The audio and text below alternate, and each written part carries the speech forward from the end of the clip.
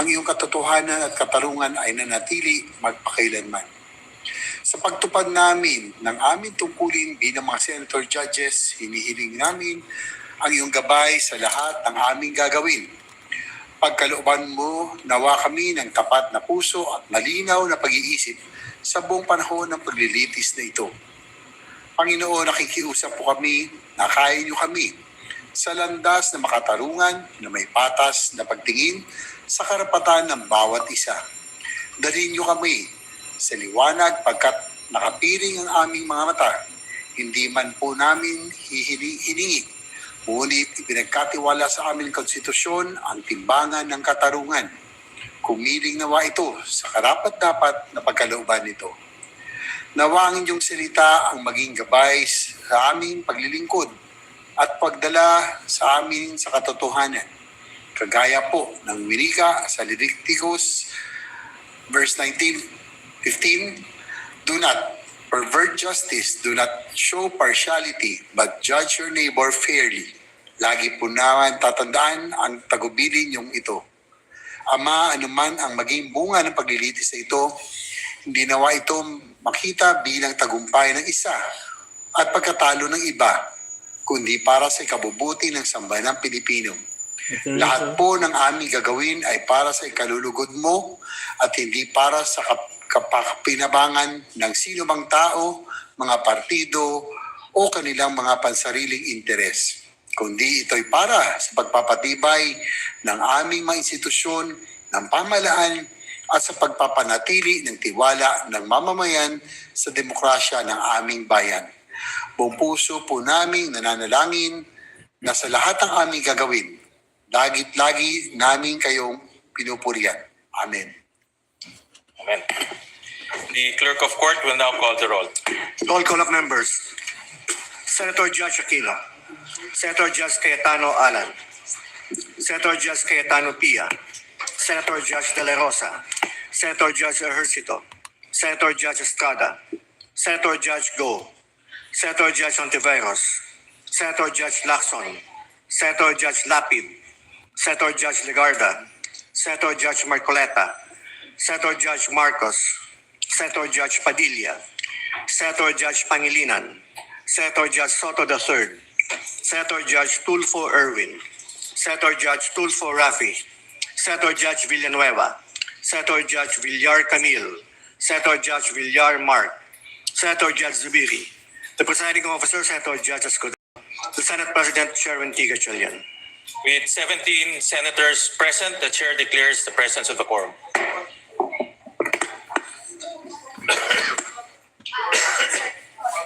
We note the presence of Senator Judge Bongo. We have 18, and Senator Judge Amy Marcos. We have 19 senators present. We have 18 senators present for the record.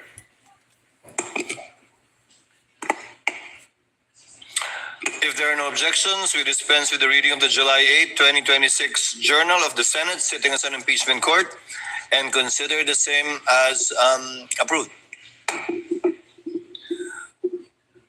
The clerk will please call the case before the impeachment court. Case number 004-2026 in the matter of the impeachment trial of Vice President Sara Duterte. Appearances? Good afternoon, Your Honor. Same appearance for the prosecution. We are ready, Your Honor. Noted. Appearances for the counsel for the respondent? Good afternoon, Your Honor. Same appearance for the respondent accused. Noted. Prosecution, call your next witness. Your Honors, before we... Senator Rafi Tulfo is seeking recognition. What is the pleasure of Senator Judge Rafi Tulfo? Thank you, Presiding Judge Escudero. Short inquiry lang po for the defense, particularly kay Attorney Mark Biduan. Attorney Biduan. During the last hearing, when you delivered a manifestation in reply to the prosecution's statement regarding the fourth article of impeachment, you said, and I quote, "The truth of the matter is this: she and her family were threatened, and while her response was unconventional, it was justified." What triggered her response was a question about Operation Romanov, which is the plot to eliminate VP SARA and her family. End of quote.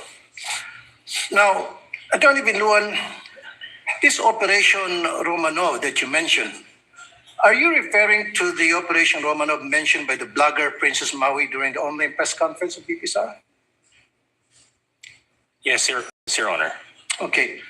So the question was raised during the press con by this Princess Maui, but I did not see her name sa list of defense witnesses in the pre-trial order. So will you be presenting her as your witness? Your Honor, at this point, it will depend on what will be established by the prosecution. The defense reserve its right to call or not call any witness depending on the course of the trial. Oh, I see. Okay. So, in other words, will you also be presenting any other witness to prove this threat or this Operation Romanov? Yes, Your Honor, that will be part of our evidence in chief. May this court know now kung sino-sino itong mga witnesses na inyo to present? Of course, Your Honor. We are not at liberty to disclose Okay. that at this time. Again, it will depend on the course of the trial. Your Honors, presiding judge, the first time I've heard about this Romanov is during the Maisog Leaders Forum in Davao City. That was on January 28, 2024, correct me if I'm wrong. It was mentioned by Mayor Baste Duterte. At that time, hindi ko alam anong ibig sabihin ng Romanov at sino mga ito. In fact, ginugil ko yan. Sino itong family Romanov? So napag-alaman ko, apparently, they were the ruling family in Russia that was murdered by the Bolsheviks in the night of July 16, 1918. Malapit-lapit na sa anniversary, 108th anniversary. Kasi ano ba tayo ngayon, July 13. Anyway, may relasyon ba ito sa binanggit ni Baste sa sinabi ni Princess Maui at yung binanggit mo? Magkakarelasyon ba yung tatlo? Your Honor, I have no personal knowledge of what Mayor Baste said, so I cannot comment on that, Your Honor. So hindi mo napanood yun? Hindi. No, Your Honor. Okay. And last question. What did you mean when you said that VP SARA's response was unconventional? Your Honor, it was a description, Your Honor, of the statements that she made during that press con. Kaya why do you consider, why is it unconventional? Your Honor, the basic meaning of the word is, it will explain itself, Your Honor. Okay. That's all, presiding judge and Noted President. and entered into the records.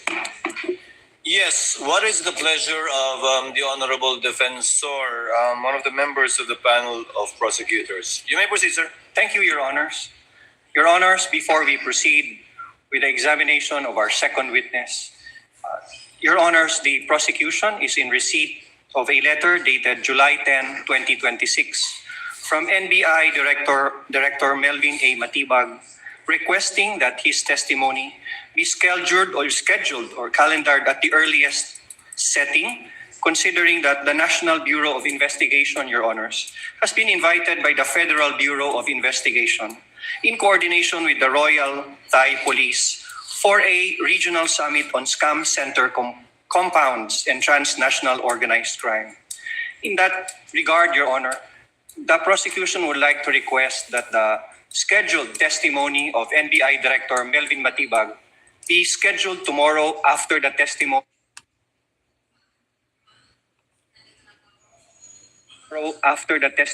of our second witness, Attorney Jeremy A. Lotok. After the testimony of your second witness. Yes, Your Honors. But the supposed witness scheduled for tomorrow is Attorney Zulaika Lopez per the gentleman's manifestation in the last hearing. That's correct, Your Honor. After we have dispensed with the testimony of NBI Director Matibag, we can proceed with the schedule of witnesses as provided in the list to the senator judges last week, Your Honors. To include Captain Bello, if I'm not Yes, mistaken. we can proceed with Attorney Lopez and Captain Bello as manifested last week, Your Honors. What is the pleasure of Senator Judge Cayetano, Alan? Mr. Presiding Officer, if no one objects, I will not object to having Director Matibag yesterday. But maybe as a caution to government officials, my good friend, Congressman Defensor, I read over the weekend that Director Matibag is writing because he is to be in a convention meeting the FBI next week. So actually, we're going to be here 30 weeks. We have put aside many, many important things. We have put aside many foreign trips, many local trips, whether it's to help dun sa tinamaan ng lindol sa Mindanao or tinatamaan ng baha ngayon, because we have to be here 2 o'clock until matapos tayo every Monday to Wednesday, then after the SONA every Tuesday to Wednesday. I find it in bad taste that a bureau head will dictate to us that he's not available next week. I was Secretary of Foreign Affairs. That's why you have undersecretaries. That's why you have deputy directors. So I mean, I admire the patience of the prosecution, no? But even the prosecution, they have a way of timing and laying down the witnesses. So I don't want later on to say na dapat natanong ko muna to sa unang witness, kaya lang si Director Matibag inuna dahil ganito, ganyan. No, so I'd like to put that on record and ask my colleagues if that's acceptable to us. I mean, yung 20, well, at least those who are not in jail, or the 21 of us are here. The whole government nakatutok. We put aside so many important things. And then one witness who is in the government, who is a bureau head, will tell us sorry, but because he has to be with the FBI, siya na yung mauna tomorrow. That might be a bad precedent, Mr. Presiding Officer. May I be allowed to give a reply, Your Gentleman Honor? will please respond to the point of Senator Judge Alan Cayetano. With due respect to the Honorable Senator Judge Alan Peter Cayetano, we will always respect the decision of the Honorable Court. However, we will only be advancing his testimony one day based on the subpoena that we have requested the Honorable Court. He is scheduled to testify until Wednesday, and that we will not disrupt the scheduled list of witnesses. We will simply advance it one day, Your Honor. With due respect, Congressman, Representative Defensor, I asked that question poignantly last week. If Matibag will be one of your witnesses for this week, and you said no. In fact, you corrected Attorney Ligutan when he mentioned Director Matibag as one of your witnesses, and instead gave me a list of Lotok, Zulaika Lopez, and Captain Bello. Matibag was not included. In fact, I don't think we issued a subpoena for Director Matibag for this week, given your manifestation after you took over, given that you have, as you said, control and supervision over the counsel for the prosecutors. So he's not in your list this week. He's not being advanced for a day, sir. May I respond, Your Honors? Please so. Your Please Honors, do so, that's sir. correct. I gave a list of witnesses scheduled for Monday, Tuesday, and Wednesday. However, Your Honor, to add, I also added that since NBI Director Matibag has been requested for a subpoena to testify within the week, I also added in my statement that we will inform the Honorable Court which day we can present the Honorable Matibag, and I was expecting him to be presented on one Wednesday after the testimony of Captain Belinda Bello, Your Honors. I confirm that, but the situation is, given the one witness per day rule that we supposedly have under the rules of court, no subpoena has yet been issued to Director Matibag to appear this week. Can the clerk of court kindly confirm that for us on the record? No subpoena has been issued for NBI Director Matibag. May I For this respond? week. May I respond, Your Honor? Senator Judge Alan Cayetano is recognized. Actually, my statement and my question to the court is not really addressed to the prosecution. You will have to do the best you can to represent, what you're fighting for. No?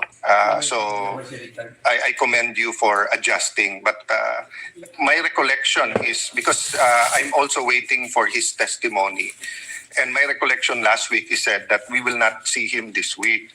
And I think 11 days, no? 11 days ang That's correct, Your Honor. sa article na to. So we're on day 4. So kung hindi siya pwedeng next week, that's day 7, 8, 9. Again, I don't want to dictate sa prosecution or ano, but to suddenly say na tomorrow na siya, when I'm preparing for our oral argument tomorrow and the other witnesses, is a little bit, it's a small inconvenience for today. But I hope it doesn't become a rule, especially for a bureau head. I mean, if no one else objects, but if someone objects, I don't think it's really a good rule. You know, rules are important. I'll have to keep, you say technicalities. No, rules are important. So even yung notice, we agreed Okay. on, citing officer, 3-day ba? 5-day notice. 5 days for witnesses not mentioned in the pre-trial order. And then 3 days kapag 3 days, given the fact that we will be announcing the witnesses for the following Yes. week on the last day. yeah, anyway, I said my piece, but I hope we will not be able to move faster if we have to accommodate the witnesses, especially if they're in government. May I add something, Your Honors, Before we... the Honorable Defensor, presiding officer would like to hear from the counsel for the respondents. Attorney Binlon, what say you? Yes, Your Honor. We would have to oppose on the basis of the following. Number one, it will be in violation, Your Honor, of the impeachment court's directive that was given last week, insofar as the identities of the witnesses and as well as the order of the presentation. Number two, Your Honor, it will be, again, as mentioned by Senator Judge Cayetano, a violation of the 5-day notice rule. Since while he was subpoenaed the week before, Your Honor, we are learning that he will be presented this week. So the 5-day notice will not be observed. Number three, the prosecution cannot compel also the defense and this impeachment court to present witnesses according to their schedule, considering also that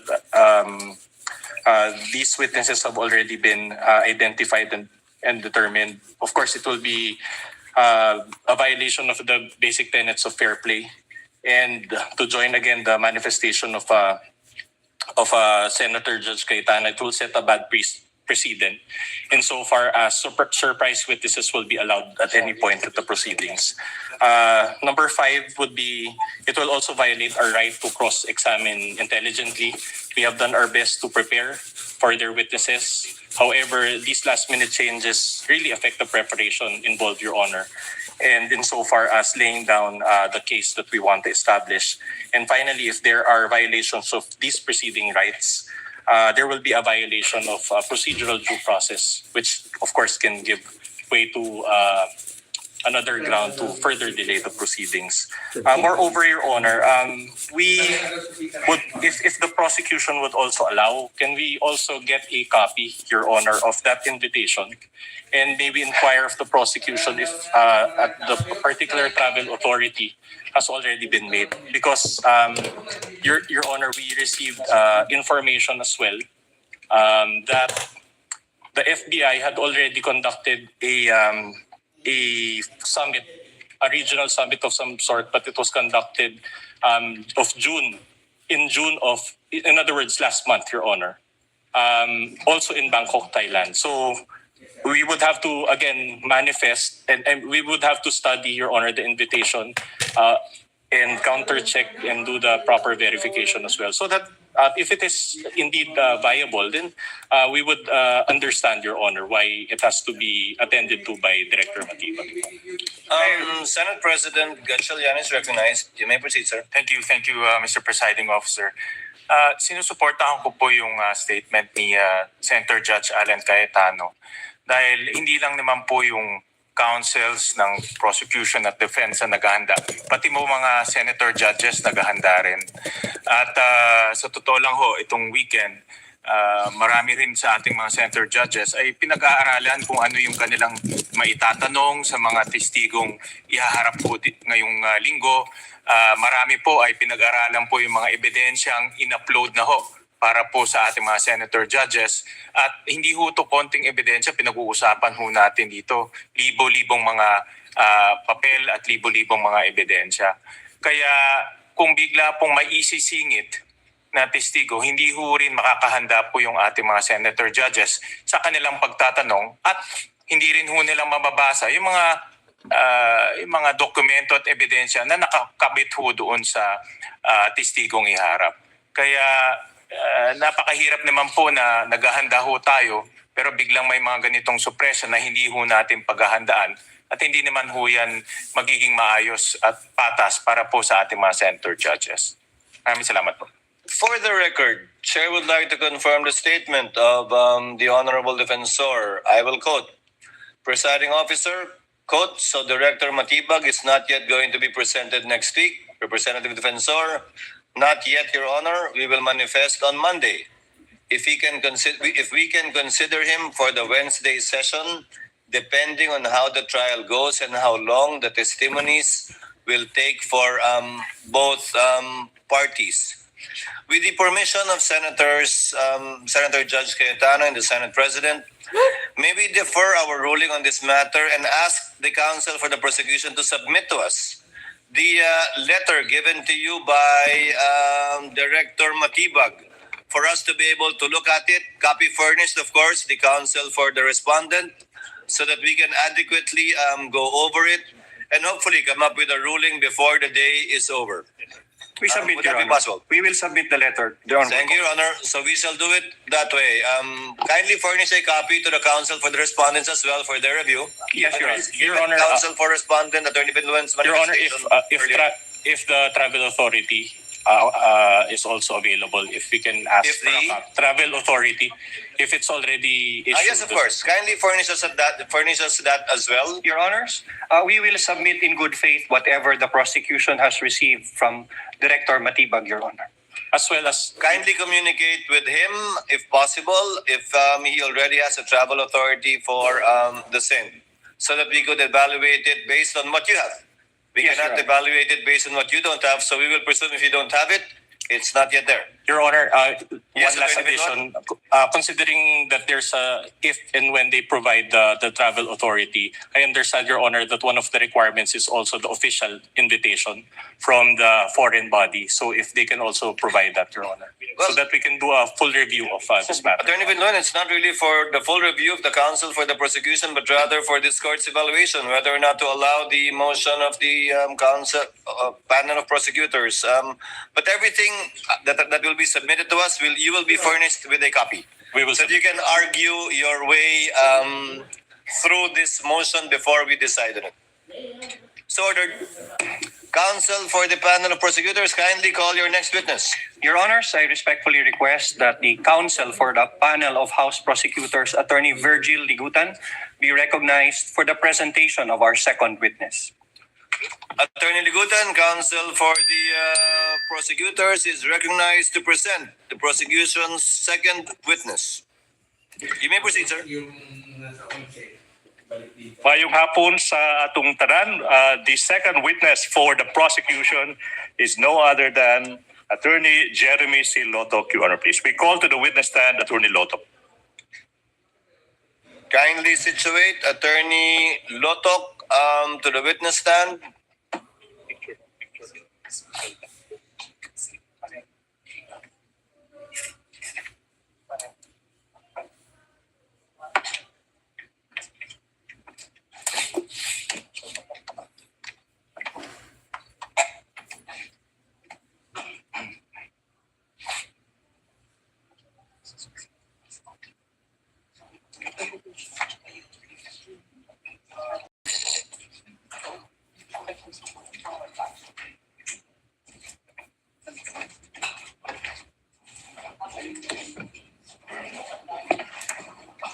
Attorney Lotok, please remain standing as the clerk of court administers the oath.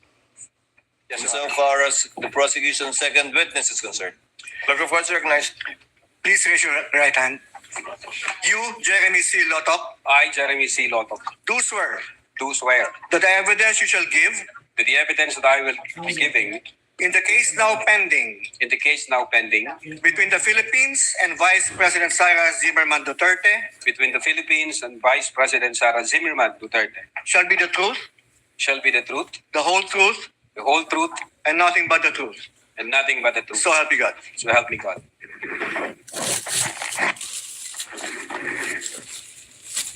Your witness, counsel for the prosecutors.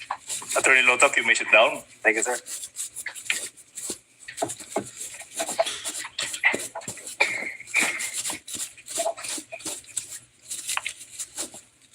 Your Honors, the testimony of our second witness, Attorney Jeremy C. Lotok, is offered to prove the following. Number one,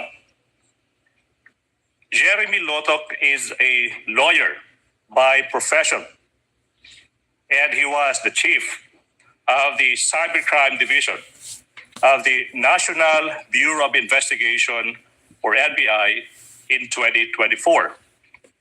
Pangalawa, kasama siya sa NBI team na nagsagawa ng investigasyon sa mga pagbabanta ng Vice Presidente na ginawa sa isang online media briefing noong Nobyembre 23, taong 2024, kung saan diniklara ng Vice Presidente na siya ay kumontrata na ng isang tao para patayin ang Pangulo ng Republika ng Pilipinas, ang unang ginang at ang dating Speaker ng House of Representatives. Pangatlo, napag-alaman ng NBI na ang mga pagbabanta ng Vice Presidente ay seryoso at totoo. Matapos silang isaalang-alang ang mga sumusunod. Una, the manner of the respondent's delivery of the statement that she intended her remarks to be real and serious threats. She was not merely joking when she uttered those threats. Pangalawa, mga kababayan, even before that fateful press conference on November 23, 2024, bago yung press conference na yan, may nakontrata ng mamamatay tao yung Vice Presidente bago pa man ang press conference na yan. Pangatlo, ang utos ng Vice Presidente sa assassin na huwag siyang titigil hanggat hindi napapatay ang Pangulo ng Pilipinas, ang unang ginang at ang Speaker ng House of Representatives ay nagpapakita ng Vice Presidente ay determinado at porsigido sa kanyang pagbabanta. Number 4, the result of the investigation and after determining that the respondent's threats are serious and real, led the NBI to file complaints for 3 counts of grave threats and 1 count of inciting to sedition. Number 5, this witness, Attorney Lotok, will identify and authenticate the affidavit of investigation, the annexes, as well as a couple of videos in relation to the NBI's investigation. And number 6 offer, he will also testify on such other matters as are relevant and material to the impeachment of the Vice President. Ready for comment, Your Honor, please. Counsel for the respondent, Attorney Binduan. Subject for cross, Your Honor.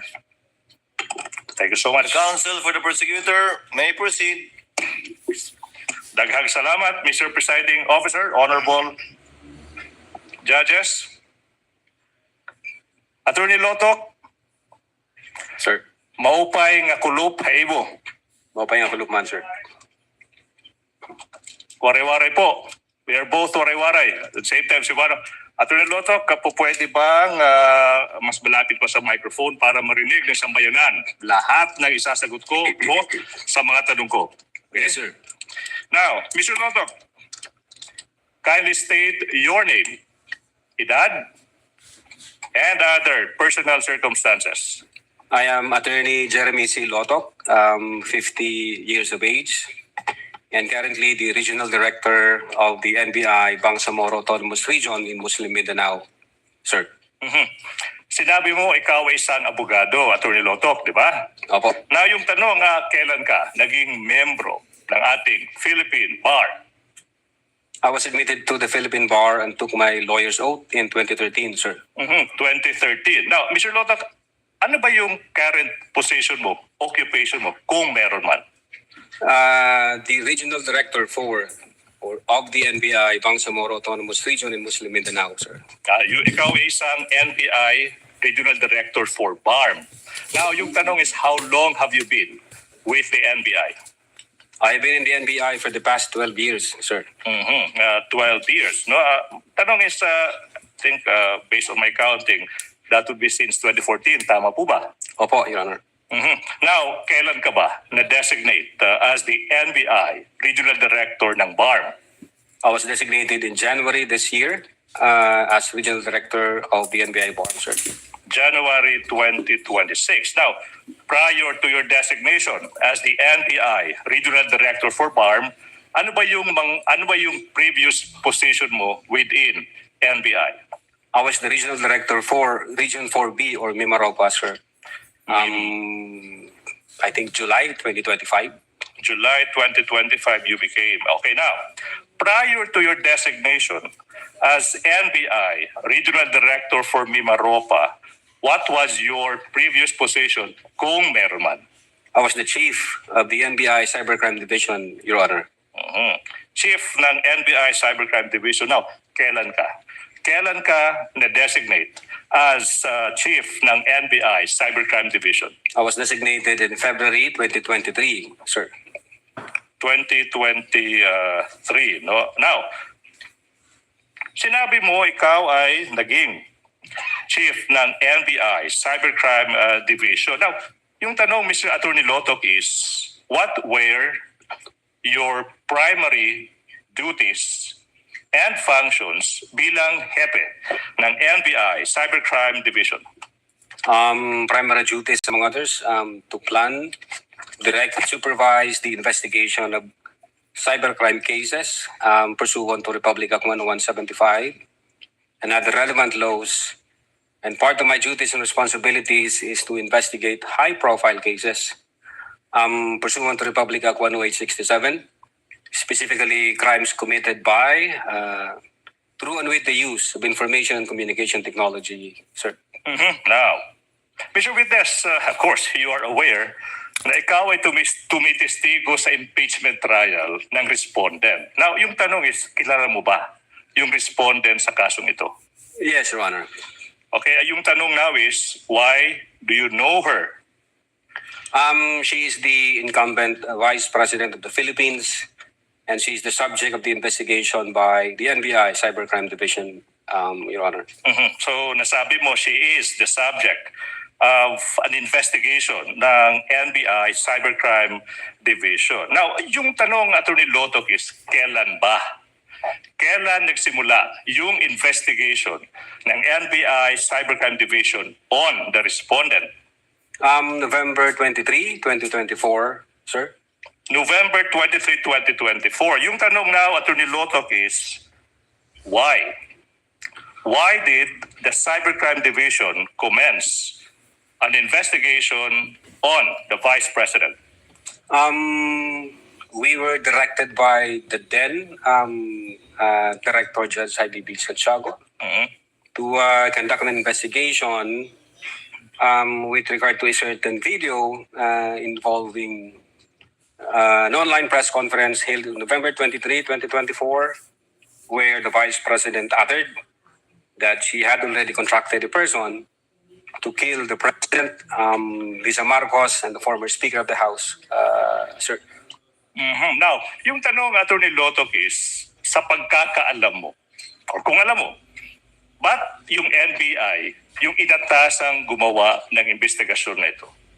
Well, under the law, specifically Republic Act 10867, the NBI has primary jurisdiction to undertake investigations on cases, among others, cases involving threats to security and assault against the persons of the highest officials, sir. So, threats or assaults on or against highest officials, sabi mo, di ba? Now, yung tanong, Attorney Lotok, is, sino ba yung mga highest officials na kung may threat or may assault sa kanila, NBI has to do it, an investigation? Sino yung mga officials na ito?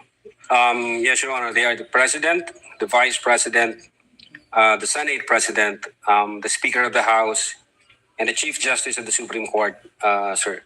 All right, now, so you mentioned Presidente, Vice President, tsaka yung iba pa. Now, you mentioned, Attorney Lotok, that the NBI conducted an investigation on the respondents' statements during an online media briefing on November 23, 2024. Yung tanong now, Attorney Lotok, is, what exactly did the respondents say on that day that resulted to the investigation? On that online press conference held on November 23, 2024, the Vice President uttered the following. Huwag kang mag-alala, ma'am, sa security ko sapagkat may kinausap na akong tao. Ang sabi ko sa kanya, pag pinatay ako, patayin mo si BBM, si Lisa Marcos, si Martin Romualdez. No joke, no joke. Nagbilin na ako, ma'am. Ang sabi ko sa kanya, pag namatay ako, huwag kang tumigil hanggat hindi mo sila mapapatay. And he said yes. Mm-hmm. Now, Attorney Lotok, no, yun yung statement. No? Now, sino ba yung mga membro ng investigation team na galing sa division mo, yung Cybercrime Division? We have Attorney Van Angluben, the then Executive Officer for Operations ng Cybercrime Division. Attorney Vanessa Asuncion, the Executive Officer for Administration back then. John Mark Kalilong, the agent on case, and myself, Your Honor. You mentioned Agent John Mark Kalilong, Yes, Your Honor. the same person who testified before you. Yes, Your Honor. Now, Mr. Witness, how did your division commence the investigation? I instructed the team, specifically Agent Kalilong, that for this particular case, we have to follow the 5 phases or stages of cybercrime investigation, sir. So you instructed John Mark Kalilong to follow 4 stages of the investigation? The team and John Mark Kalilong, sir. Now, you mentioned, Attorney Lotok, yung 4 stages ng Cybercrime Division for the information ng ating honorable judges sa kayong publiko. This is the question now. Ano ba yung 4 stages ng investigation na ito? Yeah, Your Honor. For that particular case, first, the identification and preservation of the digital evidence, the collection and hashing of that same digital evidence. That's the second phase. The analysis and attribution phase, the third one, and then the legal evaluation and case filing as the final phase, sir. Mhm. So these are the 4 stages. Now, if you know, what was Agent Kalilong's response, and if any, sa naging instruction mo sa kanya na sundin yung 4 stages ng cybercrime investigation? Well, he said yes, and then he proceeded to identify. He proceeded to identify and preserve. Continue. Identify and preserve the digital evidence in question, sir. Mhm. Now, you said and that you instructed Agent Kalilong to identify and preserve, na mention mo, digital evidence. Yung tanong now is, what is this evidence that you are referring to? It refers to a certain video, Your Honor, involving an online press conference held on November 23, 2024, which was streamed through the Facebook page of one attorney Herminio Lopez Roque Jr. or Harry Roque, Your Honor. So it was the Facebook page of Harry Roque who live streamed the video. Yes, Your Honor. Okay, now, Mr. Witness, after Agent Calillo identified and preserved yung sinasabi mong video, which you said is the first stage of the investigation, ano yung nangyari after that kung meron man, tsaka kung alam mo? Yes, Your Honor. The agent in case proceeded to collect that digital evidence and generated hash value on that digital evidence, and at the same time stored that in a data carrier, Your Honor. Alam mo, Attorney Lotok, this is the first time na narinig natin yung term na hash value. And I think it's just proper na yung next question ko para malaman ng publiko, Attorney Lotok, ano ba yung hash value na yan? Well, under the implementing rules and regulation of Republic Act 10175 or the Reorganization and Modernization Act of NBI, hash value refers to mathematical algorithm applied to the information like the file, the physical disk, or the logical disk, in this case, digital evidence, thereby creating a digital fingerprint or DNA for that information or digital evidence, Your Honor. So to create a fingerprint for the video, is that what you're saying? Yes, Your Honor. In this case, the video.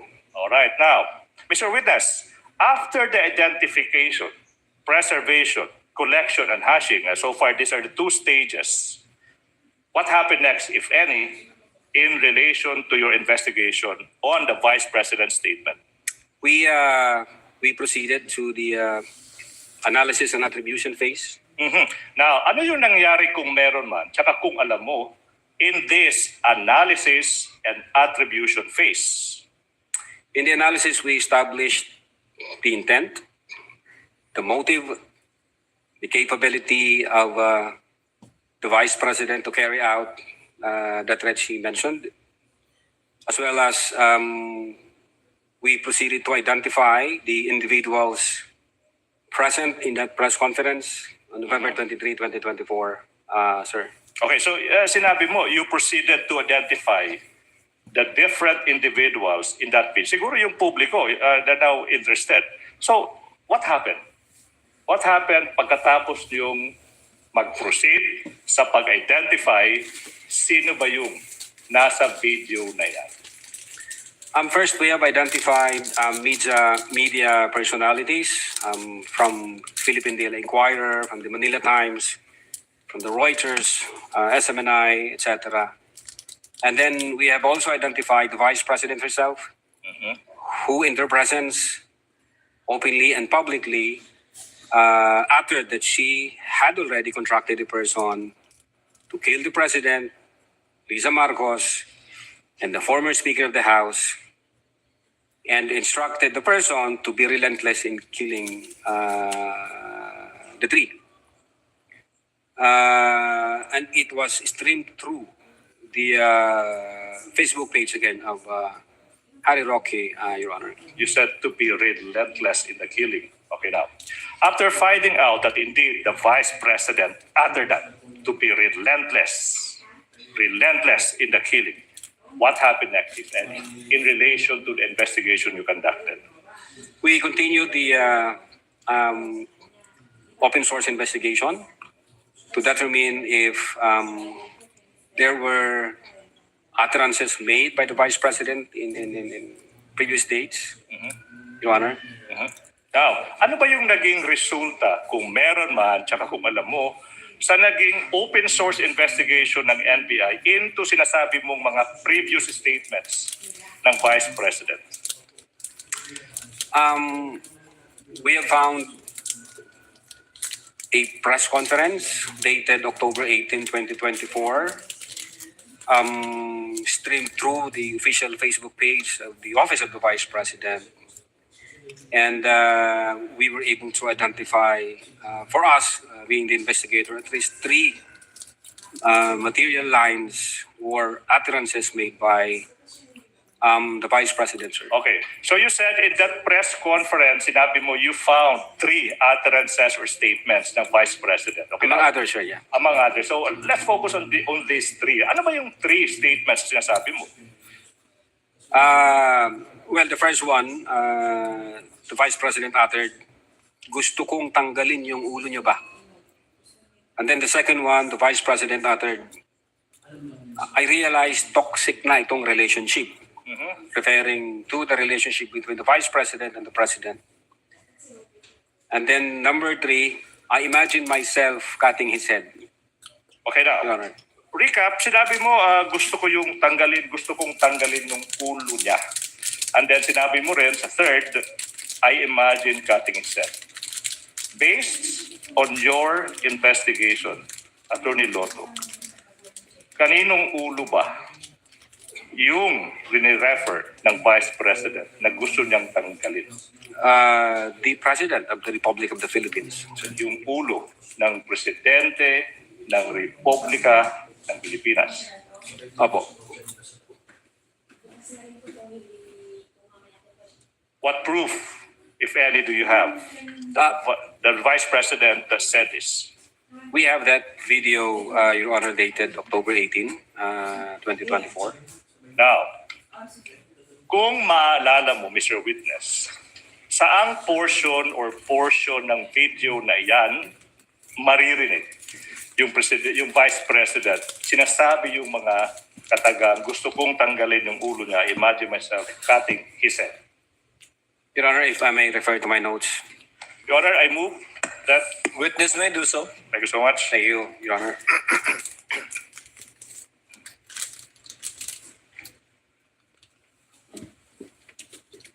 Your Honor, may counsel be allowed also? Yes, counsel for respondent may observe as the witness peruses his notes. Your Honor, may we also be allowed to do the same through Similar Attorney order Stephen with Magalan? respect to the counsel for the prosecutor.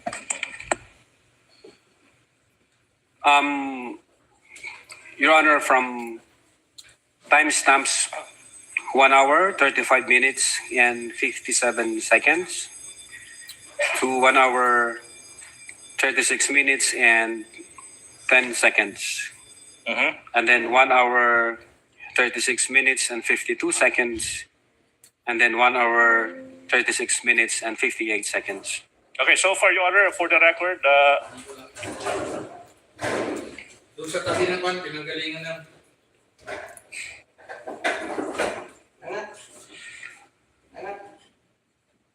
okay, Your Honor, please, sorry.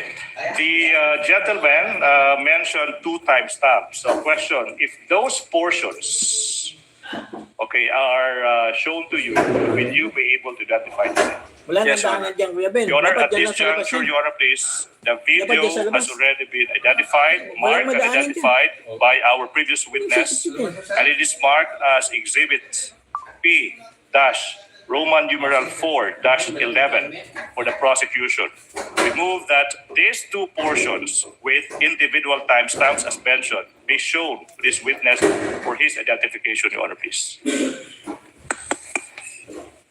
Where is the USB? Counsel? Your Honor, we move that we be allowed to unseal the marked exhibit, Your Honor, please, that was presented last time, Your Honor, please. It's with us. It's with the prosecution. Kindly unseal the document in the presence of the counsel for respondent.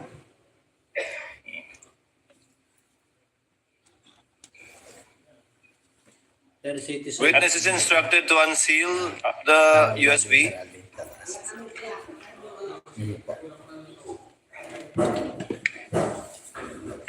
This has been previously marked. So after the unsealing, counsel for the prosecutor and for the respondent are instructed to kindly accompany each other to the tech booth to make sure it is the same, one and the same USB that will be played.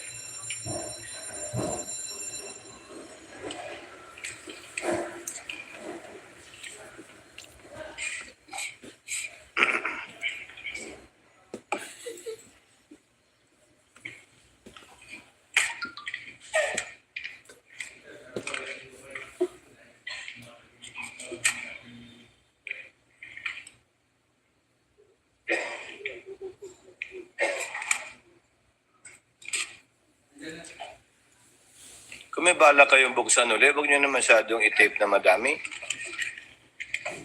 Para hindi masyadong matagal pag i-unseal.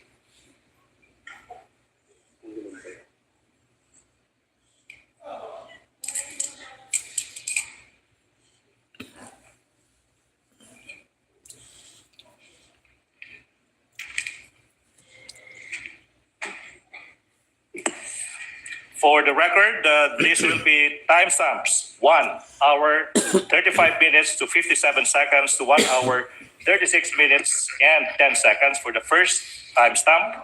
For the first portion. The second portion is from 1 hour 36 minutes to 52 seconds to 1 hour 36 minutes and 58 seconds.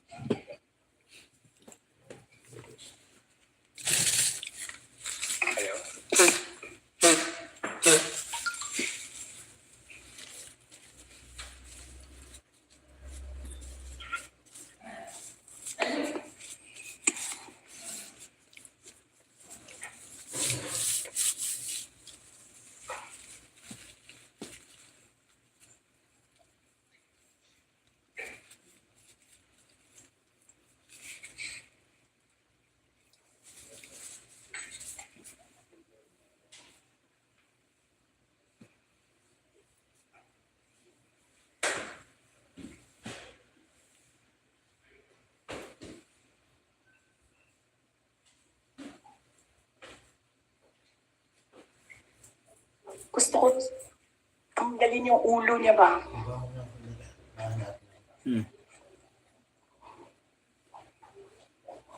I realized toxic na yung relationship.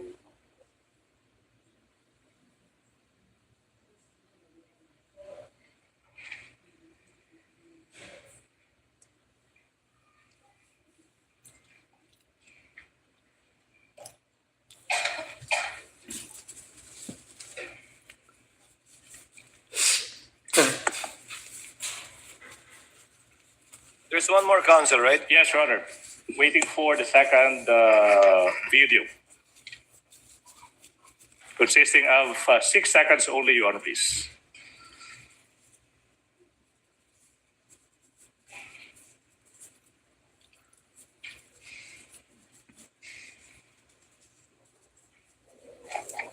Imagine myself cutting his head.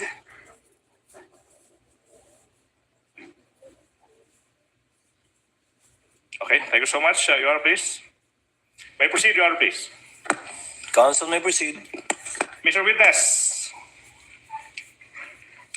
what relation, if any, do those videos have, portions of the videos have, with the video you mentioned earlier? That's the same video I mentioned, Your Honor. Okay, thank you so much. Let's proceed. Attorney Lotok now. After you discovered these previous statements by the Vice President, what happened next, if any, in relation to the investigation you conducted on the Vice President's statements on November 23, 2024? Yes, Your Honor. We have also discovered reactions from the recipients, specifically from the President himself, the Speaker of the House, relevant government agencies tasked to secure the life of the President and the national security, Okay. Your Honor. Thank you so much. You know, Mr. Witness, let's focus on the President kasi it's his head eh. Ulo ng Presidente yung gustong tanggalin ng Vice President. Let's focus on the President. Now, what did he say again in particular? If I may refer to my notes, sir. Your Honor, You may do so. Thank you, Your Honor.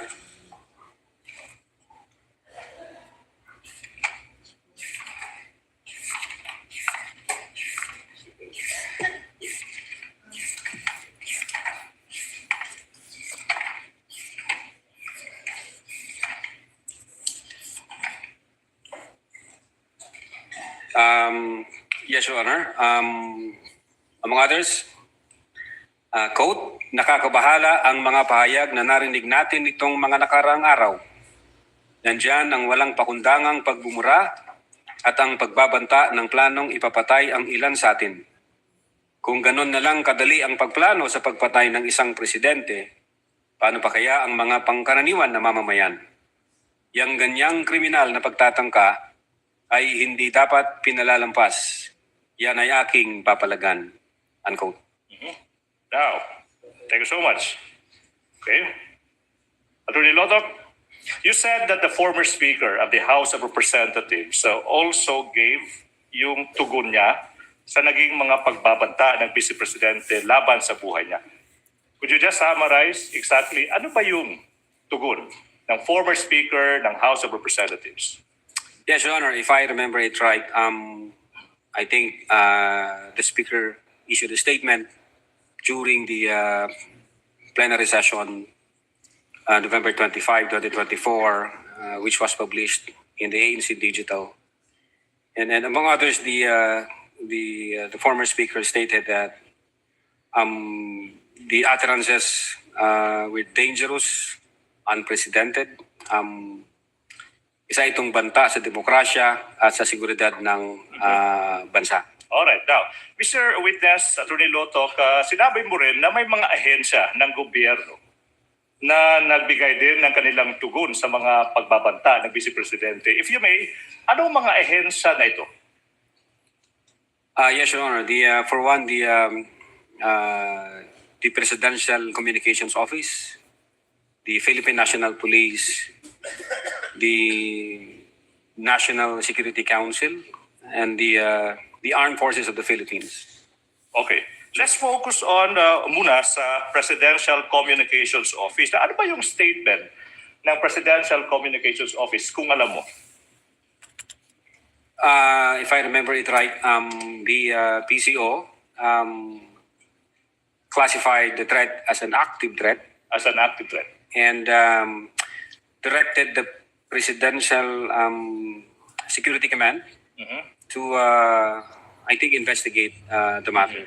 As an active threat. It was the Executive Secretary who directed the Presidential Security Command based on that statement. Okay. Now, sinabi mo rin yung Philippine National Police. Yung tanong is kung maalala mo, ano ba yung sinabi ng PNP in response sa naging mga pagbabanta ng Vice Presidente sa buhay ng Presidente sa kayong dalawa pa? Your Honor, if I may refer to my notes. Your Honor? You may do so, Your Honor. You may do so, Mr. Witness. Thank you, Your Honor.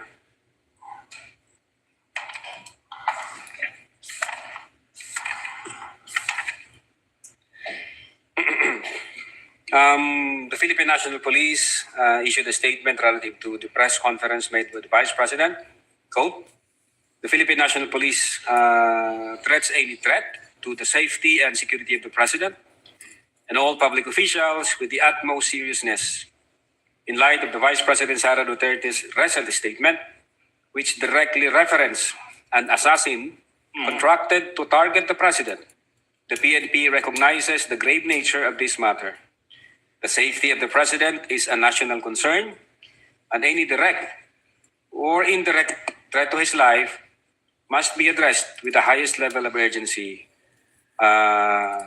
Close, unquote. Hindi ko na binasa lahat. Alright. Now, Your Honor. Attorney Lotok, now, the PNP used, based on your statement as the response of the PNP used the term assassin in referring to the person contracted by the Vice President to kill the President and two others? Your Honor, it was not just the PNP, even the Presidential Communications Office also used the term assassin, Your Honor. Okay. Now, what about the National Security Council? Ano bang sinabi ng NSA kung alam mo? Again, Your Honor, if I may refer to my notes. Wait na ba? Your Honor?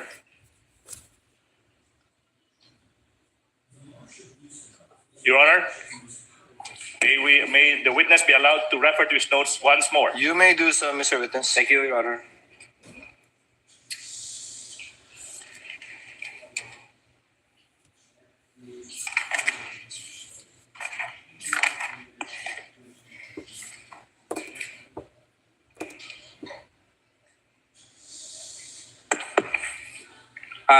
Your Honor, the question was about the statement of the NSC, right? Yes. Quote, the National Security Council considers all threats to the President of the Philippines as serious.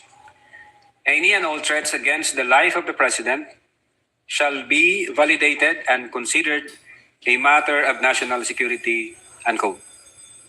Okay. Now, sinabi mo rin na yung Armed Forces of the Philippines or AFP nagbigay din ng kanilang response sa naging pagbabanta ng Vice Presidente. Kung alam mo, tsaka kung maaalala mo, ano ba yung sinabi ng Armed Forces of the Philippines? Same, Your Honor, if I may refer to my notes.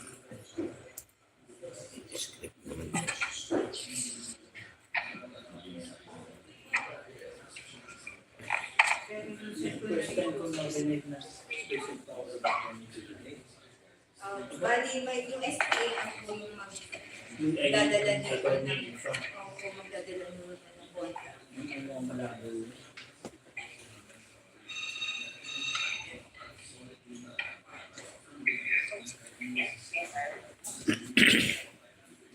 For the record, we're far away.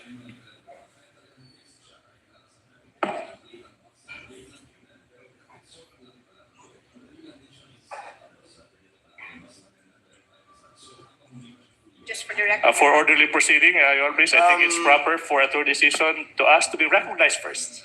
Yes, Your Honor, we will do that. If I may be recognized, Your Honor. Depends. What is the pleasure of Attorney Counsel for Respondent Attorney Season? We'll just state an observation on the note. Your Honor, I think Counsel, we agreed recognized first. that only one counsel shall speak insofar as the presentation of a witness is concerned.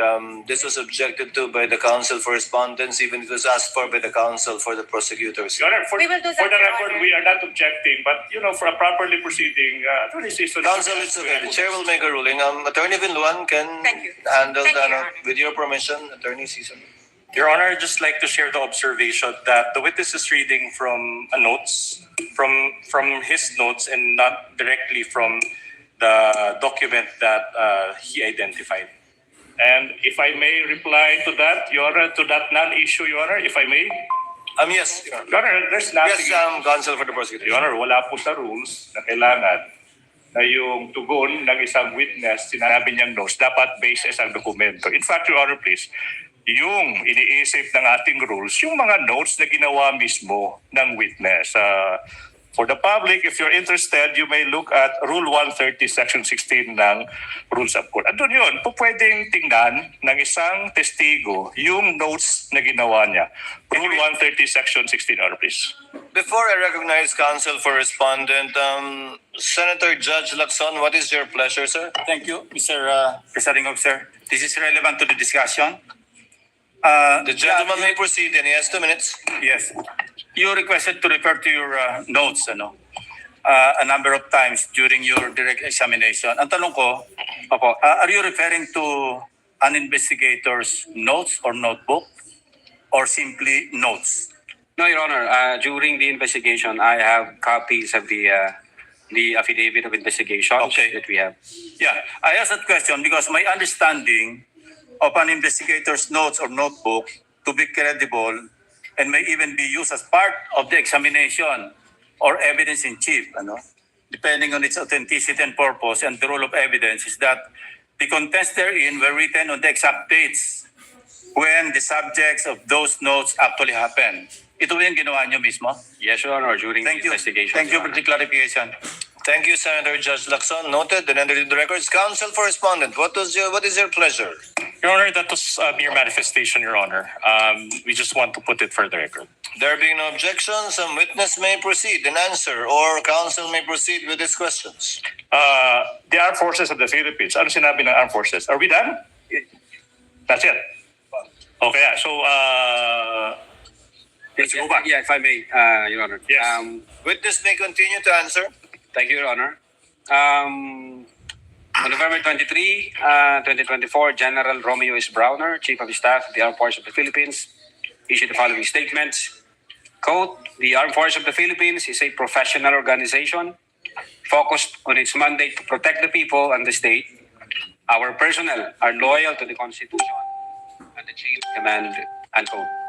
Hindi ko na po pinasa lahat, sir. Okay, now, after you and your team discovered these responses, Attorney Loto, what happened next, if any, kung meron man, tsaka kung alam mo, in relation sa investigation nyo, sa mga statements ng Vice President on that day, November 23, 2024? We issued subpoena to the media personalities present during the online press conference of November 23, 2024. Sir, What? For them to appear on December 4, 2024, sir. You issued a subpoena to the media personalities that you said andun sa media conference na yun to appear on December 4, 2024. Now, sino ba yung mga media personalities na pinasubpoena ng NBI? Again, Your Honor, if I may refer to my... You may do so, Mr. Thank you, Your Honor.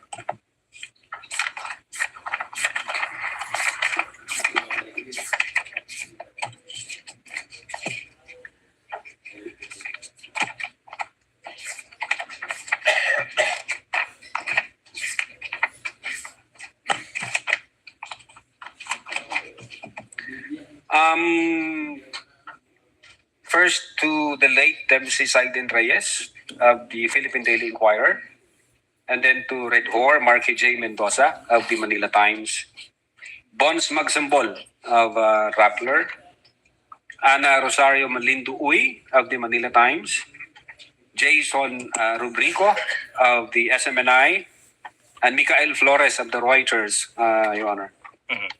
Okay. Now, Mr. Witness, yung tanong now is, ba't kailangan isubpoena ng NBI itong mga media personalities na ito na mag-appear sa NBI sa araw na iyon, December 4, 2024? Your Honor, they were there during the online press con, and they participated the press conference. So, ang tingin namin, meron silang personal knowledge kasi nandun sila at nag-participate po sila. Kaya, we deemed it proper to issue subpoena on them. Now, so you said na they were subpoenaed to appear on December 4, 2024 in the NBI. Now, what happened on that day, December 4, 2024, if any, and if you know, in relation to the investigation you conducted? The agent on case reported to me that Mr. Reyes and I think Mr. Magsambol appeared before the Office of the Cybercrime Division and participated in the process of the interview, sir. Now, how do you know? How do you know that these two individuals, at least, si Dempsey Reyes, again, may his soul rest in peace, and Magsambol appeared before the NBI on that day, December 4, 2024? Yes, Your Honor. Aside from the fact that the agent on case reported that to me, he showed to me the minutes of meeting wherein the signatures of the late Mr. Reyes and Magsambol were affixed on it, Your Honor. Okay. May nakapirma ho sila doon sa minutes of meeting, sir. All right, now, thank you so much, Attorney Loto. Now, Attorney Loto, you said that your team interviewed members of the media. You issued subpoena to them and they appeared. Now, what else happened, if any, in relation to the investigation you conducted?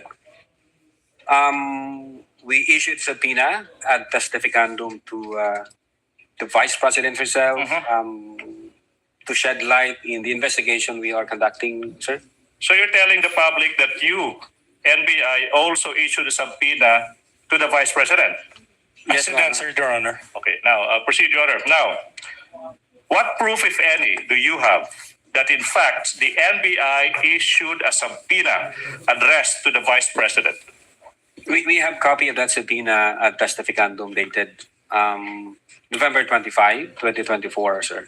Now, kung yung subpoena na binigay ng NBI sa Vice Presidente may petsang Nobyembre 25 taong 2024 ipapakita sa iyo, makikilala mo ba yung dokumentong ito?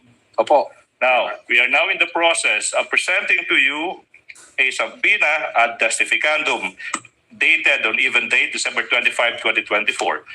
That is, Where the parties are authorized to approach and so view much. the document. for the record, this is previously marked as Exhibit P, Roman numeral 4, 35-4 for the prosecution.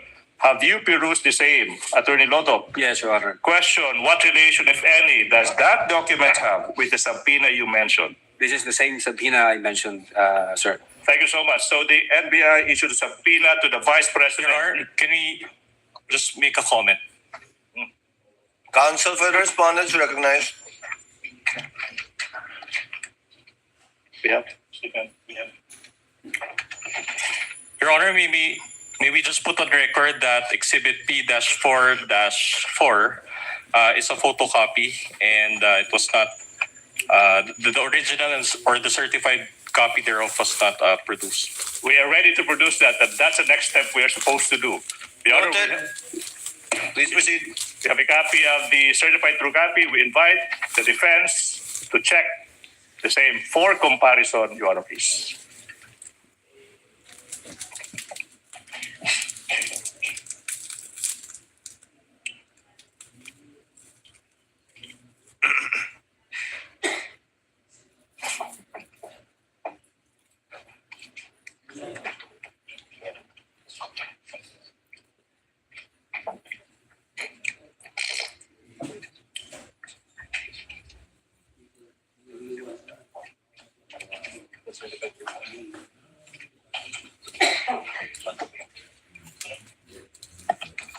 Counsel for the respondent. Your Honor, it is a faithful reproduction of the certified true copy, Your Honor.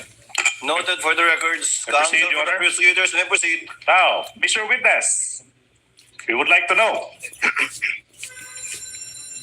how did the Vice President respond, if any, if at all, and if you know, to the NBI's subpoena issued to her? Well, the Vice President did not appear, Your Honor. Instead, she sent her lawyer, Attorney Paul Lawrence Lim, if I'm not mistaken. Okay, she did not appear. Yes, As answered. Okay, now, question. If you know, what was the Vice President's reason for failing to appear at the NBI, in the NBI, despite the subpoena issued to her? I think the Vice President, in effect, was saying there were office matters to tend to, so she cannot attend the scheduled subpoena date. Sir. Office matters. Now, how did the respondent, the Vice President, inform you that she could not attend the subpoena because she was attending to, quote, office matters, unquote? There was a letter, I think, dated November 28, 2024, which was submitted by the counsel of the Vice President, sir.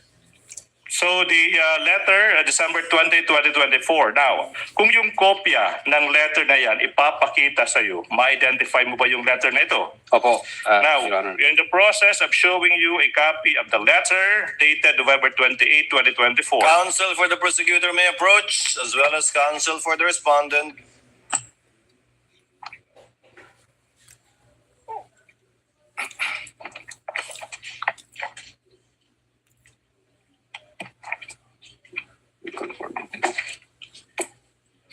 Yes, Your Honor. This is the same letter that I mentioned. Your Honor, can I make a manifestation at this point? The prosecutor may proceed. Your Honor, the letter from the Vice President's lawyer is not marked an exhibit. At this juncture, Your Honor, please, if the defense will agree, we move that the same be marked as an additional exhibit for the prosecution, and the specific marking that we are asking the court to follow is Exhibit P-Roman numeral 4-32 for the prosecution, Your Honor, please. Counsel for the respondent. We have no objection to that, Your Honor. So ordered. So marked. Thank you so much. Now, so what did the... Your Honor, please. Your Honor, do we have to pause for the marking, or do I proceed? Please proceed, counsel. Thank you so much, Your Honor, please. Thank you so much. Now, so what did the NBI do? No, anong ginawa ng NBI after yung Vice Presidente hindi sumipot sa NBI despite the subpoena, kung meron man? Yes, Your Honor. We deemed it proper to issue another subpoena to give the Vice President another time so she can prepare. And at the same time, in reply to the letter submitted by the lawyer, we issued also a letter dated December 2, 2024, because the vice president in that letter from her lawyer was asking copy of the complaint and the question to be propounded by the NBI to the vice president. All right, now, let's go to that letter, Attorney Lotok na. Puntahan natin yung letter na yan. Now, kung alam mo, ano ba yung sinabi ng NBI sa letter na iyan na pinadala sa Vice President after hindi siya sumipot despite the subpoena sent to her? Your Honor, the document would speak for itself. No need for the witness to read. I think the counsel... Witness may answer Yes. if he knows. Yeah, among others, sir, sinabi ho doon sa letter namin noong December 2, 2024 na ini-inform namin ang Vice Presidente na iniimbestigahan din po namin yung alleged threat against sa kanyang life. At sinabi namin na kailangan namin yung kanyang presensya para may makuha kaming information, para ho may mapagsimulan kami doon sa investigation against threat to her life, Your Honor. Now, what proof, if any, do you have that the NBI issued another subpoena addressed to the Vice President? Yeah, we have that copy of the subpoena dated, if I'm not mistaken, December 2, 2024. Sir? Na, okay. Attorney Lotok, kung yung kopya ng pangalawang subpoena ipapakita sa iyo, ma-identify mo ba? Yes, sir. Now, we are now in the process of showing you that subpoena. The defense may also check. Counsel for the prosecutor as well as respondent may approach to compare. And for the record, that second subpoena addressed to the Vice President has been previously marked as Exhibit P-Roman numeral 4-6 for the prosecution. That's the same subpoena I mentioned, sir. Okay, so that's the same subpoena. Do we have any observation from the defense? Counsel for respondent. The document is a machine copy, Your Honor. Machine copy. Where's the Stephen? Your Honor, we move that the certified true copy in our possession be compared with the photocopy identified by the witness, Your Honor, please. Counsel, this has not been marked, right? This has been marked this time, Your Honor, please. The second subpoena. This has been marked already. Yes, Your Honor.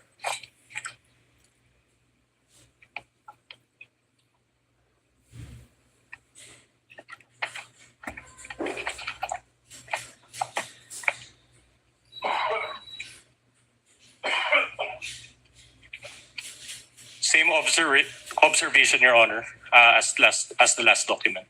Meaning it is a photocopy? It is the same as the photocopy of the copies are the same, but it is not it is not the original, just a photocopy of the original, Your Honor. That was certified. Wait, so I do not get it, Counsel. Your Honor, the other document that the prosecution is showing is a certified copy, Your Honor. So in other words, it is the same as the photocopy that was previously marked, Your Honor. But certified. Correct, Your Honor. Noted. Thank you. You may proceed. Now, you also mentioned, Attorney Lotok, yung isang letter, this time, it's dated December 2, 2024. Now, kung yung letter na iyan ipapakita sa iyo, ma-identify mo ba ito? Yes, sir.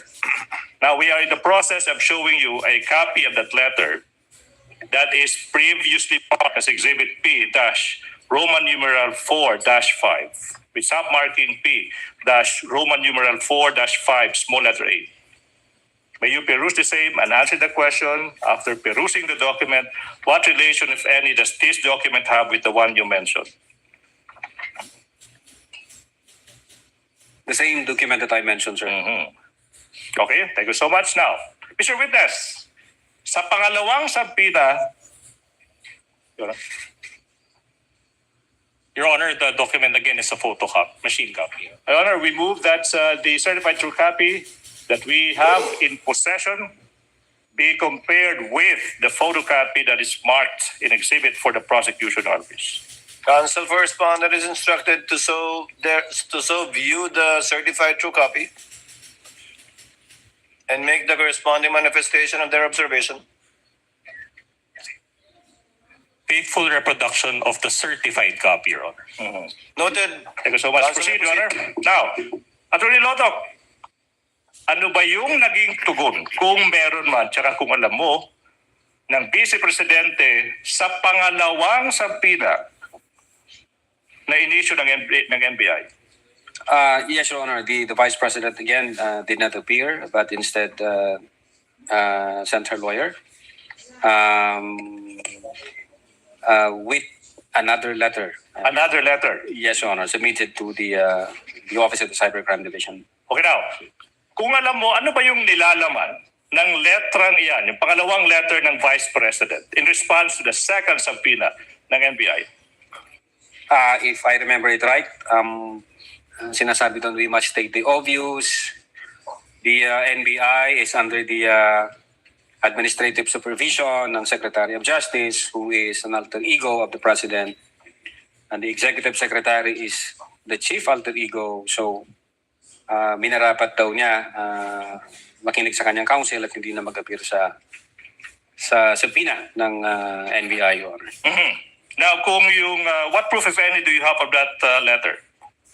We have a copy of that letter, Your Honor. Kung yung kopya ng letter na yan ipapakita sa iyo, ma-identify mo ba? Yes, Your Honor. Now, we are showing you a copy of the letter dated December 10, 2024. The question after you peruse the same, what relation, if any, does that document have with the letter you mentioned? The same document that I mentioned, sir. Your Honor, manifestation, the same letter coming from the Vice President's Counsel is not marked in exhibits by the prosecution. Same with the previous letter we moved, that the same, with agreement from the Defense Counsel, be marked as our Exhibit P-Roman numeral 4-33 for the prosecution. It is a photocopy of that letter, Your Honor, please. What does counsel for the respondent say? No objection to that, Your Honor. No objection. Thank you so much. Noted. Kindly have it marked. Your Honor, proceed. Now, Mr. Witness, what else, if any, did the letter state, if any? Well, the counsel for the Vice President stated that the Vice President is confident that the NBI will also investigate the alleged threat against her life. Yun po yung tenor ng letter. Alright, na yun, sir. Now, ito yung tanong now. You mentioned earlier that the Vice President stated that she already contracted an assassin to kill the President and the two others. Now, Attorney Lotok, wait, not yet done, no question yet. Please proceed, counsel. As the head of the investigation team, what was your impression of the Vice President when she declared that she already contracted an assassin to kill the President, the First Lady, and the former Speaker of the House of Representatives? Objection, Your Honor. Calls What for ground? opinion. Opinion. You may cite the rule, Your Honor, please. And misleading as well, Your Honor. She never mentioned the word assassin. Your Honor, the term, may I reply to that, Your Honor, please? Counsel for the The prosecution term is recognized. assassin had a fiction. It is the same term used by the PNP and by the PCO. So it's not plucked out of thin air, Your Honor, please. So we have basis for using the term assassin. But Your Honor, the counsel mentioned that it was VP SARA who mentioned it, and that was phrased in his answer. So we are objecting to that, Your Honor. With the understanding that the witness will base his answer on his investigation or knowledge insofar as the investigation that he himself conducted and led is concerned, and not as a conclusion of fact and law. The witness may answer. What was your impression? Yes, Your Honor. To me, as the chief investigator at that time, the utterances made by the Vice President was serious, and the threat was real and actual, sir. Mr. Witness, if I may intercede, counsel, is this contained in your investigation report? Yes, sir. You may proceed, counsel. Seryoso tsaka totoong pagbabanta. Now, what made you say that? Na yung pagbabanta ng Vice Presidente ay both seryoso at totoo. Well, Your Honor, we considered the content and context of the utterances made by the Vice President in November 23, 2024, as well as the utterances made by the Vice President in October 18, 2024, and the reactions from the recipients, as well as reactions from several government agencies, sir. Content and context. Now, exactly, yung tanong is, exactly, how did you analyze the content and the context of the entire press conference? We considered several factors, Your Honor, in the analysis of that content and context. Several factors. To be exact, kung alam mo, ilang factors kinonsider nyo? At least four. At least four. Your Honor, number one, the delivery or manner in which the utterances were spoken. That's one. Number two, the literal meaning of the statement, Your Honor. Number three, the nature of the instruction, and number four, the relationship between the parties, sir. So four factors. Now, Attorney Lotok, let's go to the first factor. No, let's go to the first factor, the delivery of the manner in which the threats were spoken. What made you say that the respondent was both serious and real when she uttered those threats? Objection, Your Honor, calls for an opinion. Your Honor, all right, if I may. Based on his investigation, counsel, he may testify as to that. Witness may answer. Yes, Your Honor. The Vice President was furious and fuming mad when she uttered those. Could you repeat it? Furious and fuming mad, sir. Fuming mad. Furious and fuming mad. Now, what made you say na yung Vice Presidente was both furious and fumingly mad? Well, nakita ho namin dun sa video nung niran ho namin, Your Honor, if I'm not mistaken, I think more or less 8 beses ho siyang galit na galit, nagmumura at minumura yung Presidente, si First Lady, and then si former Speaker of the House. 8 beses. If I'm not mistaken, more or less, sir. Now, and then you're referring to the video. Now, in what particular portions of the video, okay, did the Vice President hurl invectives or sa Tagalog, pagmumura kung sa Cebuano, pamalikas, kung hawaray-waray, buyayaw. Mga ilang beses? 8? In what particular portions? Your Honor, if I may refer to my notes. You may do so. Thank you, Your Honor.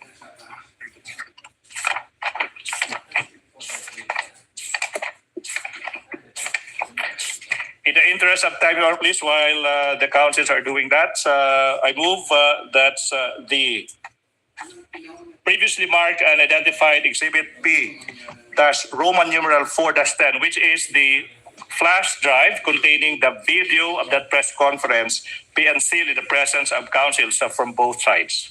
You may proceed. And then you may now answer, Mr. Witness, anong mga timestamps ba ito? Yeah, Your Honor, from timestamp 53 minutes to 27 seconds, and 53 minutes to 39 seconds. So 53 minutes, 27 seconds to 53 minutes, 39 seconds.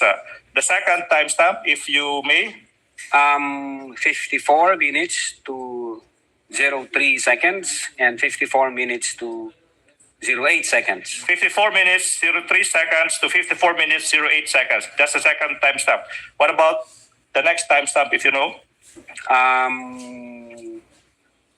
55 minutes to 42 seconds, and 56 minutes to 07 seconds. 55 minutes, 42 seconds to 56 minutes, 06 seconds. What about the fourth timestamp, if you know?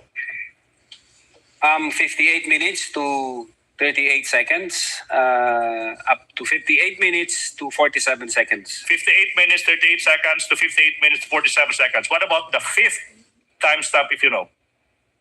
1 hour, 02 minutes and 25 seconds. 1 hour, 02 minutes and 32 seconds, sir. 1 hour, 02 minutes to 25 seconds to 1 hour, 02 minutes, 32 seconds. What about the next, the sixth timestamp, if you know? 1 hour, 05 minutes and 08 seconds, up to 1 hour, 05 minutes and 31 seconds. 1 hour, 05 minutes, 08 seconds to 1 hour, 05 minutes, 31 seconds. What about the last timestamp, Mr. Witness? 1 hour, 08 minutes and 43 seconds. And then 1 hour, 08 minutes and 54 seconds, Your Honor. 1 hour, 08 minutes, 43 seconds to 1 hour, 08 minutes, 54 seconds. Your Honor, we move that those 7 timestamps identified by the witness be shown in sequence, Your Honor, please. So ordered. Your counsel for the prosecutors will kindly give the flash drive to be unsealed by the witness, as witnessed by counsel for the respondents. Thereafter, for counsel of the parties to kindly accompany each other to the tech booth so that the USB may be played with respect to the specified timestamps of the witness.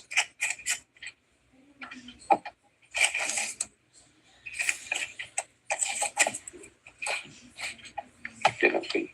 Punitin, okay lang.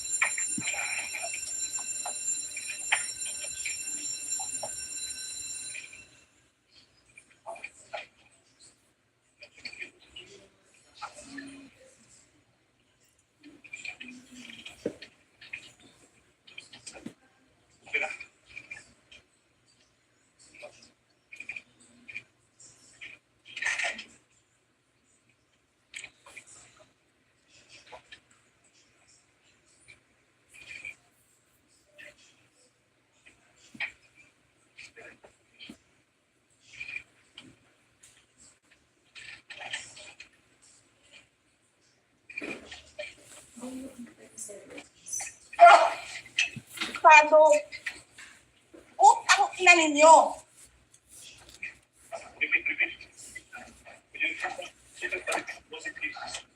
Sino ang corrupt? Yung mga congressman na yan na nag...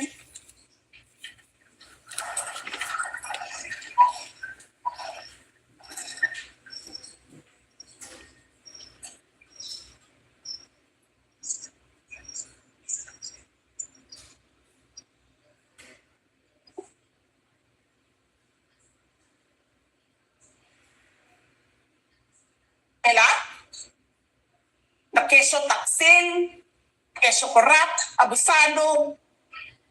Utang ina ninyo.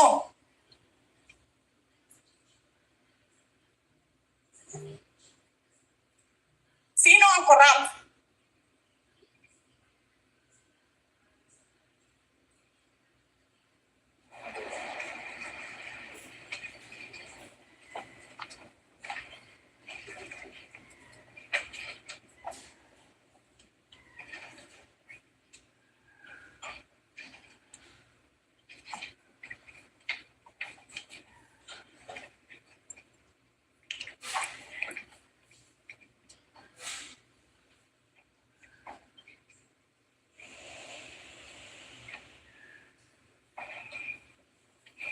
ko itong ginagawa ko eh. Eh putang ina, hindi mo pala gusto ginagawa mo eh. Eh bakit mo sinisira pangalan ko?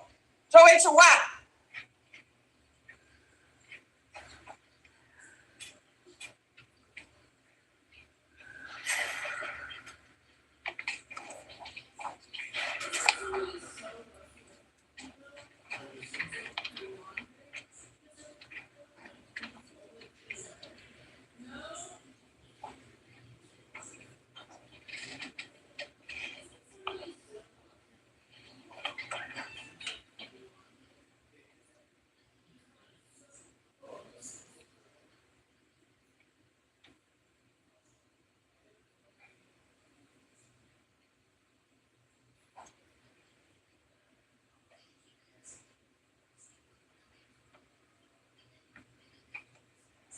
And he did not know what he was talking about.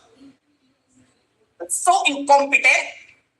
Or he was lying to his teeth to get the votes of people. Putang ina ninyong lahat. Martin Romualdez, Lisa Marcos, Bongbong Marcos.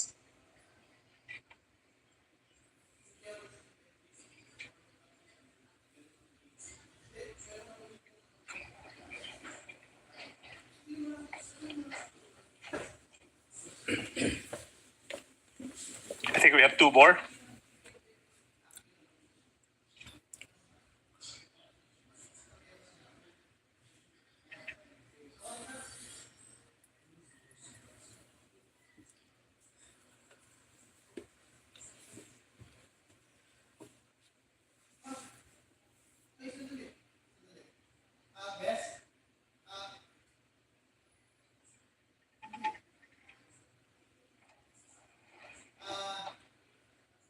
Tapos kami yung nagsisinungaling?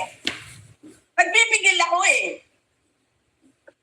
Kasi gusto ko lang magtrabaho. Gusto ko lang tapusin nyo na yung ng show ninyo dyan sa House of Representatives para makabalik na kami.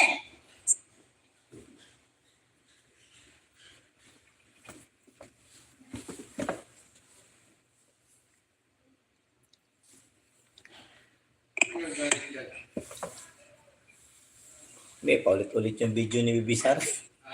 Trial by publicity nga ito. Di ba? Pinesenta na nung ano yan, agent.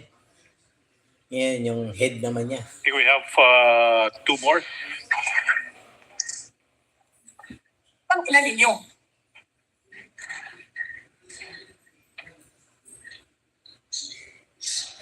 I think that will be the last. Your Honor, that will be the last. Counsel, that's the 7 timestamps. Let me confirm. Attorney Magallon. Okay, we have one more. We have two more, Your Honor, please. I was told we have two more timestamps, Your Honor, please. Two more. Thank you.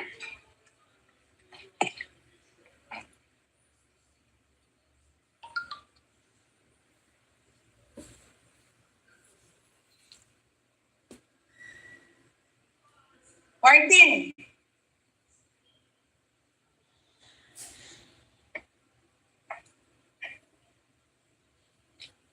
Nangangampanya tayo. Nakasakay tayo sa eroplano.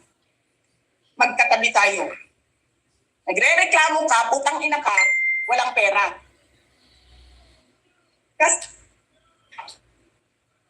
And the last one.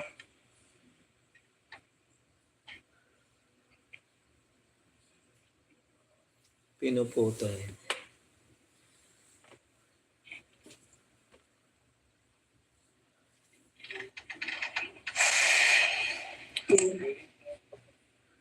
Maalis mo man ako sa presidential days, hindi pa rin ikaw ang presidente. Tingina mo.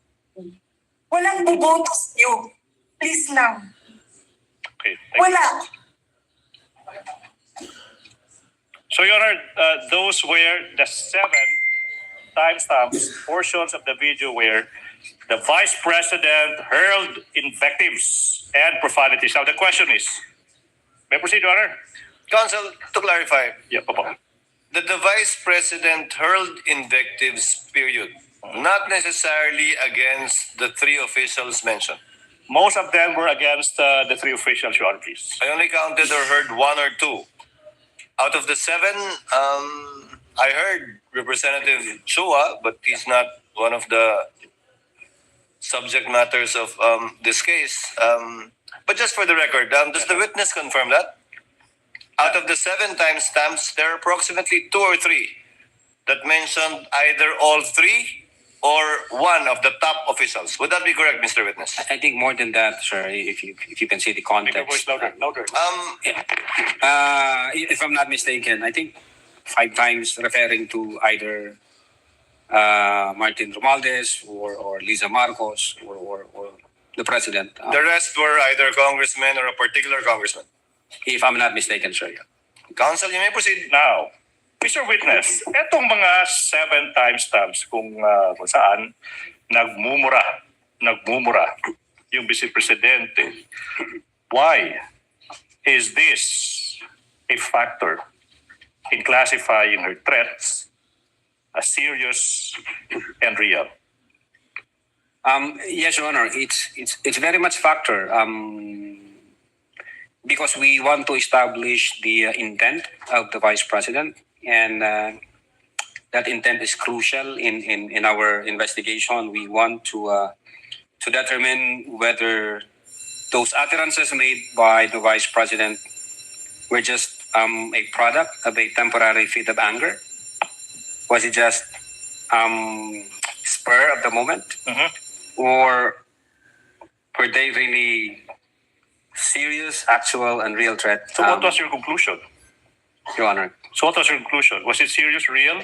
Yeah, Your Honor. Okay. Serious and real. Let's go to factor number 2. So 2 out of 4 factors now. Sinabi mo yung literal meaning ng mga utterances ng Vice President. Yung literal meaning, why is this a factor in your conclusion na seryoso at totoo yung pagbabanta ng Vice Presidente? Yes, Your Honor. Klaro po dun sa utterances ng Vice Presidente. Even before the online press conference held on November 23, 2024, the Vice President had already contracted a person to kill the President, Lisa Marcos, and the former Speaker, Your Honor. Siguro, so the public will understand. I want you to answer in Tagalog. Ba't mahalaga sa inyo, sa investigasyon nyo, na yung pagkukontrata ng tao na papatay sa Pangulo at dalawa pa, nangyari ito bago pa man yung press conference? Ba't mahalaga sa investigasyon mo yan? Yes, Your Honor. Mahalaga ho yan para sa amin. Basically, it's indicative of intent that the utterances was deliberately made out by the Vice President, and it really shows serious, actual, and real threat, Your Honor. All right, now, Attorney Lotok, let's go to the third factor. Yung third factor is now sinasabi mo, yung nature ng instruction. Now, could you tell the public and the court, ano bang ibig sabihin ng factor number 3, nature of the instruction? Yes, Your Honor. In those utterances, the Vice President said, wag kang tumigil hanggat hindi mo sila mapapatay.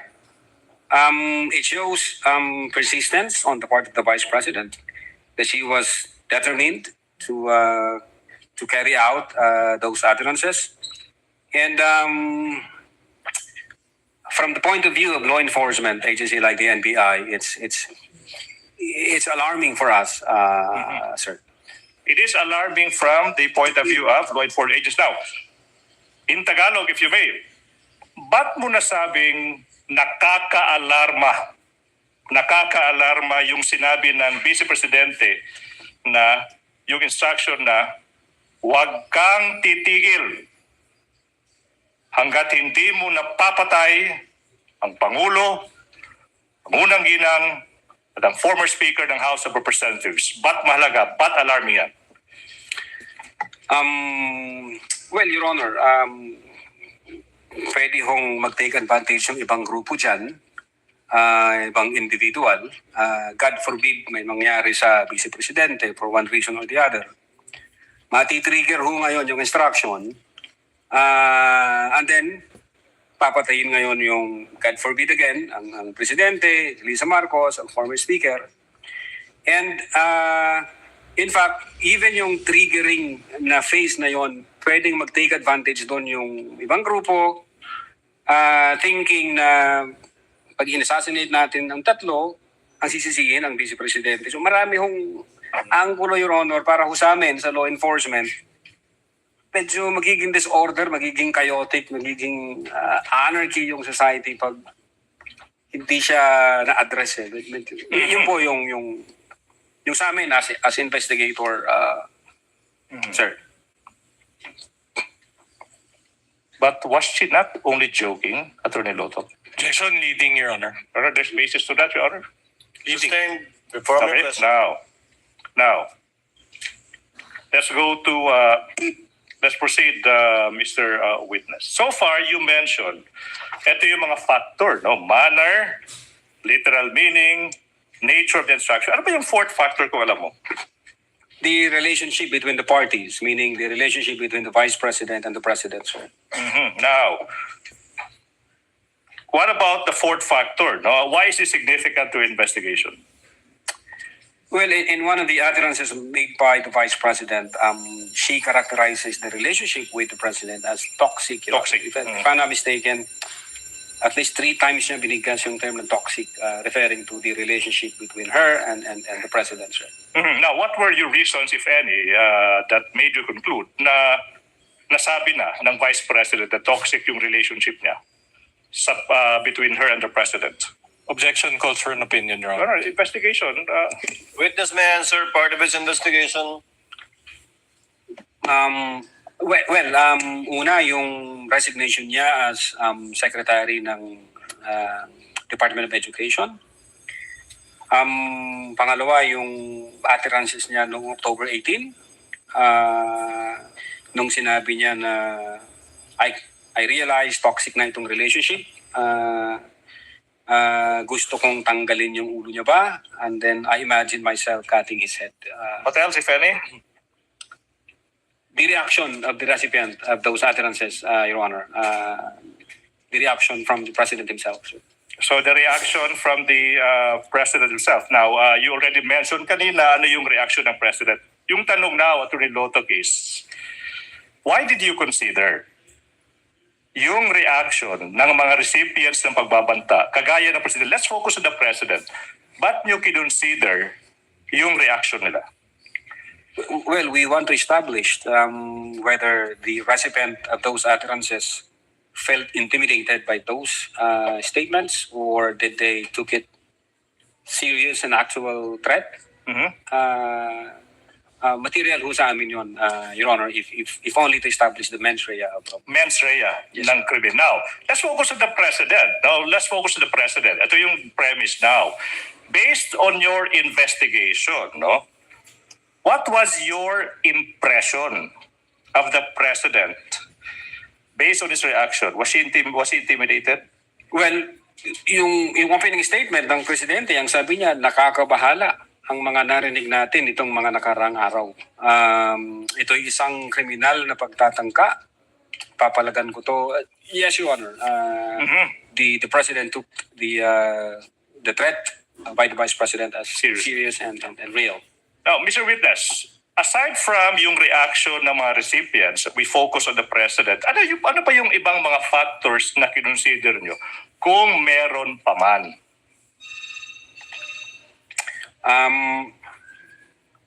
Yes, Your Honor. We find it, this is from the point of view of the investigator, we find it disturbing when we try to compare the utterances made in October 18 and the utterances made in November 23. And may nakita ho kami doon, at least 3 o 4 na medyo, sabi ko nga, disturbing from the point of view namin. Disturbing. 3 or 4 na disturbing na? Na utterances, Your Honor. Utterances. Now, let's go to that. So you said you compared the utterances in October 18 tsaka November 23. Sabi mo, you found at least 3 or 4 disturbing statements. Tama ba? Now, ano ba yung 3 statements na ito? Your Honor, we are trying to establish the patterns and the consistencies of those utterances. For instance, nung October 18, ang sabi niya is, walang number 1 ang Pilipinas na to. Para sa akin, number 2 lamang ito.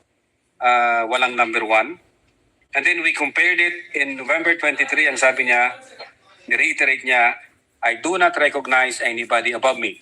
That's number 1, Your Honor. The number 2, ang sabi niya noong October 18, hindi marunong maging presidente yung nakaupo, kasalanan ko ba yun? And then we compared it in November 23, ang sabi niya doon, this country will go to hell because that person who's sitting, sabi niya, doesn't know how to be a president and who is a liar. All right. The number 3, ang sabi niya sa October 18, meron akong 5 impeachable offense na alam kay BBM pero papasabad dyan sa House. Siyempre hindi. Then kinumpare namin November 23. Ang sabi niya doon is he was lying through a state para makuha lang yung boto ng mga tao. And then nagmura na siya, PI ka, BBM, Lisa Marcos, and Martin Romualdez, Your Honor. What do you mean by PI? Putang ina, sir. Okay. You said that you found these 3 comparisons disturbing. Now, these 3, ano yung significance ng 3 comparisons nito sa investigasyon nyo? Kung meron man. Yes, Your Honor. Based on these patterns and consistencies in the utterances made by the Vice President, it appears that these statements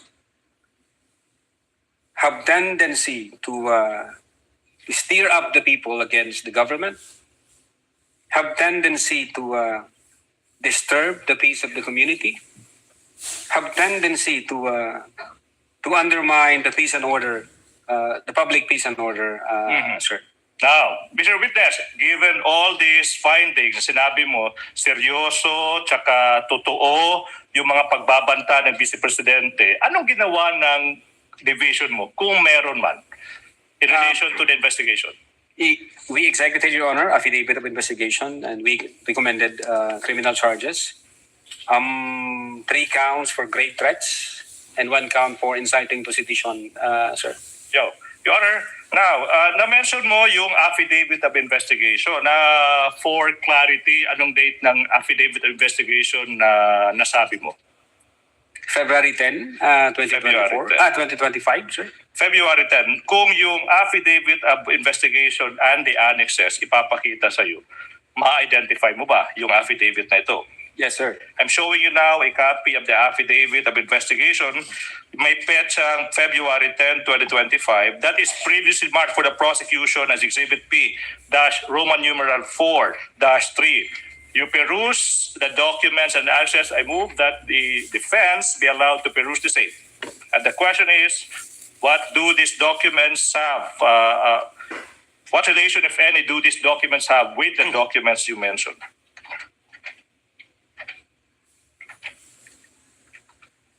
Counsel for both parties may approach.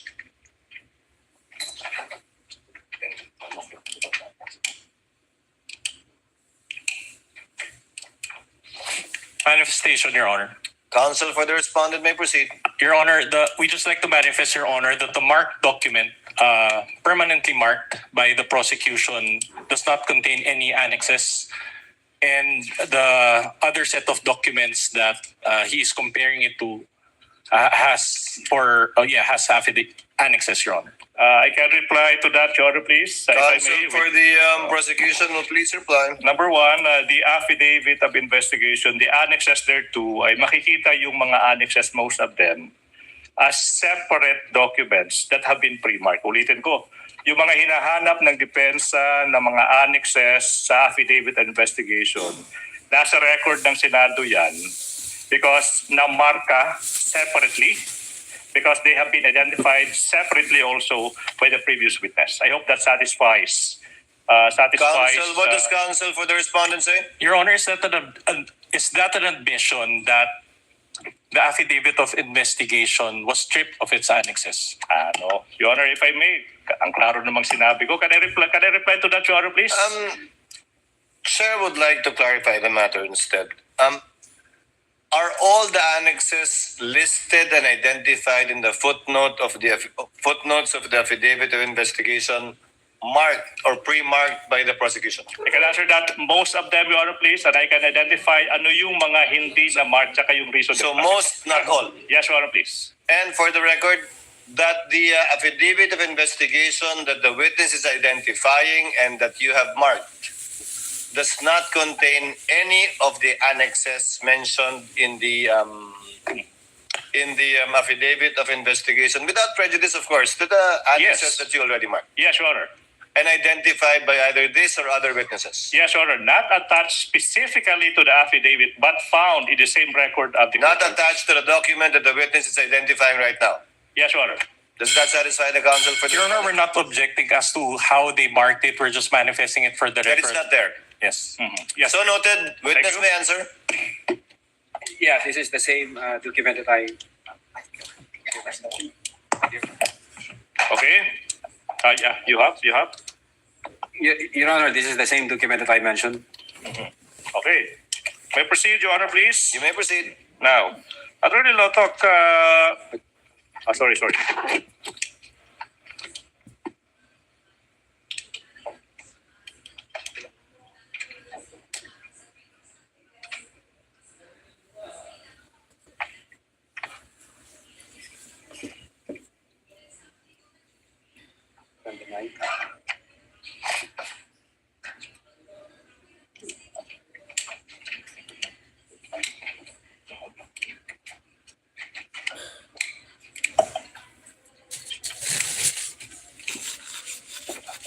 Just to manifest, Your Honor, was made with the certified true copy, not the original, Your Honor. Thank you. So noted. Thank you so much. Please proceed, counsel, for the prosecutor. Attorney Lotok, sa pahinang 28 ng Affidavit of Investigation, may makikitang pirma sa ibabaw ng pangalang S.A. Jeremy Lotok. Yung makikita mo ba yan? Yung tanong, kaninong pirma ito? This is my signature, sir. And sa pahinang 29 ng affidavit, may makikitang pirma sa ibabaw ng pangalang S.A. Jeremy Lotok. Kaninong pirma ba ito? Again, sa akin, pirma ho ito, sir. Your Honor, at this juncture, the prosecution manifests and move that the same, the two signatures of the witness be marked as P-Roman numeral 4-3-1, that's for the first, and the other one P-Roman numeral 4-3-2. The reason is these signatures have not yet been marked in exhibit, Your Honor, please. No objection to that, Your Honor. Thank you so much. Now, may I proceed, Your Honor? You may proceed. Attorney Loto, in paragraphs 202 tsaka 203 ng naging answer ng Vice President dated May 25, 2026 to the articles of impeachment, which document forms part of the record of these courts. Sinasabi ng Vice President na she was merely exercising her freedom of expression. Freedom of expression, sinabi niya. That's protected, yung pagbabanta niya. Are you aware of this defense? Yes, Your Honor. Attorney Loto, as a lawyer and as the head of the NBI Cybercrime Division, that's the basis, Your Honor. Do you agree with this? Objection, Your Honor. Calls for an opinion. This is not part of the investigation. She's a lawyer, Your Honor. That's It does call for an opinion, and it's not part of their investigation, counsel. Kindly reform your question. I know where you're getting at, but kindly reform your question. Okay. Your Honor, Attorney Lotak, you are aware of the defense Yes. That is a freedom of expression. Okay.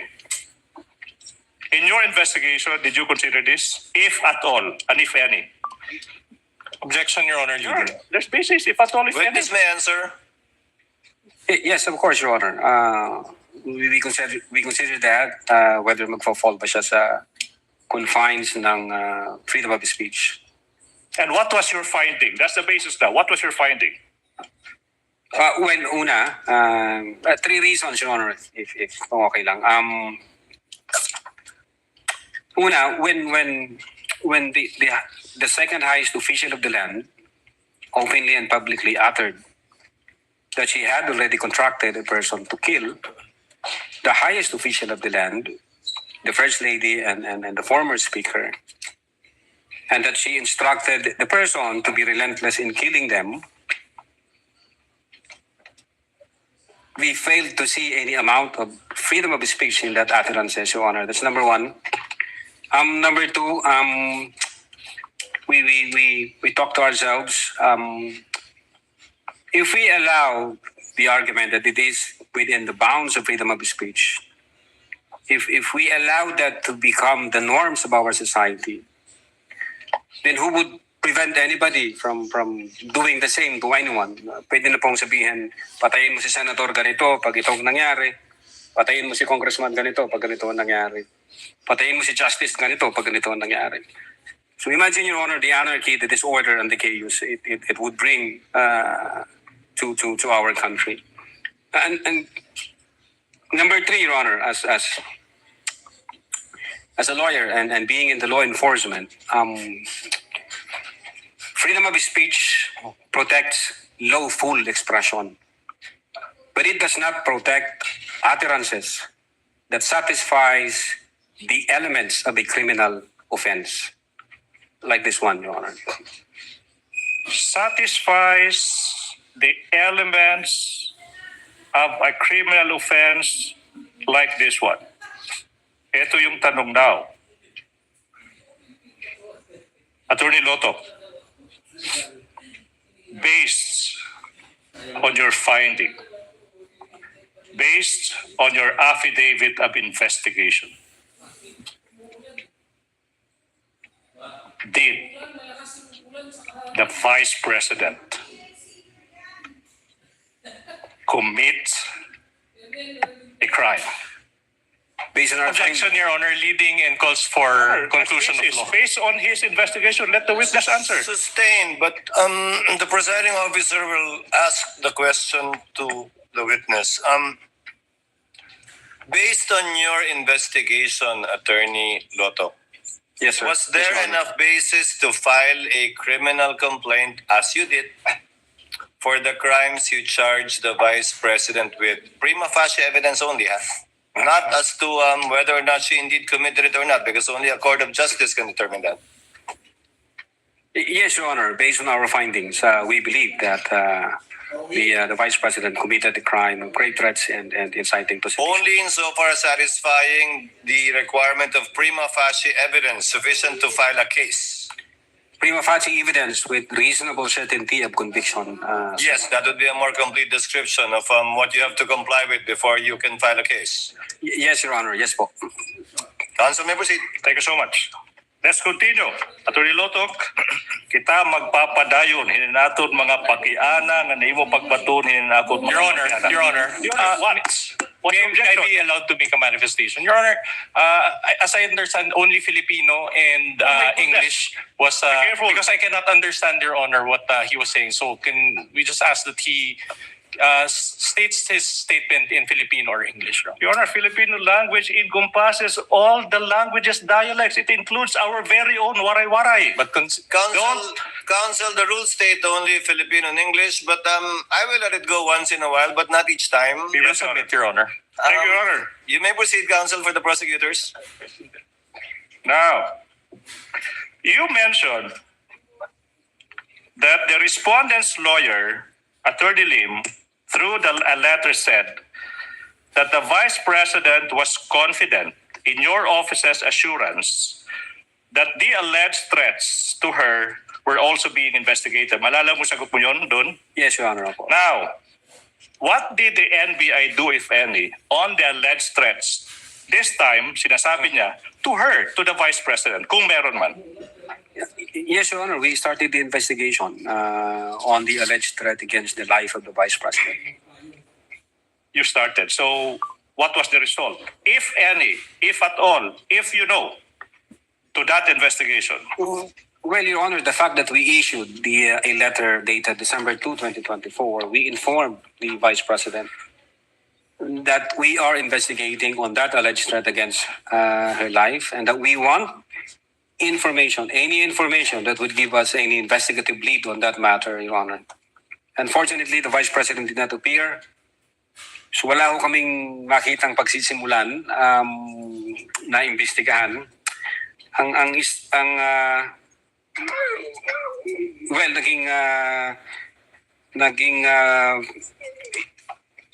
may nakita kami sa Hindi kayo nag-imbestiga. I think 75 PNP personnel insofar as the security of the Vice President is concerned. Per record sa news na inalis sa VP SPG and then inilipat sa Manila. And I think the reason being is that may issue ng peace and security, kung di ako nagkakamali. Yun po yung medyo nakikita naming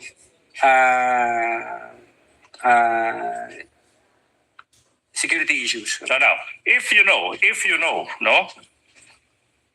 Ilan ba yung natira sa Vice Presidential Security and Protection Group? If you know. Pagkatapos ma-remove yung sinasabi mong 75 personnel of that VP SPG, if you know.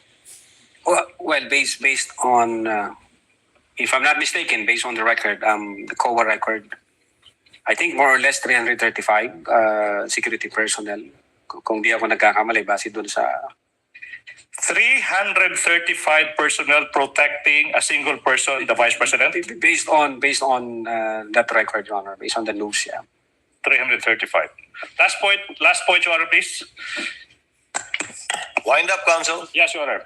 Now, Mr. Witness, you mentioned earlier that your office considered in its investigation in the November 23, 2024 online briefing na aside kay respondent yung Vice Presidente tsaka yung mga media personalities, okay, na nabanggit mo, sino pa, kung meron pa, yung nandun sa online briefing na yun, kung alam mo? Well, yung pinakaunang part ng video, si Attorney Zulaika Lopez.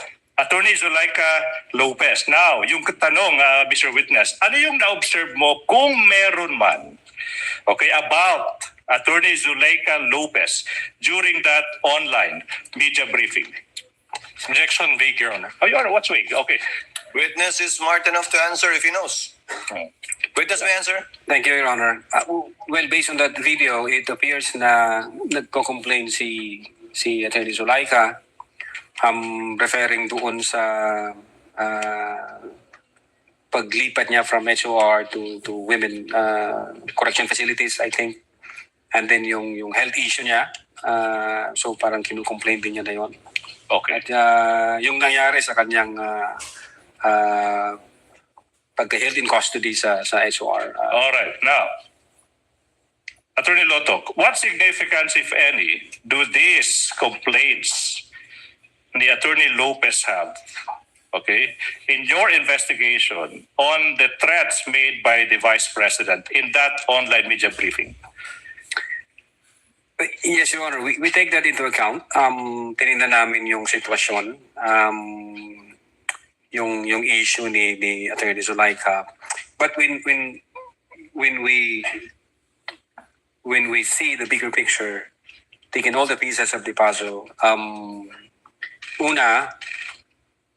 it has nothing to do with the Vice President contracting a person, because even before Zulaika Lopez appeared in that video, the Vice President had already contracted a person to kill the President and Lisa Marcos and the former Speaker.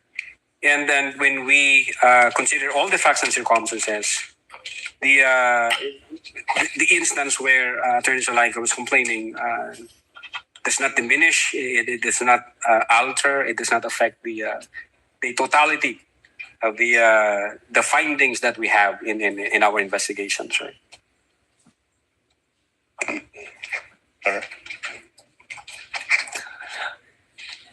Senator Judge, is counsel for the prosecutors done?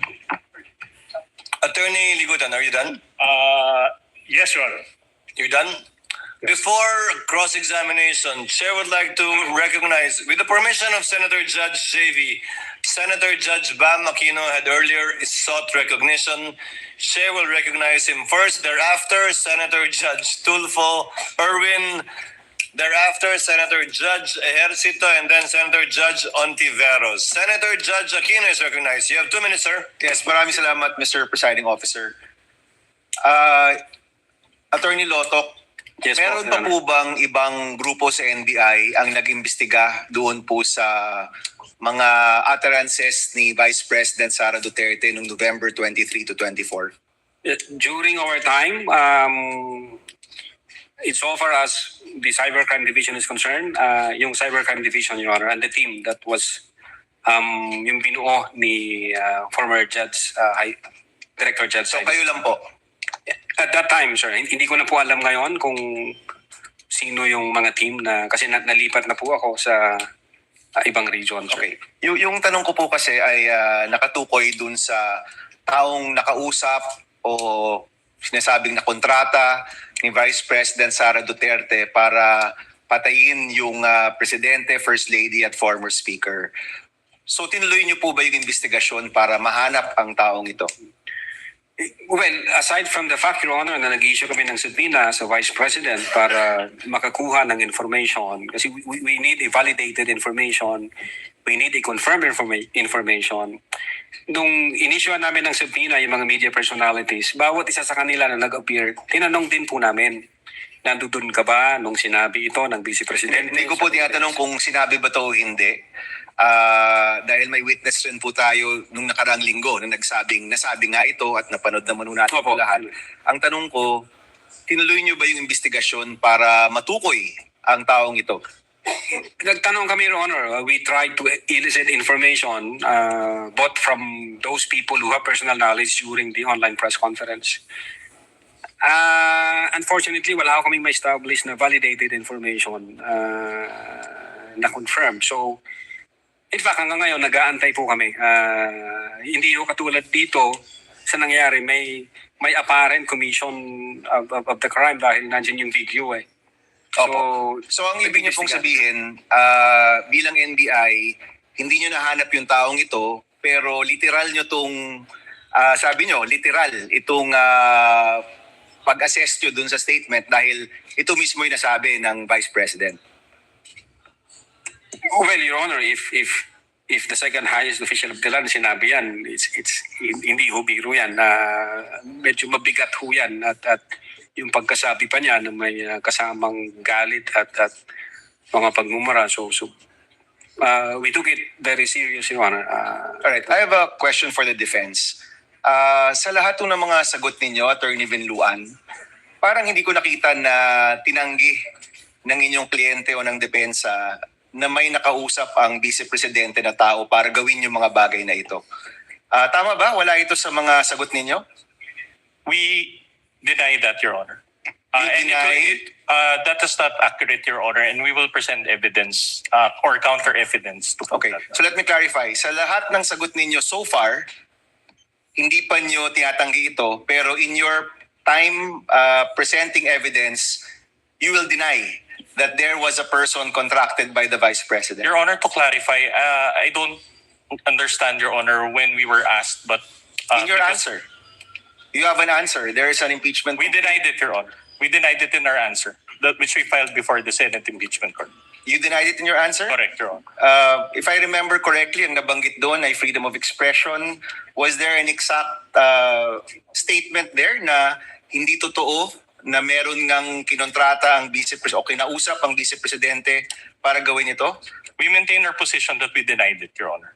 Okay. It is there in our answer. Mr. President, I don't want to take up time, but I do want to check the official records and look for this because I don't remember seeing that in any of your answers, Mr. Your Honor, all allegations were denied. It's a general denial, a blanket denial. There were, that was the general denial, and there were also specific denials. Okay, we'll take a look, Mr. Presiding Officer. Hanapin natin to. And if I may come back to this once we take a look at the records, Mr. Presiding Officer. The gentleman may do so at the appropriate time. With the permission of Senator Judge Erwin Tulfo, since nakatayo na po si Senator Judge Ejercito, papaunahin ko na po muna siya. Senator Judge Tulfo, Ejercito is recognized. You have 2 minutes, sir. Thank you, Mr. Presiding Officer. Tanong ko lang, no, just to clarify, may we know if the NBI has the authority to issue subpoena against impeachable officials? Kasi kanina po, no, sa mga pinisend kanina, subpoena po ang inyo pinadala sa Vice President instead of a mere invitation. Yun lang po, clarify ko lang po. Yes, Your Honor. Under Republic Act 10867, the NBI has authority to issue subpoena. And as a matter of fact, the case involving the Vice President falls under Section 5, Paragraph G, which the NBI has primary jurisdiction to undertake investigation, Your Honor. Likewise, for the information may we know what constitutes a grave threat that will prompt the NBI to conduct an investigation as compared to a light threat? No, what are the elements that are needed to be present to be considered a grave threat?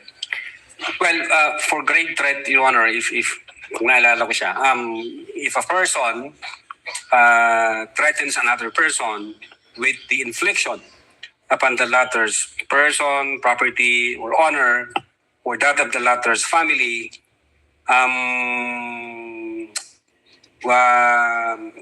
with a wrong or with any wrong amounting to a crime, if that threat is with condition or without condition, or with involved with monetary consideration, yun po, Your Honor, yung kabuuan nung sa grave threat. So yung grave threat po, may condition? Or wala condition? The crime of grave threat, Your Honor, can be committed with or without condition. With or without condition. So as an investigator, have you ever investigated and filed a complaint for grave threats apart from this one? Again, Your Honor? As an investigator, have you filed any case or investigated and filed a case for grave threats against anyone aside from this, excluding this one? Yeah, I think me, kasi nag-start po kasi ako as counter-terrorism and then organized crime group and then cybercrime.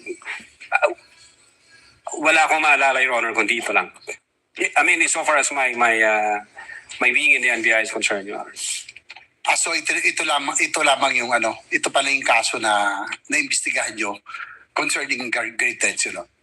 I think yung iba, may mga naimbestigahan, Your Honor, pero again, sabi ko, yung sa sarili ko po, yung experience ko from counter-terrorism hanggang sa organized transnational crime group, hanggang sa cybercrime division, ang naalala ko lang, Your Honor, kasi matagal na ho yun kung ano yung nasa record. I think itong grave threats na to is pag hindi first time, doon ko lang na-experience. Gaano katagal ho kayong parte nitong cybercrime division? Bago kayo nalipat? Since 2018, Your Honor. Nagsimula ako bilang investigation agent. And then 2022, I was designated as chief of the Digital Forensic Laboratory Division. And then 2023, designated as chief of the Cybercrime Division, sir. So more than 5 years kayong nandito sa Cybercrime Division ng NBI? Opo. That's all, Mr. Presiding Officer. Thank you. Thank you, Senator Judge Ejercito. Senator Judge Tulfo Erwin is recognized. You have 2 minutes, sir. You may proceed when you're ready. Thank you, Mr. President or Presiding Officer. I'd like to direct my clarificatory question to the witness on the stand, Mr. Presiding Officer. Attorney Jeremy Lontok, Opo, Your Honor. what findings, if any, convince the NBI the motive of the respondent to kill the president and two other people? Meron po bang kayong nakitang motibo? Kasi maaari po sabihin lang nung isang tao sa sobrang galit niya, napag-usapan na po kanina yan, di ba? Spur of the moment. Pero did you find any motive? Bakit niya po gagawing patayin ang Pangulo? Yes, Your Honor. As I've said before, when we take into consideration all the facts and circumstances surrounding that issue, nagkaroon ng hindi magandang relasyon yung dalawa, and then nagbato na ang Vice Presidente ng mga salitang mabibigat laban sa Presidente. Pinapakita doon sa October 18 na toxic na nga yung relationship nila. Galit na galit si Sara dahil sinasabi ng Vice Presidente is politically motivated yung pag-attack sa kanya. And then at the same time, pinagtutulungan siya ng buong gobyerno. So, then the trigger ho yun, if my memory serves me right, nung incident nangyari noong 23 November 2024. So parang nagpatong-patong na ho siya, convolution ng iba't ibang issue. So nakita ho namin talagang galit ang Vice Presidente sa Presidente. Okay, so you saw that the Vice President is very angry, right? Galit po siya. Did the investigation uncover any evidence, if there's any, that the respondent had taken steps to carry out these threats or these statements that she made in public and online? Did you have or did you cover any evidence? Your Honor, insofar as the Cybercrime Division is concerned, we focuses on the investigation on the alleged grave threats and inciting to sedition. Ngayon, pagdating doon whether or not meron na-execute na o may inutusan, I think ang makakasagot po niyan, Your Honor, yung aming director kasi sa kanya po yung pool ng information. At the same time, yung jurisdiction na yan, nasa intelligence service po namin. Kami ho nasa investigation service. So, insofar as the NBI, Cybercrime Division is concerned, at that time, nakafocus ho kami sa grave threat and inciting to sedition. But insofar as whether meron na bang in-engage ang Vice Presidente, jurisdiction ho yan ng aming intelligence service. At maybe ang makakasagot niyan yung aming director kasi siya po yung recipient ng full of information from different divisions and regions. You mean the inciting to sedition will be answered by the director, is that correct? Kasi parang hindi po natalakay kanina yung inciting to sedition. Is it? Well, Your Honor, the inciting to sedition,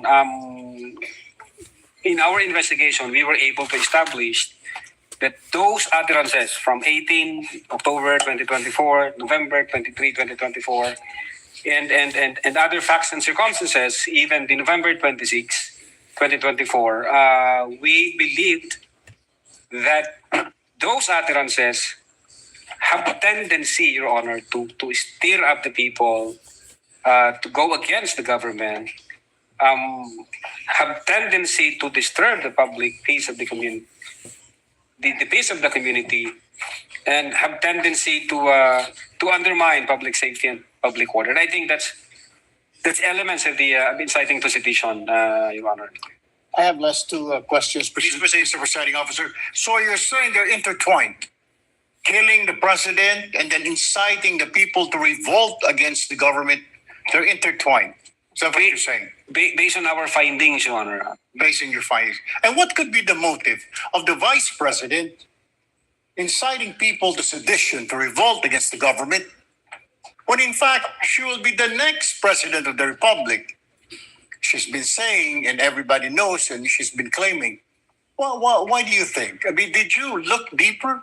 Why incite to sedition? I mean, in fact, you're the vice president. Usually, in our country, Mr. Witness, the vice president would run for presidency.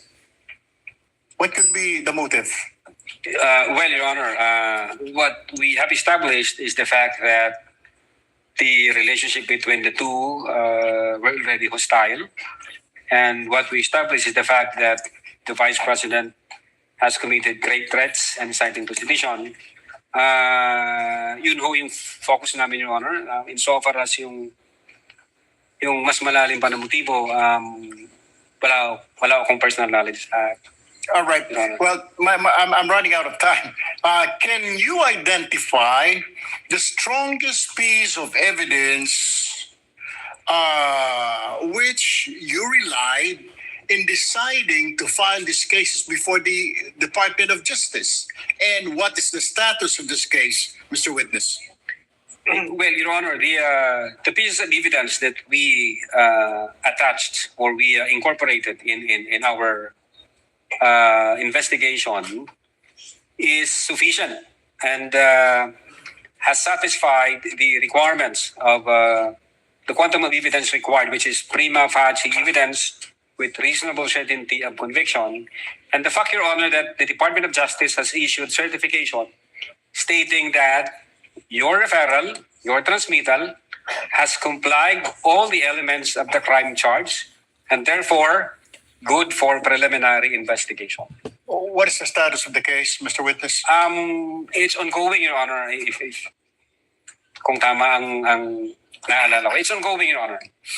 One very, very quick question, Mr. Can you Presiding wind Officer. up, Senator Judge? Do you think at this point you have an airtight case against the respondent? I believe so, yes, Your Honor. Otherwise, the Department of Justice would not issue a certification stating to the effect na kumpleto ang elements namin, na nakuha namin yung requirement, at ready na siya for preliminary investigation. Thank you, Mr. Witness. Thank you, Mr. Presiding Officer. Thank you, Senator Judge Tulfo. Senator Judge Antiveros, Senator Judge Villanueva, and thereafter we pause for a 10-minute break. You may proceed, ma'am. You have 2 minutes. Salamat, Mr. Presiding Officer. Attorney Lotok, Opo, yes, Your Honor. sa Affidavit of Investigation dated February 10, 2025, nirekomenda ng NBI na sampahan ng mga kasong grave threats at inciting to sedition ang Vice Presidente. Pwede po bang idahilan sa mga kasong yan na nadala lang ng emosyon or may matinding trigger kaya nakapagsambit ng ganoon? I don't think, Your Honor, kasi wala naman ho sa elements ng grave threats yung situation na yon. As long as we were able to satisfy the elements for grave threats, Your Honor,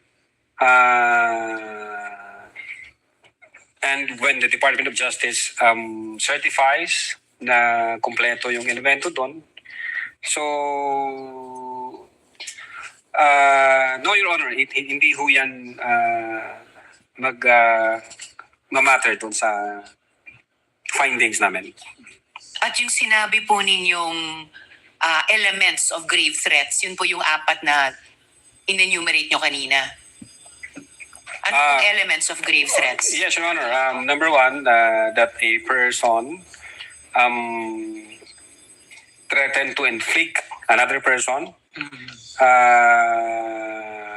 upon the latter's person, honor, property, or that of the latter's family with any wrong. That's the first element. The second element, that wrong amounts to a crime.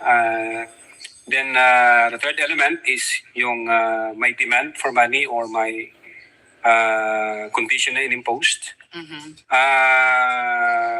In our investigation, meron hong tatlong acts para makommit yung grave threats. Base doon sa tatlong elements na sinabi ko, the offender have complied with the threat na sinabi niya. The offender hindi niya na-comply yung threat na sinabi niya, or yung pangatlong act, yung walang condition, yung threat na yon, Your Honor. Mga 2 beses niyo po binanggit yung salitang kondisyon, Attorney Lotok. Itatanong ko yan mamaya-maya. Sa DOJ po, sa DOJ naman, may criteria ng reasonable certainty of conviction bago magsampa ng kaso. Sa Yes, Your Honor. NBI, yes, Attorney, sa Opo. NBI, ano naman po ang pamantayang sinusundan ninyo bago magrekomenda ng kaso? Well, sinusunod din ho namin yung quantum of evidence na prima facie evidence with reasonable certainty of conviction. Kaya ho, kung makikita nyo, yung pong aming processes o yung phases, yung pang last po niya is legal evaluation. Meaning, pag meron na ho kaming conclusion, bago ho namin ito i-submit sa Department of Justice, meron hong referral kaming ginagawa sa legal division or nagpapatulong ho kami sa aming mga legal experts. So sila ho ngayon yung nag-evaluate, sila ang mag-qualify kung na-satisfy na yung requirements at kung pwede na siyang i-submit sa Department of Justice for purposes of preliminary investigation, ma'am. Alright, salamat, Attorney. So kahit papaano, ina-approximate nyo yung criteria na sinusundan ng DOJ, kahit bilang NBI. Yes, Your Honor, and that is on the basis of our cherished principle, the 2-pillar rule in investigation, thoroughness and legality, Your Honor. Alright, salamat po. Eto, in principle, kailangan po ba ng patunay na may kinontratang assassin para maituring na grave threats ang mga sinabi? Well, Your Honor, in so far as the crime of grave threat is concerned, hindi po yun kailangan. Alright. Speaking of condition, kanina na binanggit nyo 2 beses. Posible po ba ang grave threats kahit may kondisyon ang banta? Ibig sabihin yung kapag ito nangyari sa akin, ito ay mga gawin mo. Kahit may kondisyon yung banta, posible po ba ang grave threats? Very much possible, Your Honor. As I have said, grave threats can be committed with or without condition. And as a matter of fact, meron akong naalalang isang case, SPO2 Jamaica versus Attorney Bangot. Ang sabi ho doon ni SPO2 Jamaica, if I lose my job, I will break your head or I will. So it's for us, it's a kind of event-based condition na matitrigger yung execution ng threat pag nangyari yung event. But then when the Supreme Court nag-decide the Supreme Court at sabi niya, the threat was absolute. So it's sinabi na absolute yung threat, you know, Okay. hindi conditional. So parang ganito, akin sa situation dito, meron siyang sort of event-based condition na pag nangyari yung event, matitrigger ngayon yung threat na in-utter ng offender, Your Honor. Masasabi pong may jurisprudence po dahil may nakikita kayong paghahalintulad dun sa kasong ni rule ng SC, kaugnay ni PO2 Jamaica at itong kay Vice President. Yes, Your Honor. Alright. Huling tanong na lang po, Attorney Lotok. Bilang abogado po, as a general rule, kailan po masasabing lampas sa free speech ang pananalita at nagiging grave threats o inciting to sedition na? Well, we consider the 2 tests. Number 1, yung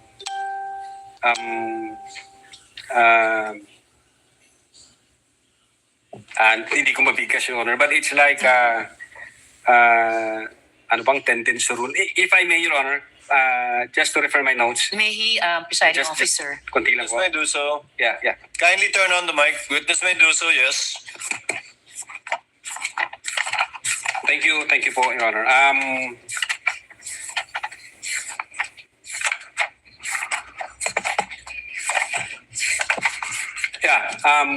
We consider, Your Honor, the clear and present danger rule and the dangerous tendency rule. But among the two, ang nakita ko namin yung the dangerous tendency rule.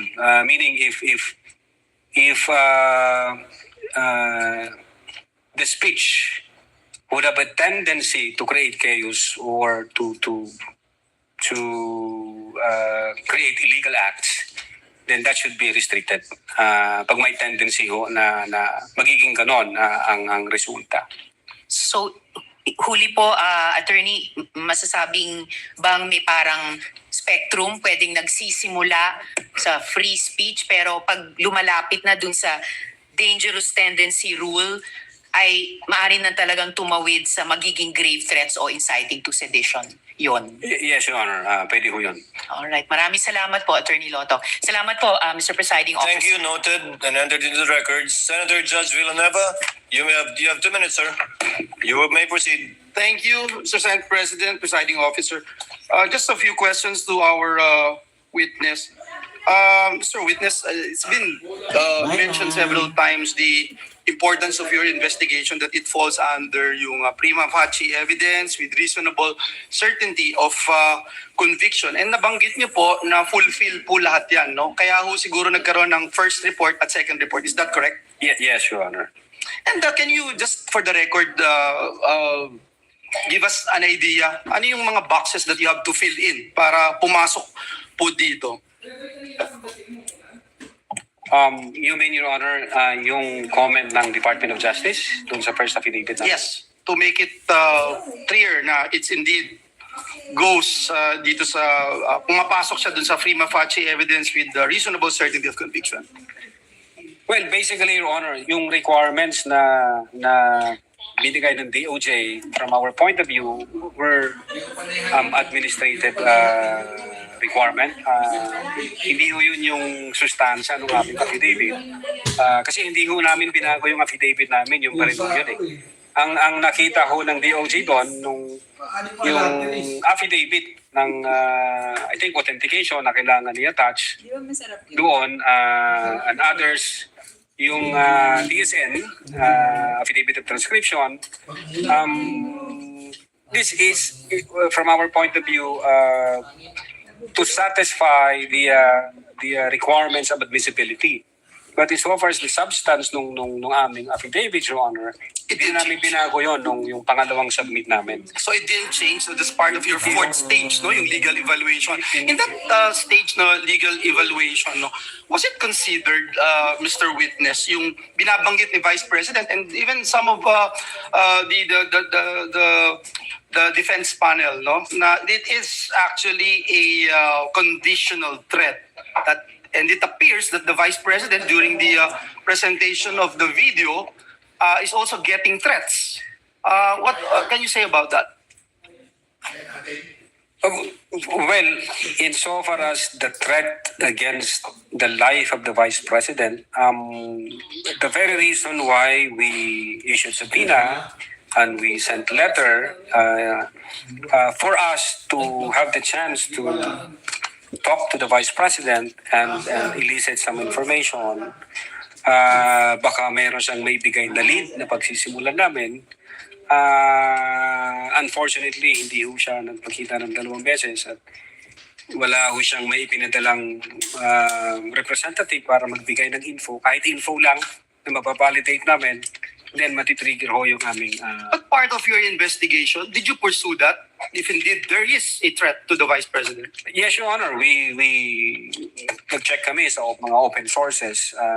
Nagtanong din kami. But again, insofar as the cybercrime division is concerned, limited ho kami doon, Your Honor, sa cases na may cyber aspect. Siguro ang makakasagot po niyan, yung aming intelligence service. Sila po ang may hawak dyan sa mga issue na yan. Kasi sila po yung recipient ng mga information from different But you assets. think it is important, if it is a conditional threat, it is also important to look at this aspect? Yes, Your Honor. Thank you. Mr. Witness, gusto ko lang maintindihan din yung standard na ginagamit ng National Bureau of Investigation. Kung hindi po ma-identify o ma-locate ang sinasabing assassin, does that automatically mean that the threat is no longer credible or actionable, or does the NBI still consider the statements uttered and the surrounding circumstances and the totality of the evidence before deciding to proceed with further investigation? No, Your Honor, the threat was absolute. We follow the test of mens rea, Your Honor, in considering whether the threat is totoo. Una, we examine the utterances objectively, and we interpret the same in light of the circumstances where the utterances was made, the manner in which they were spoken, the person to whom they were addressed, the relationship between the parties, and the reactions of the recipients of those utterances, Your Honor. Yes, yes, thank you, Mr. Witness. I have here with me yung binanggit po niyo sa notes ko, yung 4 stages, identification, and pag-preserve ng digital evidence, collection of evidence, analysis and attribution, legal evaluation, and then you have the 3 statements. Binanggit nyo rin tanggalin ulo niya, toxic relationship, and I always see myself cutting his head. Now, you also mentioned the factors considered: delivery, manner, literal meaning, nature of the instruction, relationship of the parties, and last but not the least, yung utterances na binanggit nyo doon sa October 18 and November 20. Last question, Director Luntok. Bukod po doon sa authentication ng recordings, maaari nyo po ba sa amin ipaliwanag yung kung ano po yung mga naging batayan ng NBI sa pag-assess sa mga pahayag ng respondent? Halimbawa po, binabanggit po ninyo yung kakaibang bagay na nangyari dito sapagkat ang binabanggit nyo pong nagbibigay ng statement ay dun sa nakita nating video ay no other than our Vice President, no? Yes, So, Your Honor. did her position, her access or authority naka-apekto po dun sa how your investigation was conducted? Yes, Your Honor, as I've said a while ago during the direct examination, in the analysis phase, we considered the intent, the capability, and the motive, Your Honor. Kasama po yun, kinonsider po namin. The fact that she is the second highest official of the land, and definitely she's capable of doing so. And then there is that motive in the sense na may mga issues na sila, galit na ang Vice Presidente, din na-trigger dito sa November 23. And you would say it's not usual, the usual. It's not the usual. Thank you, Mr. Witness. Thank you, Mr. Presiding Officer. Thank you, Senator Judge Villanueva. We will be pausing for a break, Senator Ban. Point of order lang. Mr. Presiding Officer, may hiningi What is po the tayo. pleasure of Senator Judge Aquino? No, just a point of order, Mr. Presiding Officer. May hiningi po kami sa defense na pagklaro. May we tackle this after the break if they have identified it in their pleading? This is in relation to your question earlier. After the others shall have been able to speak, Senator Judge Aquino, we shall be pausing for a break for 15 minutes. We shall resume on 4:59 sana sasabihin ko eh. We shall resume at 5 p.m. When we resume, we shall recognize Senator Judge Tulfo, Senate President Gatchalian, and thereafter Senator Judge Cayetano and Marcos. Pero magsiyar.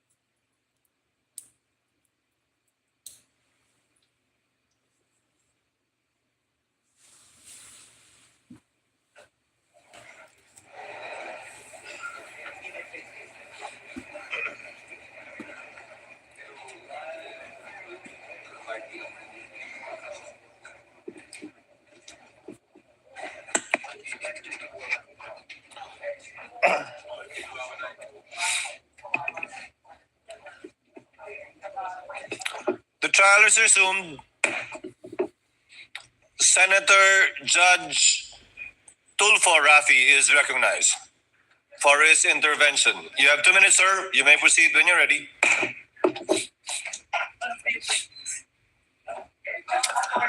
May we ask the secretary, the clerk of court, the location of the witness? Where is the witness?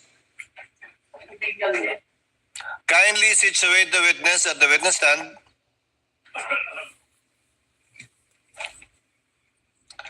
Henceforth, the clerk of court is directed to kindly make sure that if a time is given by the presiding officer, that the witness will already be at the witness stand by that time.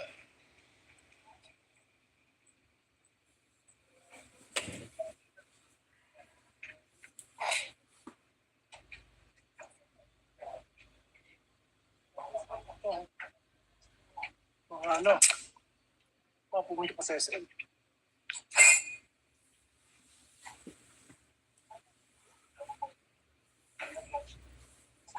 Kanino doon?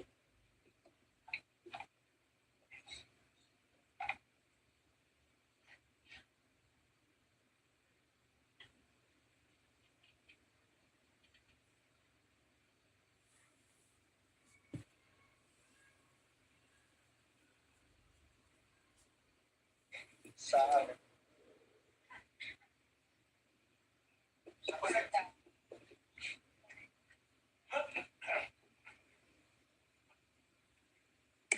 The Sergeant at Arms is directed to be more mindful insofar as the time of the court is concerned in bringing the witness back to the witness stand whenever we go on recess.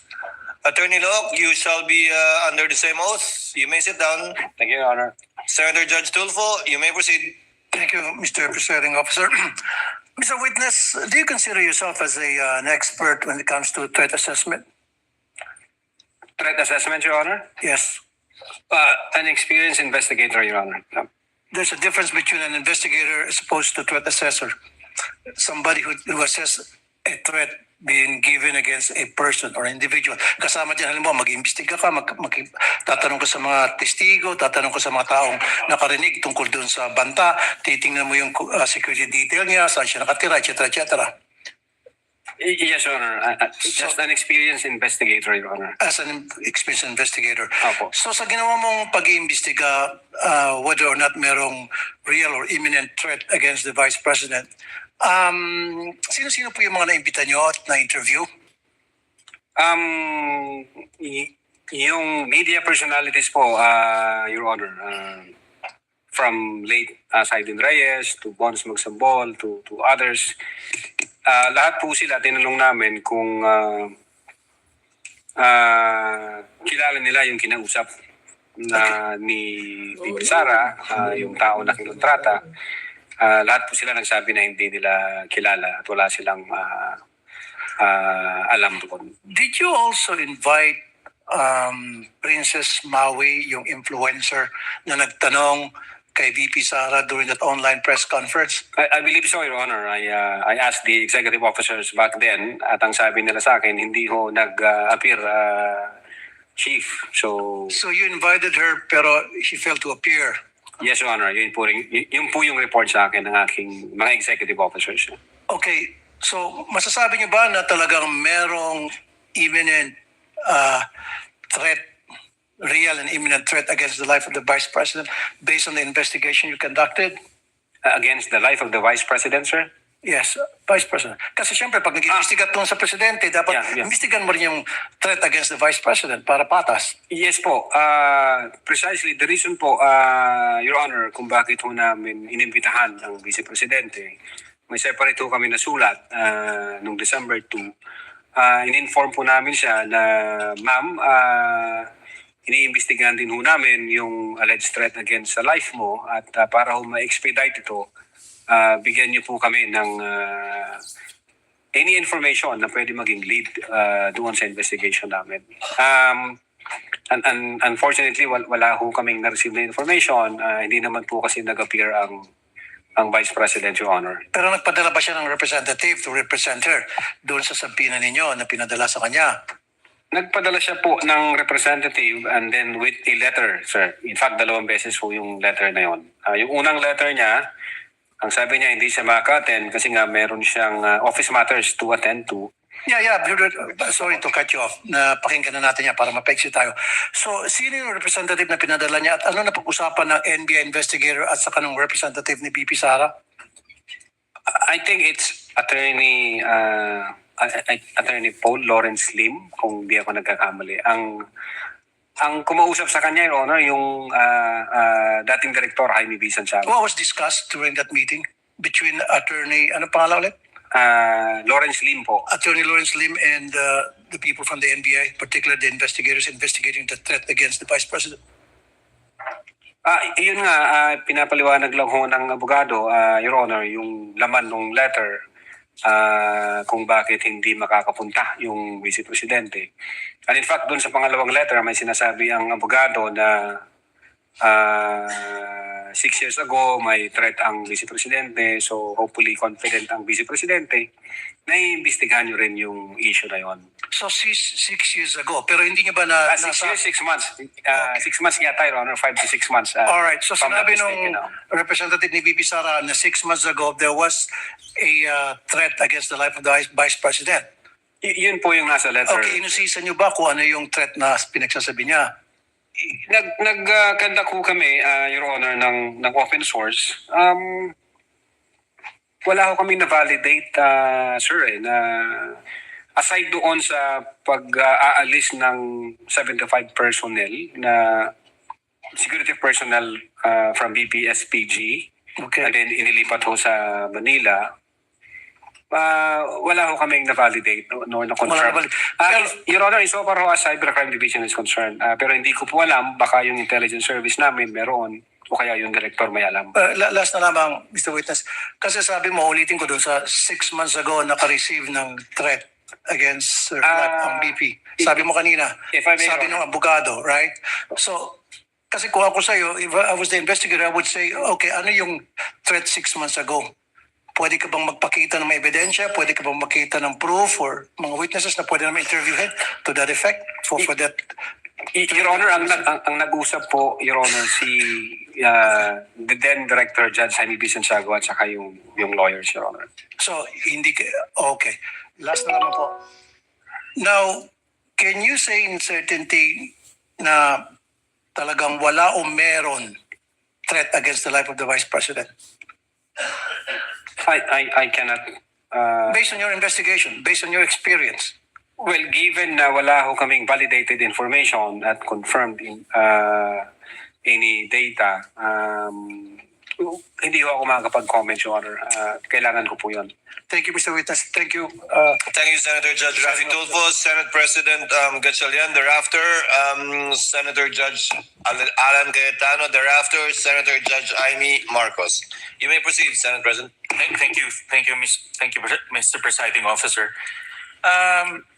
Mr. Witness, narinig ko kanina nung tinatanong kayo ng prosecution na yung statements ni Attorney Zulaika Lopez ay walang kinalaman doon sa threat na ginawa ng Vice President. Tama po ba? Kinonsider namin siya doon sa totality ng aming investigation. Then nakita namin na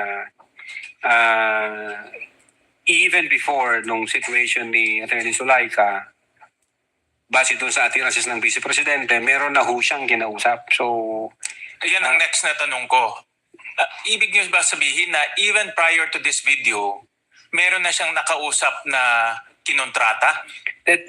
That's the attirances, Your Honor. Ang sabi niya, huwag kang mag-alala, ma'am, sapagkat may kinausap na akong tao. Ang sabi ko sa kanya, pag namatay ako, patayin mo si BBM, si Lisa Marcos, si former speaker. So, nakita namin, may kinausap na siya even before the press conference was held on November 23, 2024. So, base sa kanyang statements,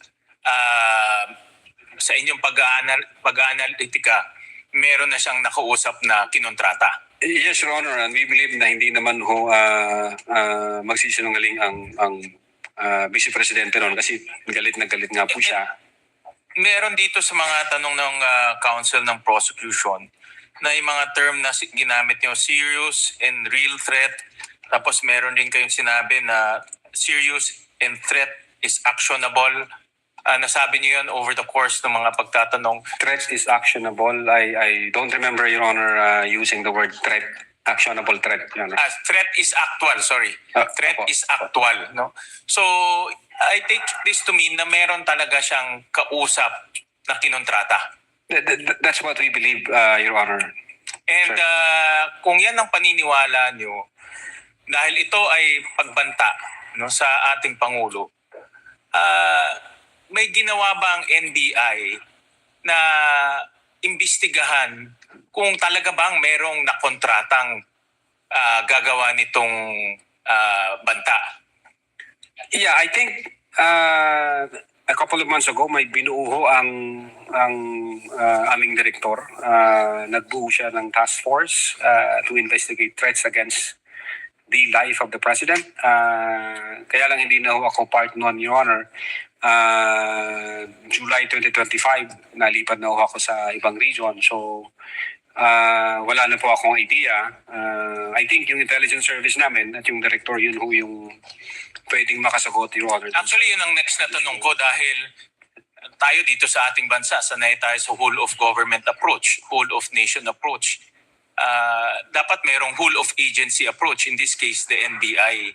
Ang tanong ko, meron ba kayo mismo o kasama ba kayo mismo doon sa pag-iimbestiga ng actual na threat, yung pagkontrata ng tao na pwedeng gawin itong threat na ito? I believe so, Your Honor. The fact na mayroong binuong special task force. At kasali kayo doon? Hindi po ako kasali, Your Honor. Bakit hindi kayo kasali doon? Ako nagtataka dahil kung banta to sa buhay ng ating Pangulo at nanggaling sa opisina ninyo yung source, dapat kasali kayo. You mean, Your Honor, since nasa regional office ako, nung nagbuo ng task force, definitely, itatap nila yung mga regional offices na meron ba dyan sa region ninyo na information o intelligence na ganito. Meron hong ganong practice, Your Honor. Pero kayo mismo, kasali ba kayo doon sa nag-imbestiga nung actual, yung kinuntratang tao? At meron bang nakitang ganon? Hindi ko masasagot yan, Your Honor. Ang makakaalam po niyan, yung aming intelligence service kasi nasa 40 po nila yan at ang aming director. At meron bang ginawang coordination? Kasi ito Pangulo, no less than our President.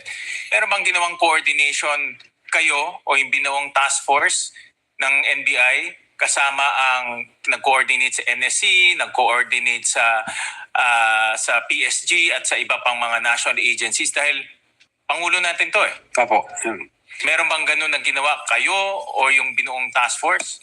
Well, insofar as the Cybercrime Division during that time, ang focus ho namin is yung investigation dun sa threat against the life vis-a-vis yung November 23, 2024 utterances.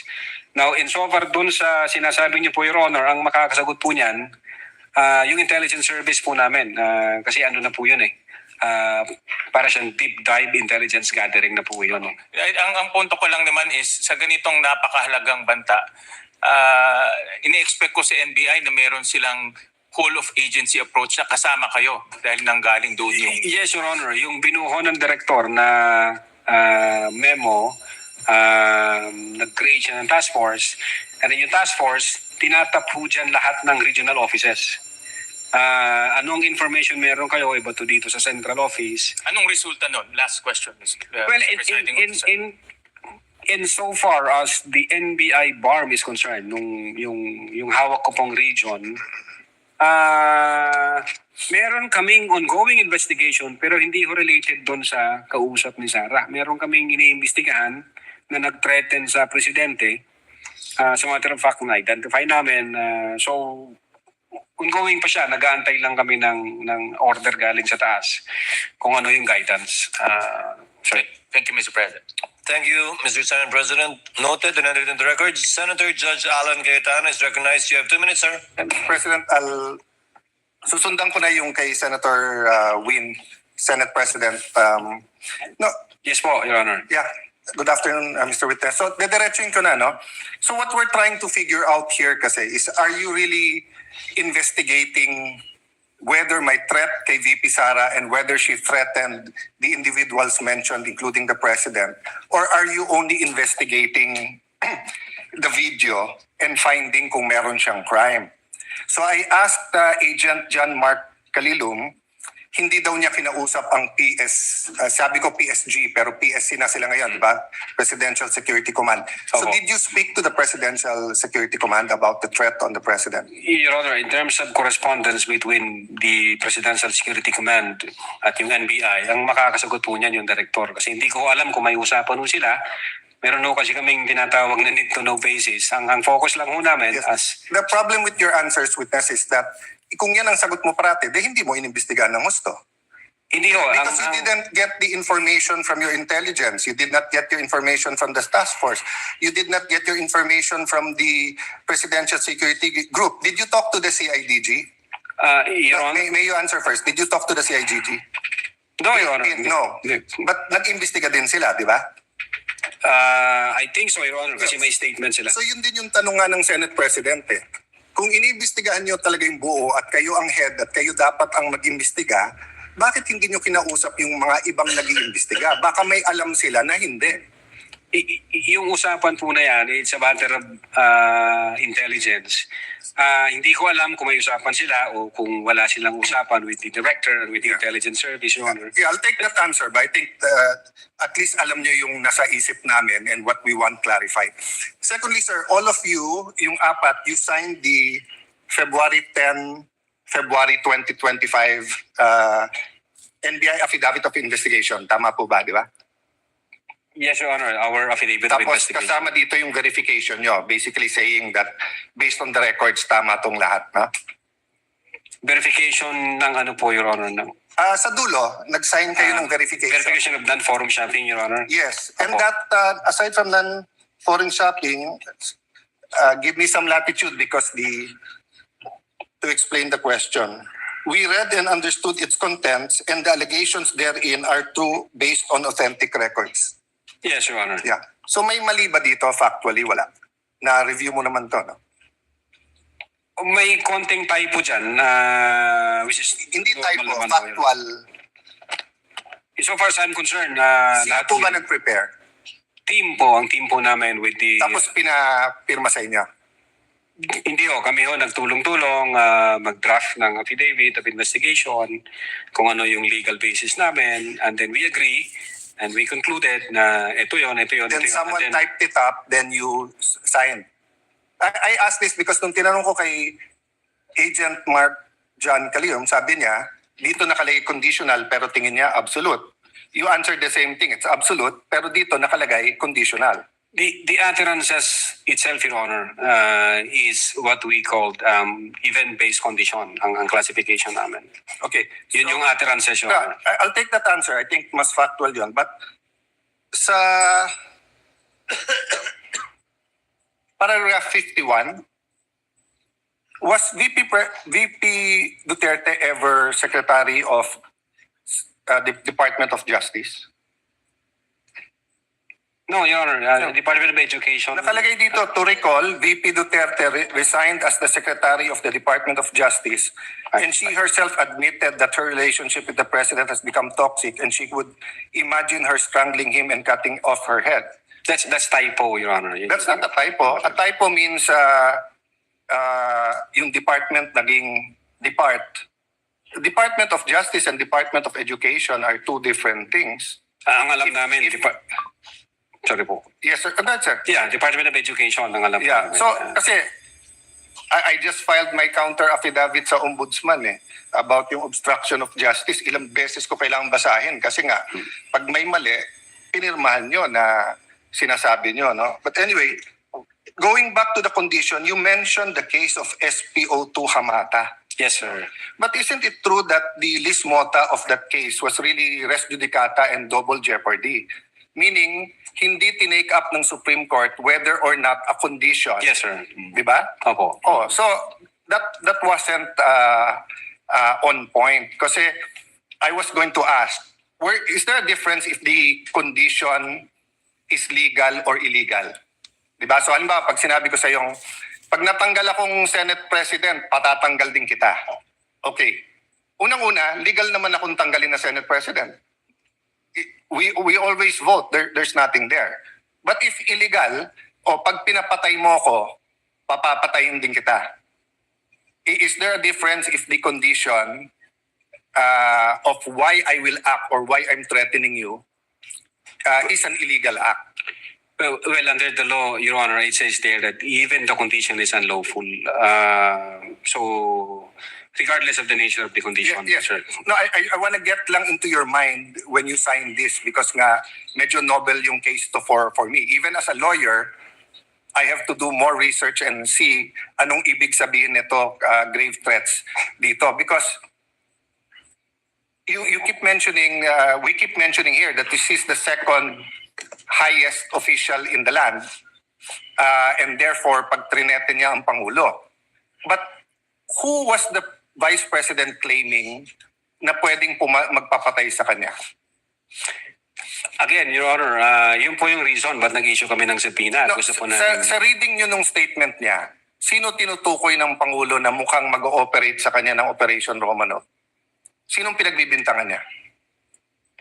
Well, una, kung ang pag-uusapan Romanov, Your Honor, ang alam namin na unang nagbigkas ng Romanov ay si Mayor Baste yata noong January 2024.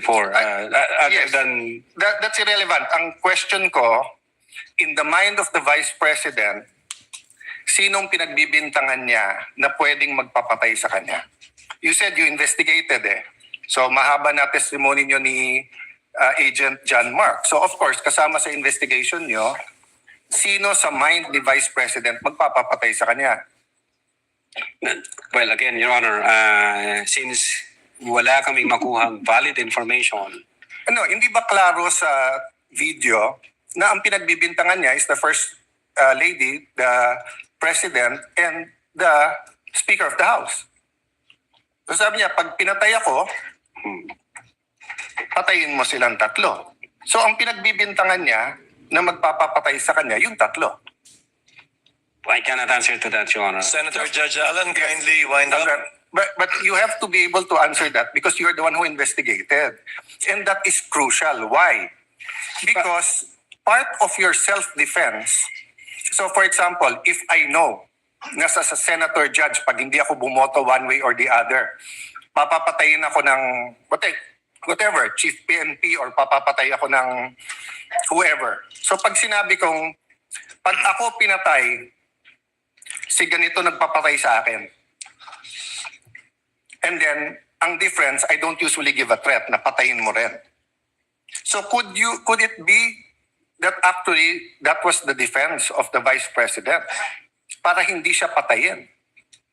I don't know the state of the mind of the Vice President. But you've testified all throughout this afternoon that you went into her state of mind. Based on the series of events, Your Honor. Yes, and based on her statement. And her statement, and the series of events is nag-away sila ng administrasyon. And the series of events is that sinasabi niya, pag ako'y pinatay, eto tatlo ang papatayin niyo. Okay, last question. Kay Attorney Lopez, tinanong din to ng Senate President, ni Senator Tulfo. At di ko na itatanong pero napahapyawan ni Senator Erwin din to yung tungkol yung sinabi ni si Attorney Lopez, sabi mo, even before kasi nangyari yon, nakausap na ni Vice President yung papatay. That's the literal meaning of the statement. Yes, that's a literal meaning, but did you believe her? Well, she's the Vice President, sir. So she also said freedom of expression, so you also believe her? Not based on the evidence that what we gathered, sir. No, okay, so I'll stop there, but I'll read to you. Sinabi niyo kasi sedition. Pero tignan niyo po yung page 25 nung sarili niyong affidavit ha. Si Princess Maui, ang sinabi niya, ano po ba ang pwede niyong maging remedy para matapos na ito, lalo't nagsisigaw na po ang taong bayan na mag-people power na? So actually, I would consider ang nag-uudyok si Princess Maui. Of course, we can discuss people power, pero tignan niyo po ang sagot niya after yung sa pagpatay. Ang laban ay wala dyan sa EDSA, ma'am. Wala dyan sa mga highway. Ang laban, ma'am, nandun sa loob ng palasyo. Yan ang problema. We appreciate yung expression nyo ng disgust, ang pagkamuhi, ang hopelessness kasi it reflects kung ano nararamdaman ng maraming milyon-milyon. Alam ko yan, ma'am. Kahit saan ako pumunta, ang sasabihin, binoto namin dahil sinabi mo, iboto namin. So if I look at that statement, parang baliktad. Parang sinasabi niyang huwag kayo mag-people power. Actually, kung babasahin po natin yung buo, may sinabi siya doon na natutuwa siya sa ginagawa nila. Sa ginagawa nila na active nagrarally. Pero sa people power, ito yung exact. But I won't argue with you. I'm just trying to get into your frame of mind. Yes, when do you believe her and when do you not believe her? And what did you actually investigate? We based everything on the evidence that we've gathered. Thank you, Presiding Officer. Thank you, Mr. Witness. Apo. Thank you, Senator Judge Alan Cayetano. Senator Judge Marcos, thereafter, Senator Aquino. Senator Marcos, you may proceed, ma'am, when you're ready. Thank you very much, Presiding Officer. And Attorney Lontok, Yes, ma'am. mapay nga pag-abot din Mapayat hindi ulit, ma'am. aton Senado. Opo, ma'am. Okay, I'd like to affirm lang yung sinabi mo kanina na noong nangyari nga itong hating gabi na interview ni Vice President sa Zoom, agad in-orderan kayo, in-instruction na ng NBI na mag-imbestiga. Tama po yun. Hindi po, Your Honor. Sabado po yon, lunchtime, mayroon kaming meeting ako with the then Director Santiago. I think between 12 noon and 1 p.m. And then mayroong instruction na nanggaling kay Delta Santiago na, Jeremy, may kumakalat sa social media, may mga utterances na ginawa ang Vice Presidente. Imbestigahan natin. Cyber aspect ito, imbestigahan nyo na. Doon po nagsimula yun. Tama. So anong araw yun? Kasi andito sa inyong affidavit of investigation at yung sinabi ninyo na on even date. Ang tinutukoy mo ba yung November 23 din? November 23, ma'am. Kasi natapos ho ang... Oo, gabing-gabi kasi yun di ba? Madaling araw po ng alauna, ma'am. That's right. So, nag-meeting kayo kaagad-agad? Ganun ba? Hindi, ma'am. Hindi po kasi namin alam yun. Kailan kayo inutusan na mag-imbestiga? During lunchtime, nung may meeting kami ni then Director Santiago, pero iba ho ang iniimbestigahan namin krimen. Kailan kayo sinabihan ng DOJ na mag-imbestiga? Anong araw? That same day, ma'am. November 23. November 23. Oo, pareho lang. Yun ang sinabi ninyo kanina nung tinatanong kayo ng counsel ng prosecution. Yan din ang nakasaad. On even date ang nakasabi sa inyong affidavit. So, yes, ma'am. Okay. So, nag-umpisa na kayo. Kwento nga ninyo, four-phase yung investigasyon. Nag-umpisa sa identification. Nagbigay kayo ng hash value. Nag-preserve kayo ng data. Pagkatapos nag-research kayo. Subsequently, sinabi mo na meron kayong open source intelligence search at natuklasan ninyo na meron palang October 18 video na press con na naman ni OVP na nasa Facebook at may mga sinasabi na naman na puputulin yung ulo. Tama ba yon yung October 18 ang nakita ninyo? That's the continuation in the analysis phase, Your Honor. Oo. Yes, Your Honor. Kasi nag-research na kayo, no? Bilang fourth phase nga ng inyong investigasyon. Tama po ba? Hindi po, Your Honor. Yun yung third phase ho, yung analysis and attribution. Sa analysis pa at attribution. So third phase. Pero bandang huli na. Ang pinagtatakahan ko, kung inutusan kayo ng November 23 na magkaroon ng investigasyon, bakit napakaaga? November 6, 2024, a subpoena was issued to ABS-CBN requiring them to submit an authenticated copy of the video pertaining to the 18 October press con. Nandito to sa affidavit ninyo, nasa page 8, number 14.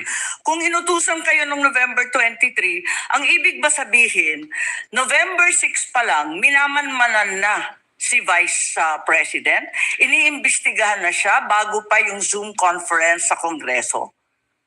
No, Your Honor. I believe that's a typo yung date. Kasi that's a typo, Your Honor, yung date. Kasi makikita doon yung date noong appearance ng taga-ABS-CBN, which is consistent ho siya doon sa ibang initial Kailan ba yung appearance? Kasi hindi ko nasusundan yung timeline ninyo eh.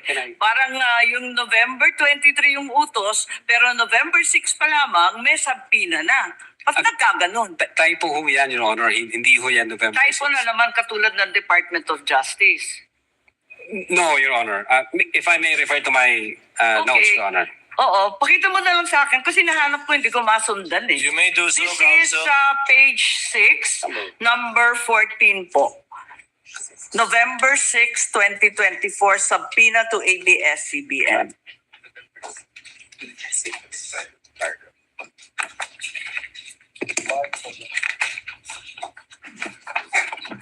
Yung subpoena mismo. Yung subpoena itself. Yung subpoena itself. Wala naman yatang date na binibigay tungkol sa appearance ni Patria Morales at yung iba pang Meron po, ABS. Your Honor, if I... Pakituro lang at kasi the, hinahanap po record namin. Subpoena. Yung subpoena mismo.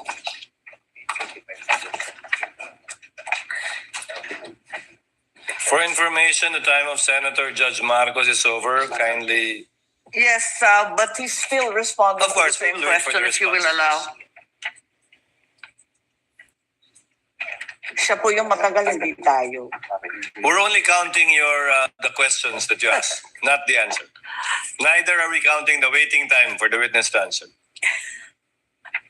I-check ko lang po, Your Honor, para... Kasi yung mga sumunod na meeting, doon sa page 13, sa number 30, at sa mga sumunod, yung mga tinutukoy doon, yung mga media na nandun sa Zoom conference. Hindi naman siya yung ABS na humawak ng camera noong October 18. Iba naman yung mga tinutukoy doon eh. Attorney Lutok, the question of the Honorable Marcos is on page 6, paragraph 14. You said you sent a subpoena on November 6, 2024. Unfortunately, because the annexes are not part of the document marked, it's not here. So the question is quite clear. If it's a mistake, then what is the correct date of the subpoena? If I can see the real subpoena, Your Honor. Kindly talk to the mic, please. Yeah. If I can see the real subpoena, Your Honor, because the subpoena was signed by our Assistant Director for Investigation Service. As I said, unfortunately, it was not attached to your affidavit, and I doubt if it's one of those marked or pre-marked Wala. by the Counsel for Prosecutors. As he said and admitted earlier, he did not or they did not mark all of the annexes in your affidavit. Yes, Your Honor. If I may, check ko lang po, Your Honor, para sigurado ko.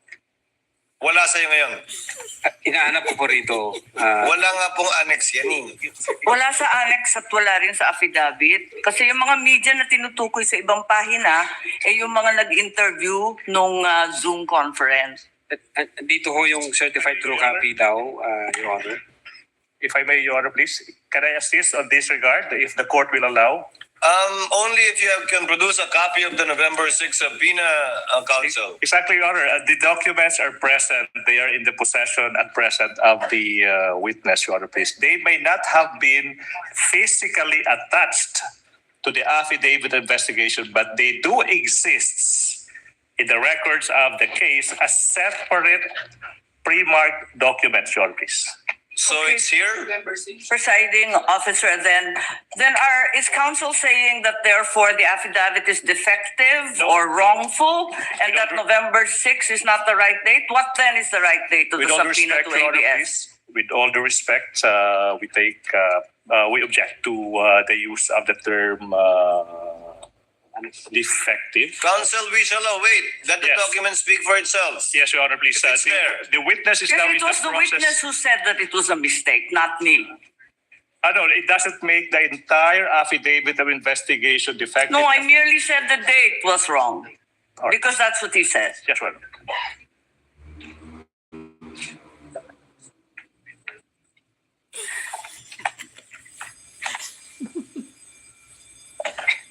Buko-ubo kayo dyan.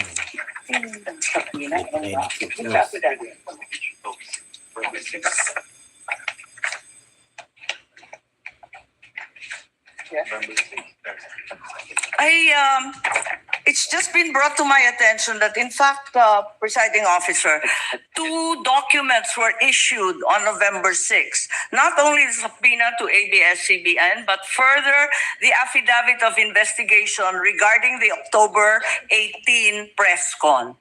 Can we please be clarified as to these 2 documents which don't seem to appear in the affidavit nor in the annexes provided? Let's first wait for the witness to answer the first question, Senator Judge Marcos. Okay. Yes, Attorney Loto. If I may, Your Honor. Ito ho, ang subpoena, which is TICOM, yung date ho ng appearance niya is December 11.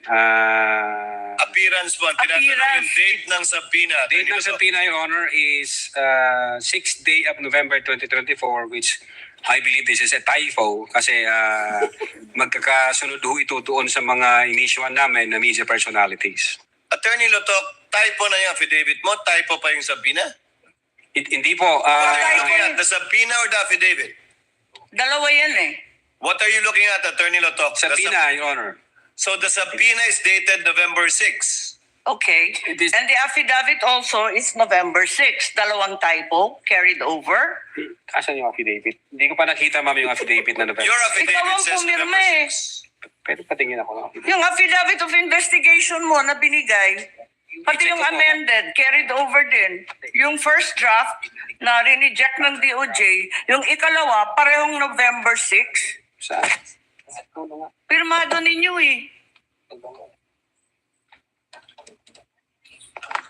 Page 6, Counsel, paragraph 14 of his affidavit of investigation.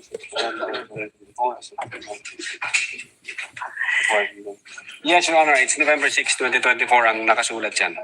So typo din yan? Is it your testimony na typo din yan?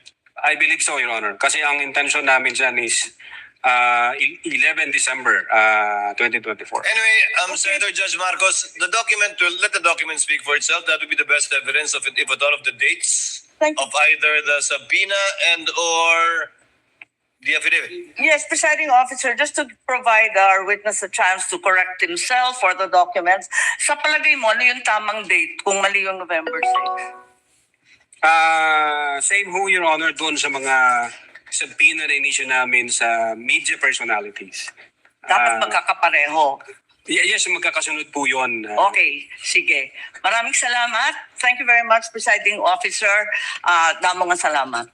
Salamat po, ma'am. Thank you, Senator Judge Marcos. Senator Bamakino, and then we proceed to cross. Your Honor, can we just Yes, point out Attorney one? Pinlon. Your Honor, regarding that matter, Your Honor, may we just manifest, Your Honor, for the record that not only in paragraph 14, page 6, does the November 6, 2024 date appear, it also appears on the footnote. Footnote 12, November 6, 2024. So I don't think we just want to read for the record footnote 12, subpoena to Francis Toral, head, ABS-CBN News, dated 06 November 2024. In addition to that, if you look at the subpoena, and paragraph 14 also is on 06 November 2024, a subpoena was issued to ABS-CBN News. Now, it is actually, it states that a copy of the video pertaining to the 18 October 24 press conference. And when you look at the subpoena itself, can I just ask for time?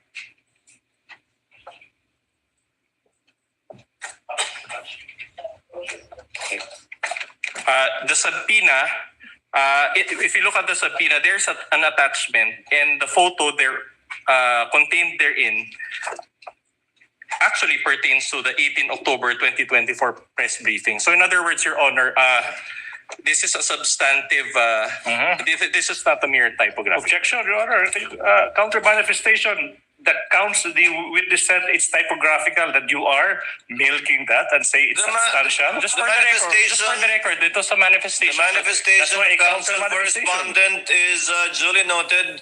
Insofar as the counter manifestation of the counsel for prosecution, the witness already answered. That is a typographical error from his point of view.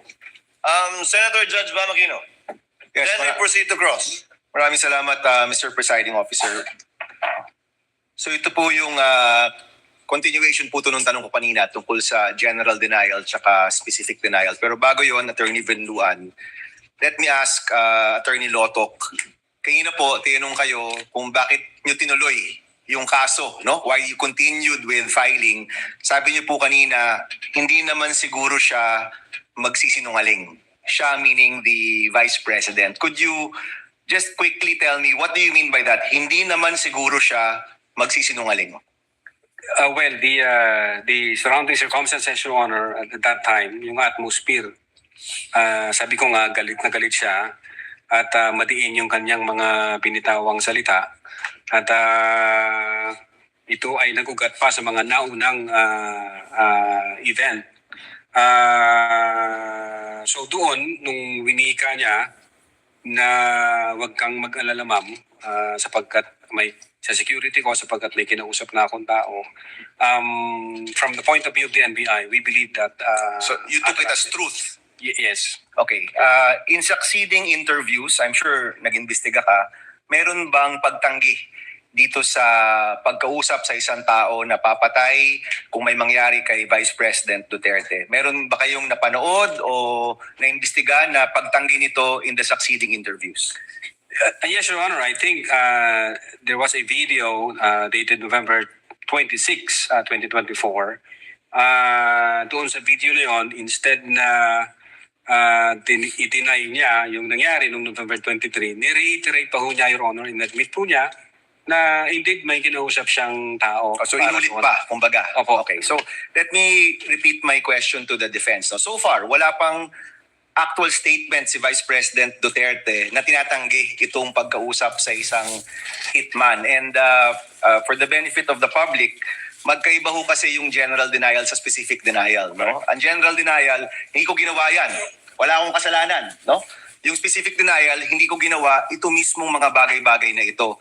Hindi ko yun nakita sa sagot ng depensa. So I asked the defense, is there a denial that the Vice President actually spoke to a person to contract, spoke to a person to kill, you know, the individuals that we're talking about, Attorney Venluan? Sabi niyo meron. Your Honor, could you point us to where it is in your answer? Your Honor, I just want to clarify because specific denial is a legal term. So in other words, we just want, in order to satisfy the query of Senator Judge Aquino, we will give him a copy of our answer, and we highlighted certain portions thereof, particularly paragraph 3 and paragraph 197 for his... Can you read both paragraphs, please? Because I've also read your... I mean, kami dito, binabasa naman namin yung mga sagot ninyo at siniseryoso namin yan, no? So can you read the two, please?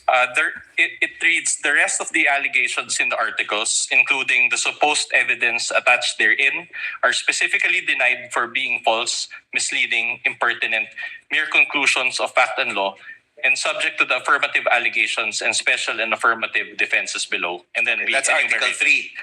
Paragraph 3. That's paragraph 3. So the rest, no, itong mga iba. Okay, paragraph 197. 197. It says there, finally, no such purpose contemplated by law was attained or could have been attained precisely because the respondent did not have any purpose other than simply answer a speculative inquiry. So that is our position on the matter. So your position is that is enough of a specific denial to the allegation na may kinausap na hitman si Vice President Sara? Yes, Your Honor, because we discussed in our answer that the presumption never shifts.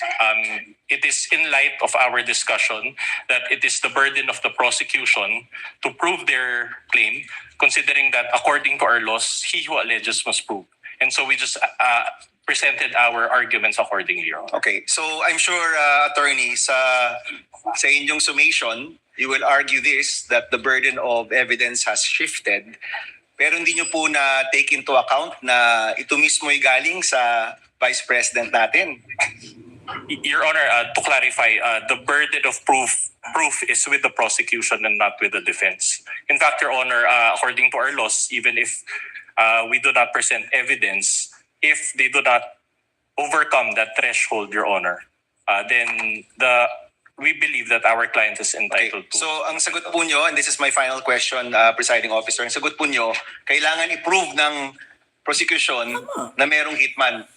And you're not denying that the Vice President spoke to a hitman. No, we are denying that, Your Honor. It's just that was our presentation and our answer. Okay, so for the record, you are denying that the Vice President actually spoke to a hitman na, in fact, ang sabi nga ni Attorney Lotoc, hindi siya nagsisinungaling. Sinasabi nyo, actually, nagsinungaling siya at wala siyang kinausap na hitman. Yan pong sinasabi ninyo. Yes, Your Honor. I don't know what's the frame of mind of Attorney Lotoc, but that is our answer, Your Honor. That she denied. Maraming salamat, Attorney. Thank you. Your Honor, Thank you, Senator Judge Aquino. Senator Judge Zubiri is recognized. You have 2 minutes, sir. Thank you very much, Mr. Presiding Officer. I just want to go to the line of questioning continue the line of questioning of Senator Aquino to the prosecution, Attorney Villuan. So there is Defense, not, Your Honor. yes, I'm sorry, defense, my apologies. Attorney Villuan, has been no, in any instance that the Vice President had come out on TV or radio saying that, hindi, joke only, nagkamali ako, ano lang to, nagbabuo. Kasi si Tatay Digong nung araw, sinasabi niya yun eh. So, papatayin ko siya. Tapos mamaya, joke only yan. Nagloloko lang ako. Parang ganun. So at no particular point in time, has she issued a denial that she said these statements? Aside from what you submitted to this court as a blanket denial. There is, Your Honor, and we just reserve our right to present that evidence at the proper time as well, Your Honor. Okay, so there's a video or recording that was done maybe a month or during the period of time that she had mentioned this, that she was denying, because we'd like to see that as well. That would weigh in heavily on our decision, because kung ngayon lang po nagpalabas ang depensa ng denial, parang after the fact na, kasi nagkaroon na po tayo ng impeachment trial. We'd like to see that if you have that kind of evidence. We will provide, Your Honor. Thank you very much, Mr. President. Thank you, Senator Judge Zubiri. What is the pleasure of Senator Judge Alan Cayetano?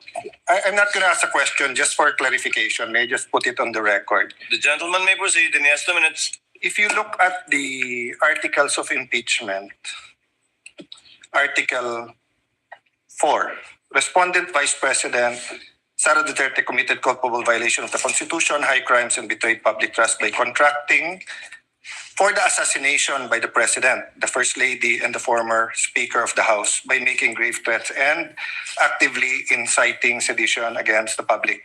To be fair to the prosecution, I think it was asked of them that merely threatening for you is already, I hope I'm representing it correct, is already impeachable, yes, sir. Either high crimes, grave threats, or by culpable violation. Okay, yes, sir. But there's a difference between saying that that mere statement is impeachable by alleging that she did in fact contract someone to kill. Because if you look at the next page, it is the position of the prosecution of the House of Representatives. The fact that respondent contracted an assassin no longer requires further proof, as it is already established under the matter of light of her own public admission. Mm-hmm. That's a conclusion of law. Because it is basic that if someone alleges that someone contracted assassin, you have to prove. Your Honor. Diba? So what I wanted to clarify, and Yes. to be fair to both sides, you can comment. Mhm. As far as I'm concerned, ang understanding ko, the prosecution did not stop short by saying that by merely uttering that is impeachable. Yes. They went further to say that they are alleging that she did in fact contract an assassin. In fact, nowhere in her words assassin, in the words of the Vice President, was assassin or contracted. Contracted means may kontrata. Sinabi niya lang may kinausap siya. And yung assassin came from, at least on these documents, from them. So I just want to clarify, because baka yung manunod, bakit nga naman hindi kailangan i-prove nasabi in public? Those, what I wanted to clarify, those are two different things. Whether the threat as said is an impeachable offense, but if you're alleging that there was an actual assassin contracted, you have to prove that. As far as I'm concerned. Can I reply to that, please? No need to reply. Senator Judge Cayetano was not asking a question. He was merely making a manifestation for the record. Let's move on, counsel. Counsel for the respondent, if you're ready with your cross, you may proceed. Attorney Lotok, the NBI is an investigatory body, correct? Yes, sir. But unlike the DOJ, it is not a prosecutorial body, correct? Yes, sir. In fact, you have investigators and not prosecutors. Am I right? Yes, sir. Now, in relation to this case, what you did was only fact-finding investigation, correct? Fact-finding and recommendations. And recommendation, not preliminary investigation. Not preliminary. Because that function is with the DOJ, correct? Yes, sir. And in the course of your fact-finding investigation, you subpoenaed witnesses, correct? Yes, sir. Conducted interviews, Yes, sir. gathered evidence. Yes, sir. Okay. Now, thereafter, you transmitted the result of your fact-finding investigation to the DOJ, correct? Our recommendation, sir. Yeah. Okay. We learned from Agent Calilong last time, just to clarify, that there were two transmittals. Correct? The Yes, first transmittal was on January 30, 2025, correct? Yes, sir. Okay. For the benefit of this court, there was a transmittal letter then, correct? Yes, sir. Can we flash that on the screen? For the benefit of our senators, that is page 7 of the Articles of Impeachment, Annex G9 or GGGG. All right. Now, if you look at the document, this was received by the DOJ also on the same day. So January 30, 2025, correct? Well, it is not clear, but it can be read. If I may be allowed to use a pointer, Your Honor, just to... You may do so, counsel. It's quite unclear, but actually, if you look at the actual document, it can be read as January 30, 2025. Do you confirm this? I don't have the document, sir. Maybe. Well, we have a hard copy, and I asked my co-counsel to show the document. Co-counsel may approach. 30. Yeah, hindi siya clear, Your Honor. All right. Now, this was addressed to Prosecutor General Fadulyon.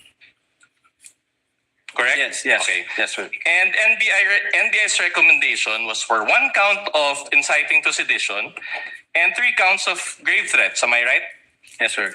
Now, attached to this transmittal letter was your affidavit of investigation. I won't bother to read the body, but it says there that it was attached to that transmittal letter, correct? Because of course, the transmittal letter won't be empty. It has to contain something, correct? Your Honor, let the witness, I move that the witness be allowed to answer first before the counsel asks a follow-up question. Witness will please answer.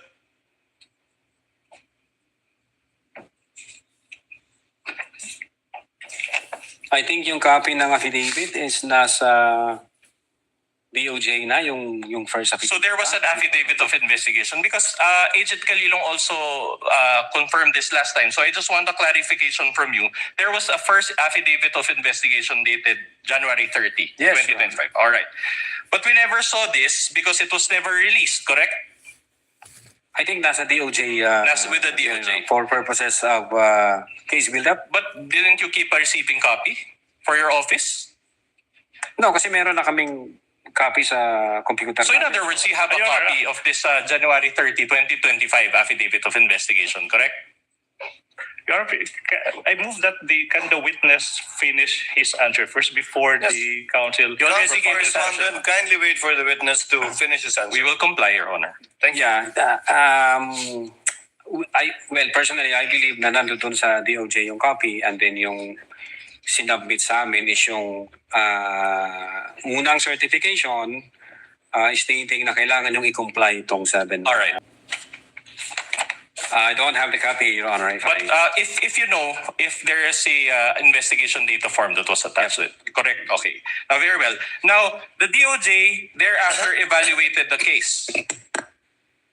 Part of the DC-15 requirement, Your Honor. No, it's a yes, sir. It's answerable by yes or no. Your Honor, the witness is in the process of answering the question. He is intelligent enough to answer the question. Let the witness finish his answer. Part of the requirement of the DC-15 series of 2024, if I'm not mistaken, the circular has directed the prosecutors to proactively engage in the investigation of crimes or in the criminal investigation. Kaya ho yung ginagawa namin, nung nag-submit kami, nung transmittal, ang purpose ho nun, for evaluation ng ating prosecution. At the same time, for case build-up. So pag nakita ho ng prosecutor na may kulang, part ho ng evaluation sa case build-up process, nagbibigay ho sila ng recommendation NBI, may kulang kang ganito, hindi pa sa sufficient, i-comply nyo muna to. Part ho yun ng DC-15 requirements. All right, clear. So in other words, the evaluation is to determine if the recommendation is sufficient or insufficient for the purpose of preliminary investigation, correct? For purposes of case build-up, so that the transmittal or referral would be able to comply the requirements of preliminary investigation. At any rate, preliminary investigation is the next step, correct? Yes, Your Honor, after the evaluation and case build-up process. Can you receive this evaluation or response from the DOJ? Am I right?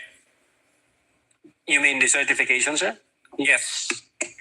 Yeah, the first certification. No, if only you receive. Again. The witness is in the process of answering the question, and the counsel is excited to propound a follow-up question. Let the witness answer first. Same ruling, same reminder. Witness, kindly proceed to answer. Again, sir, what is the question? So you received a response from the DOJ? A certification dated February 5, 2025. All right. Oh, no. That's not my question. But anyway, let me direct your attention to a certification issued by the DOJ through Senior Assistant State Prosecutor J.V. Lawrence B. Bandong and approved by Senior Assistant State Prosecutor Herbert Calvin P. Abugan, dated February 5. For the benefit of this honorable court and the Filipino people watching, this is Articles of Impeachments Annex G9 as well, pages 10 and 11. May we ask that the witness peruse this certification? Just a manifestation, Your Honor, Annex G9 is actually not numbered. So pages 10 and 11 was based on the PDF file or the soft copy, but the hard copies are not actually numbered. Noted. So, Mr. Witness, was this the response from DOJ following your January 30, 2025 Yes, transmittal? sir. So this certification contained the DOJ's evaluation, correct? Yes, Your Honor. Part of the requirement. Wait, again. The same, Yes, Your Honor. same. Your Honor. The witness still answering. Let the witness answer first before propounding the next question. And the NBI received this February 5 certification, correct? Yung copy ko, Your Honor, hindi ko makita yung date. I'll help you. There is a note received on the upper right that is unclear. Can we flash that on the screen as well? It is unclear, but it appears to have been received on February 5, 2025, correct? So more or less 6 days after transmittal. Do you confirm this? Your Honor, before the witness answers the question, I would like to comment my objection on the ground of relevance. May I explain, Your Honor, please? This witness testified that what they filed with the NBI, with the DOJ, is a February 10 affidavit investigation. And here comes the defense now asking questions as to the first affidavit of investigations that the NBI submitted, which the DOJ asked them to correct and to provide additional information, which they complied with. And what is now at issue is the February 10 affidavit investigation. That's why I'm now objecting on the grounds of relevance. Your Honor, let me finish. What's the point of digging into a prior affidavit investigation when what this witness testified to, when what this witness identified is a later affidavit investigation that is now being considered by the DO? The question is simple. What's the relevance? Objection is overruled. It goes into the credibility of the witness as well as his ability to testify as to his investigative report. And witness is competent enough anyway. Witness may answer. Yes, Your Honor. No, Your Honor, we received that letter on 10 February 2025 based on the second letter submitted to Honorable Richard Anthony D. Fadulyon, signed by Judge Jaime B. Santiago. It states here that on 10 February 2025, this Bureau received the certification dated 05 February 2025, where the evaluating prosecutors referred the case for case build-up, citing reasons thereof. Then in that case, Your Honor, we have a problem because this is... Your Honor, objection. Objection. Kindly let counsel finish. Because like, as I mentioned a while ago, Your Honor, this forms part of the records of this honorable court. This was submitted as page 10 to 11 of Annex G9. This is part of the court's record, and we also received this. These are not our documents. That's why I'm objecting, Your Honor. The prosecution's, the Counsel for the prosecution's prosecution, documents. kindly let him finish. These are not our documents, Your Honor. These are part of the records of the court. This came from them, and they attached this to the articles of impeachment. Your Honor, we have all the right to confront each and every document because that forms part of the charge against our client. Now, if Attorney Lotok is saying, Your Honor, if I may just be allowed to finish, a manifestation that it was received on February 10. We just want to counter-manifest, Your Honor, that there is a received stamp here, says February 5. Your Honor, this is not high. Counsel, the presiding officer already overruled the objection of counsel for the prosecutors, and I thought you would end up with a question. Kindly proceed with your cross-examination. So in other words, you deny that it was received on February 5, 2025 as seen here in this document that is part of the records of the Senate Impeachment Court? Well, first, Your Honor, hindi ho ako yung nag-receive niyan. Then pangalawa, ang nakapirma ho rito ang dating director namin, Jaime B. Santiago, at ang sinasabi niya, on 10 February 2025, this Bureau received the certification dated 05 February 2025. All right. Anyway, I'll move on to a new point. This certification noted 7 items, and we went through this the last time with Agent Calilo, so I won't delve on that. But basically, just to go through this very quickly, the first point says that there is no affidavit of the person, so no affidavit. The second point is, or the second note is the press briefing conducted on October 18, so no TSN and affidavit of the person taking the TSN. Number 3 is annexes I and K with marking, so no affidavit of recorder and no TSN and affidavit. Number 4, Annex L did not indicate who made such TSN, so incomplete information. Number 5, the affidavit of Juan Patria Morales, so no USB. Number 6, only the minutes of the meeting with several so no affidavit. But I'd like... Oh, Your Honor, that's my objection now. I'm just reading Where's it, Your the Honor. question? Wait for the question. I'm going to the question. I'm just laying the basis, Your Honor. Now, I'd like to highlight note number 7. Please allow me to read that portion, or at least the latter portion thereof. It says there, in the instant complaint, only the NBI executed an affidavit and there was no participation on the part of the offended parties. As it appears, NBI is not the offended party for the crime of grave threats. My question is this. So based on note number 7, according to the DOJ, the NBI is not the offended party, correct? Based on number 7, based on number 7, NBI is not the offended party for the crime of grave threats. Okay, very well. So the offended parties, if at all, are President BBM, the First Lady, and the former Speaker, correct? Yes, sir. At any rate, all these, the 7 notes that I mentioned, are all deficiencies in the first affidavit of investigation, correct?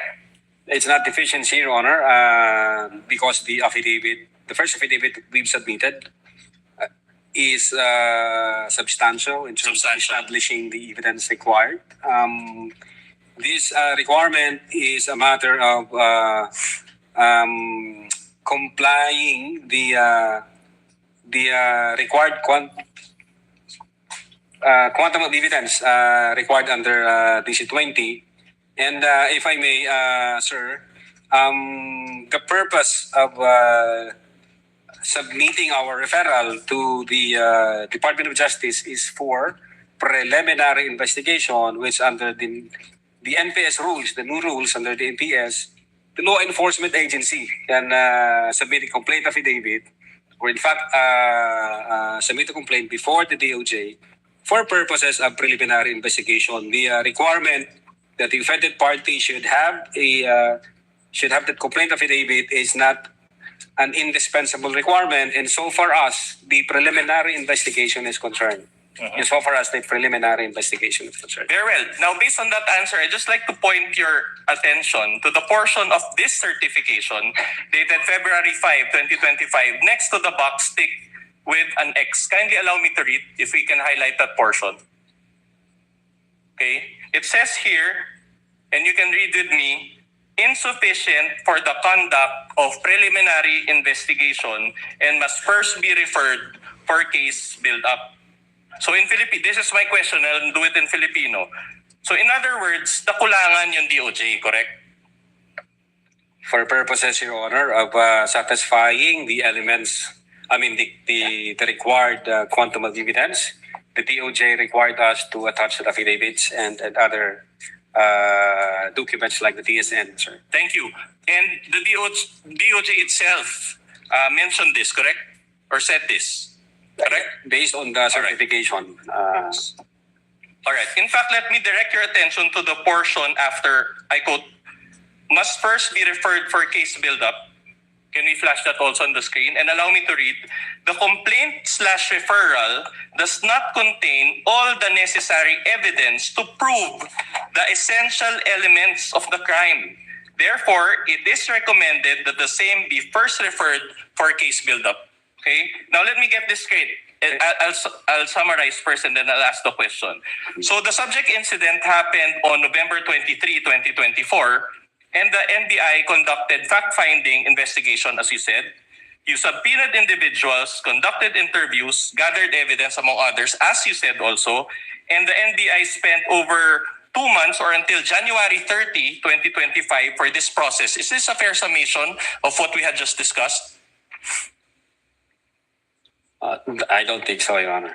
You don't agree. And yet, when the NBI transmitted the case to the DOJ on January 30, 2025, the DOJ found it to be insufficient for the conduct of preliminary investigation. Objection, Your Honor. Continuing objection as to the relevant, this series of questions as to the prior affidavit investigation, which was corrected in a February 10, 2025. Continuing objection, Your Honor. Continuing objection is noted. Same ruling by the court. Witness may answer.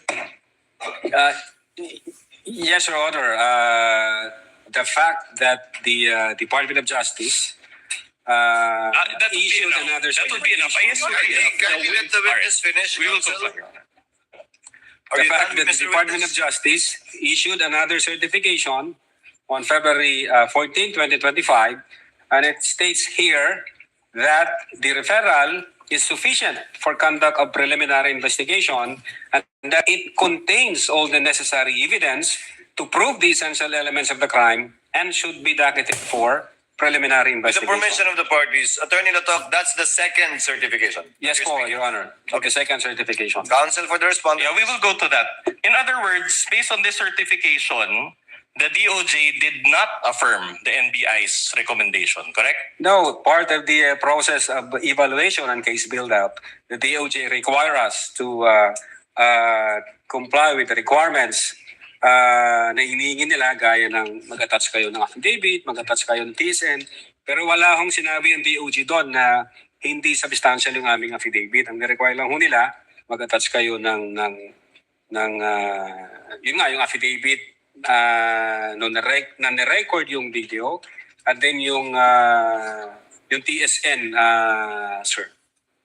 Well, according to you, but we just Oh, read no, you're that it was argumentative. insufficient. Objection, argumentative. Argumentative, asked and answered. Move on, Council. Okay, that's interesting because there was a 2025 impeachment complaint filed against VP SARA also on February 5, 2025. If you know. But again, Your Honor, what? The date is important because there was also a February 5, an impeachment complaint filed against VP SARA also on February 5, 2025. Correct? Hindi ako familiar. You're not familiar. That's okay. If I may refresh your memory, this was the fast-track 2025 impeachment complaint signed by the Objection, Your 215 Honor. representatives. If a ground arises, a council can object. The term fast-tracked, Your Honor, you are labeling a process made by House of Representatives as fast-tracked. Objection, Your Honor, Council, please. move on and ask your question. if you know, if this coincides with the impeachment complaint that was signed by the 215 Objection, Your Honor. representatives. There's no basis. This counsel, If you this know. witness, again, already said that he is not aware that on that day there was an impeachment complaint. There's Counsel- no basis for that question. Council witness already answered. The counsel for prosecutor is correct. Witness already answered. He's not familiar with the filing of an impeachment complaint on that date. At any rate, this Move on. pertains to the November 23, 2024 video, correct? Objection, vague, Your Honor. What's the question? Referring to a video. Objection, vague. Kindly restate your question, counsel. The complaint. The complaint that was filed against the Vice President also pertains to the November 23, 2024 video. Objection, If you know. Again, vague. Complaint filed on that date. Well, if he knows, he already answered. He doesn't. Who knows? He might all of a sudden recall. Do you know? Are you familiar with that, Mr. Attorney Lotok? I said, Your Honor, hindi ako familiar ng filing nung sa impeachment. You're not familiar. Okay, I'll move on to a new point then. Move Now, on, counsel. Now, did you rectify your January 30, 2025 affidavit of investigation? January 30. January 30, 2025 affidavit of investigation. In short, the first affidavit of investigation. We complied with the requirements of the Department of Justice. All right. Did anybody ask you to rectify? What do you mean, sir? Microphone. Use the microphone. What do you mean? Did you receive any directive from anybody to rectify that affidavit of investigation? Objection, argumentative. The question was as he said, we complied, and then he's now asking the same I'm asking question. who? I'm asking if there is another person who directed you to satisfy the requirement. Overruled. Witness will answer. Witness is an intelligent witness. Aside from the fact that he's a lawyer. Your Honor, when we received the certification dated 05 February 2025, ito ho yung kinumply namin. All right. And you added affidavits executed by your agents, correct? To your revised affidavit of investigation, correct? No, we didn't revise the affidavit of investigation. We just produced the affidavits of the fact that the video was recorded and there was TSN. Yun ho yung in-attach namin sa affidavit of investigation. So you are denying that you produce a revised affidavit of investigation? Well, when you say kasi revised affidavit, binago namin yung affidavit namin. Hindi ho namin binago, Your Honor, yung affidavit namin. Nag-require ho ang Department of Justice, kulang kayo ng affidavit as to the fact na nirecord nyo yung video, kulang kayo doon sa affidavit kung sino nag-execute ng TSN, etc. But not the substance ng affidavit, Your Honor. All right, I'll go back to the point later, but let me highlight one very important observation. Okay, your January 30, 2025 affidavit of investigation included a transmittal letter, as you said, as well as an investigation data form or IDF, correct? Wala akong kopya dito, sir. You don't have a copy. Okay. In fact, let's show that IDF. Page 12, this is page 12 of Annex G9 for the benefit of this honorable court as well. Okay, this is an investigation data form. You're very familiar with this document because you're an investigator, correct? Now, this was... Kindly wait for the witness to answer. He Are you nodded his familiar? head. Yeah, investigation data form, sir. All right, so in other words, the IDF serves like a cover letter for your affidavit of investigation, correct? Yes, sir. Okay, and the transmittal letter along with this IDF was received by the DOJ, correct? Yeah, I believe so, sir. All right. Now, my question is this. Was the investigation data form also received by the DOJ? I don't have personal knowledge. You don't have, but you were the one who caused the filing of the affidavit attached to this affidavit of investigation data I form, instructed correct? the agent on case as well as the executive officer na pagkompleto na, pwede din nyo nang i-file yan sa Department of Justice for purposes of evaluation and case build-up if warranted, sir. Okay, but here, upon perusal of this investigation data form, there is a stamp received in the upper left portion of this data investigation form. And I'd like to note, Your Honor, and for the benefit of the court, can I ask my co-counsel also to distribute among the senator judges a printed so that they can peruse this document better, as well as the witness so he can confront. There is a stamp Department of Justice received, but it appears that it was initially stamped February 12, 2025, but there is a marking, a manual marking that converted it to January 30. And there is also a word there, JAN. So January 30 ang lumabas, no? Okay. My question to you is this. The stamp says Department of Justice, correct? Well, wala akong hawak na document ko. You can perceive it. And mind you, these are not our documents. These are part of Annex G9 of the Articles of Impeachment. So these are not our documents. Your Honor, I would like to object now. The witness already said that he is not aware as to the actual filing because he only asked his agent on case to investigate. And then now the witness is now being propounded to question as to what appears on the stamp as to the time or date of receipt by the DOJ. So the witness said he is not competent to answer that. Your Honor, please. Oh, wait, I'm not done. That's the first one. Your Honor, please.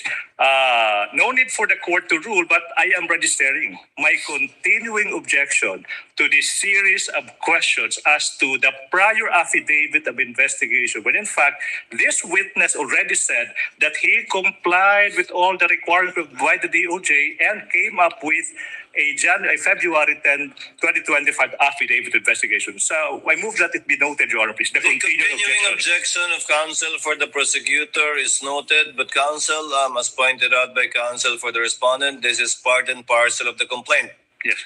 That the panel of prosecutors filed before this court. If the witness knows, he may answer. So the question is, the stamp says Department of Justice, correct? It's a very basic question. Again, I don't know, Your Honor. No, based on this document, Your Honor, the only question is, it says Department of Justice, correct? As I've said, Your Honor, hindi ako ang nag-file. May inutusan daw ako. Do you see it in the screen and do you see it in the hard copy? Counsel asked and answered. Move on. That's the response of the witness. So, will you agree that considering that this was supposed to be received by the DOJ, it is only the DOJ that has the authority to change the date? Again, you asked the DOJ, sir. Wala akong idea dyan. All right. Counsel for the prosecution, kindly avoid. All right, but this is not from the DOJ. This is your copy. This is a receiving copy. So when you receive back your receiving copy, you did not bother checking this portion? Your Honor, hindi ako personally nag-receive niyan. But this is your affidavit of investigation. Objection argumentative, Your Honor. Ask and answered. Asked and answered. Move on, counsel. All right. My question to you now is this. The discrepancy is not 1 day or 2 days. The discrepancy is from Feb 12 to January 30. So it is a substantial discrepancy. My question to you is this. Who changed this objection? date? If you know, that's misleading, Your Honor. My goodness, that's misleading. This counsel is assuming that somebody changed what? The counsel failed to elicit any answer from this witness, and now the counsel is conceiving that somebody changed that and confronting our witness with that. Misleading. This is the classic case of a misleading question. You assume something that has yet to be established. That's not how we do it, with all due respect. Counsel for Respondent, I think you made your point and you gave a copy to the senator judges, and we see your point. All right. But my more important observation is this. Objection, Your Honor, please. You are supposed to ask questions. Yes, I will go to the question. I will go to the question. Kindly allow counsel for Respondent to finish his question. He may just still be laying the basis. You may proceed, That's counsel. precisely what I'm doing, Your Honor. Can I direct everyone's attention to the date appearing at the bottom portion of this document? Well, It says counsel, here- counsel, technically not everyone, just the witness. Yes. And let's see if the witness can answer your question. It says here February 11, 2025. So in other words, it was and it says here subscribed before NBI agent Ricarte. In other words, the date of the document is February 11, but it was received on January 30, 2025 by the DOJ. Do you have any explanation for this? That's the Objection, question. Your Honor. Objection. This witness is incompetent to attest to that exactly because he said he is not aware of this series of facts. I know where the counsel for respondent is going. Unfortunately for him, his line of argument was already nipped in the bud when this witness said he is not aware of that. He should move on to other points. Your Honor, the witness said that the investigation date, this investigation data form was attached to the original affidavit of investigation. And we want an explanation why there is a discrepancy on the date. The witness is a lawyer. Exactly. He has an experience, Your Honor, in filing cases. We just want to know, Your Honor. We want to get to the bottom of this matter. Considering also, Your Honor, that this is about transparency. Will the parties please settle down? If the witness knows, Attorney Latok, do you know? Can you explain the discrepancy, or are you personally aware of the discrepancy? I cannot explain this, Your Honor. Unang-una, hindi ako nakapirma dito, hindi ako nag-receive. At wala akong idea dito sa... But Attorney Latok, you see the point that the counsel for respondent is trying to make, correct? Yes, Your Honor. That the date of receipt was changed to 1/30, January 30, but it was subscribed to on February 11. Meaning, you see it, but you have no personal knowledge how that came about. Yes, Your Honor. I don't have... Move on, counsel. Yeah. So, doesn't this demonstrate that the document was Allow tampered counsel with? to finish. Doesn't this demonstrate, if you know that this document was tampered with? Objection, Your Honor. Exactly. He's now arguing with our witness, Your Honor. Sustained. Move on, counsel. Move on to your next topic, counsel. Your Honor, but you agree, Attorney Lotok, that the IDF is not a simple cover letter, correct? Ask and answer, Your Honor. Okay, in fact, it is an affidavit, correct? An IDF is an affidavit, correct? An ID? I don't think so, Your Honor. It's not an affidavit, Your Honor. It's The investigation data form. It's not an affidavit. So you don't agree. So in other words, this certification part here, and with the subscribed and sworn to, it is for you. This is not an affidavit. Argumentative, Your Honor. Your Honor, I just made my question more specific, Your Honor. There is a part here, subscribed and sworn to, and the witness is, I want to ask the witness if he considers this document as an affidavit despite this portion. What's the answer? Is it an affidavit or Attorney not? Latok, is this sworn to?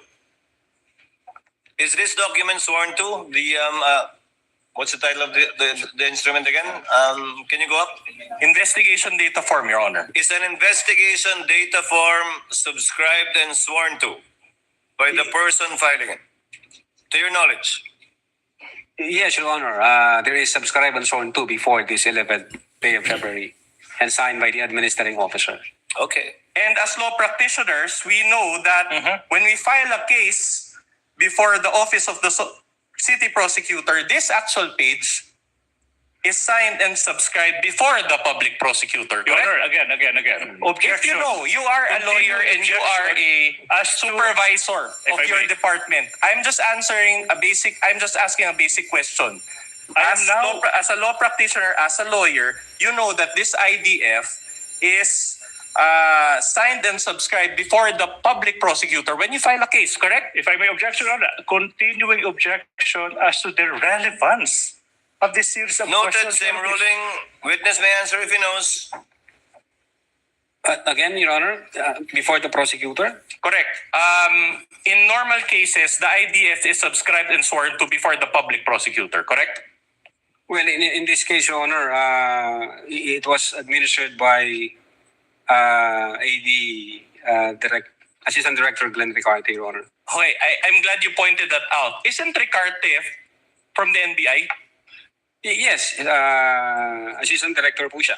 In other words, this is a DOJ document, but you made your subscription before an NBI agent. Isn't that supposed to be before the DOJ agent? But again, wala akong personal knowledge dyan sa details na yan, sir.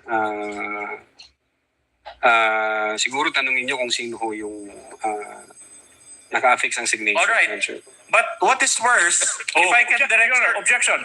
As I object, Your Honor, you know this council is in the habit of inserting, Your Honor, adding value to what is otherwise. Just be allowed to continue, Your Honor. This is our time. We've given them enough leeway, Your Honor, after more than hours. Let him lay the basis of his question. Yes. All right, can I direct your attention to the upper right portion of this IDF? It states docketed 3/7/2025, and there is a docket number XBI-INV-25C-00048. Again, this is not with the source of this document is not the DOJ. This is your receiving copy, correct? In fact, this was part of the subpoena documents which you sent to the House of Committee on Justice, correct? Objection. Compound questions. 2 questions. Okay, I'll Kindly reform, counsel. So, all right. My question is this, okay? So, do you confirm that there is a marking on the upper right which says docketed 3/7/25, and there's a docket number assigned? In this document, sir, yes. All right. We manifest, Your Honor, that this is still the same Annex G9. So in other words, you're telling this court that this document was subscribed on February 11, 2025, received on January 30, 2025, and docketed on whatever it is, July 3 or March 7, 2025. Is that what you're saying? That's compound. That's compound. You're asking 2 days and asking for 1 question. No, Your Honor, I just described the document Exactly. as it Compound is. question. Ask 1 question per date. That is exactly the genius why we don't allow compound questions. You're asking 2 questions and asking this witness to answer once. That's dangerous. Counsel, That's compound questions. Counsel, presiding officer will clarify the matter. Questions were earlier asked already with respect to the February subscription and the January 30 receipt. Insofar as the docketing is concerned, do you see the numbers and or dates 3/7/25, Attorney Latok? Yes, Your Honor. In this document, there is number 3/7/25. And for clarity, NPS docket means National Prosecution Service. Yes, Your Honor. Is that correct? Opo. Yes, So Your it's a Honor. docket of the National Prosecution Service. Yes, Your Honor. Proceed, counsel. All right. So now I'm showing you pages 169, 168, 169 also of Annex G9. This pertains to the affidavit of Agent Kalilung, which is an attachment now to the revised affidavit of investigation. You added this document to rectify the January 30 affidavit of investigation, correct? Again, sir? You added this document in order to rectify the January 30, the first affidavit of investigation, correct? And we will confront you with the document. Again, these are not our documents. The document was signed by Agent Mark Kalilong and subscribed and sworn to before Attorney Van Homer ang Luben. Okay. So in other words, I just want to take a look on the date. Can we flash the date? So when you received the February 5 certification from the DOJ, you executed this, and it was February 10. Objection. correct? No, I'm not the one that's who now executed misleading. it. That's misleading. It's Agent Calilo who executed that, and then you're asking, you executed that. That's misleading. No. It's clear But on the record. But this is part of the revised affidavit of investigation, which this Objection, witness revised. co-signed. The If he witness knows. already said If that he they knows. did not revise it. They just complied. Misleading, Your Honor. Oh, you want to Misleading. go? Okay, since Counsel, kindly settle down. The question, Attorney Lotok, is did you add, in order to comply with the DOJ requirement, this affidavit signed by Agent Calilong? And is the date February 10th? Meaning in compliance with the DOJ observation, is this one of the affidavits that you added? And is it dated? Although I don't have my record, it appears so, Your Honor, based on the document shown to me by the counsel. Both as to the fact that it was one of the affidavits added and as to the date, Attorney Lotok. Yes, Your Honor. Okay. All right, Counsel. I am showing you another affidavit. This is page 178, 179 of Annex G9. This now pertains to the Geran affidavit. This was also an attachment to the revised affidavit of investigation. Objection again, Your Honor, please. The continuing use of revise, when this witness already said that they did not revise anything, they just complied with the requirement.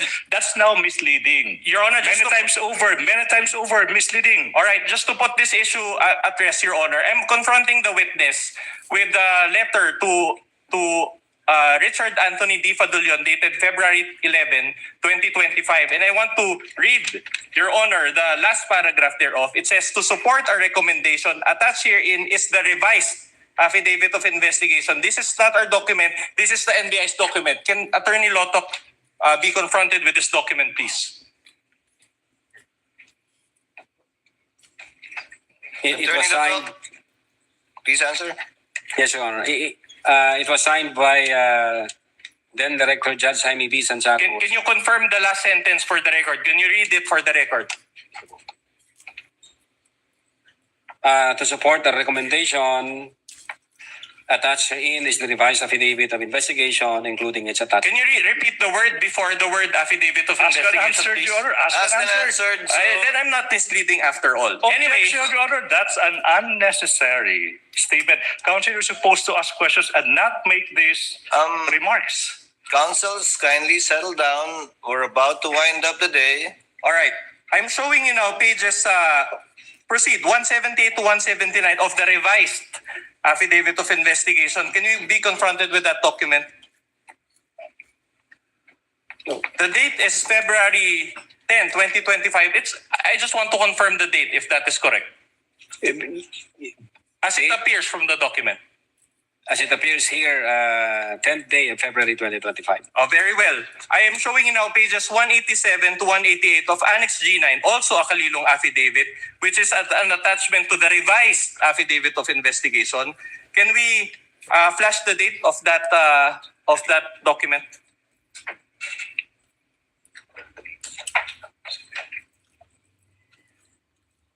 What's the question? Also February 10. So in other words, you attach this to your revised affidavit of investigation. It appears here, 10th day of February 2025, sir. And you attached it to your affidavit of investigation, correct? As an attachment, sir. All right, very good. Now, showing you 199 to 200 of Annex G9. Now, this is the Asuncion affidavit. And I'll make a point in a couple of questions, Your Honor. Can you just confirm the date also and if it was attached to your revised affidavit of investigation? 10th day, it appears here, 10th day of February 2025. All right. So it was attached also to your revised affidavit of investigation. Assumption. Yes. All right. Now this is the question. I'm showing you now page 112 of Annex G9, another Kalilong affidavit. Did you also add this to rectify your January 30 affidavit of investigation or the first affidavit of investigation?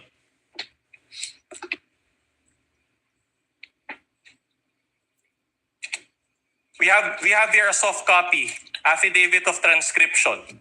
Was this also a document that was lacking in your first affidavit of investigation, which you added to your revised affidavit of investigation? Again, Your Honor, registering my continuing objection as to the relevance of this series of questions that is consuming the entirety of the defense's turn to cross-examine this witness. What's the relevance? Noted. Same ruling. Witness may answer. Again, Your Honor, Was this also part of the revised affidavit of investigation to rectify the defects that we highlighted a while ago? no, there was no rectification. There was no defect. Again, this is part of the compliance given us by the Department of Justice for us to comply. All right, if you want to use that term. So in other words, after you received the Feb 5 certification, this was also one of the documents that you attached to your revised affidavit of investigation. Correct? I believe so, part of the compliance. All right. Sir? My issue is this. Let me direct your attention to the bottom portion of this affidavit. It says here, in witness hereof, I have, can you zoom that in? I can't read it.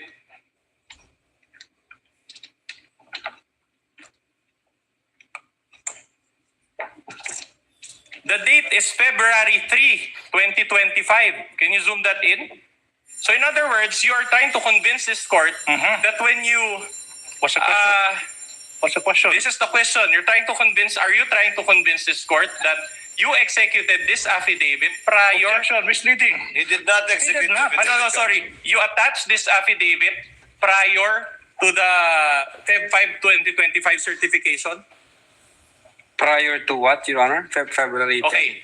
You received a certification on February 5, 2025, correct? And you said that you added affidavits after receipt thereof. Now, you mentioned a while ago that this was one of the affidavits that you added, and yet the date came prior to the DOJ certification dated February 5, 2025. You confirm this? I think ang makakasagot po niyan si Agent Calilong, Your Honor, kasi may mga attachment na kami during the first affidavit na na-include na doon sa mga nire-require ng prosecutor na nandun na. And then nung nag-issue ang prosecutor gaya po ng number 2, the press briefing, sige mo na.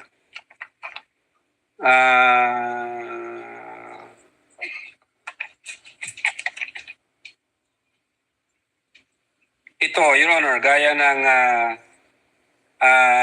number 1, there is no affidavit of the persons who recorded the video entitled VP November 23, Press Con at Batasan through OBS. When in truth and in fact, kasama ho na in-attach na doon yung affidavit of authentication doon sa unang affidavit. So in other words, you're telling this court that the DOJ made this mistake? That there was no...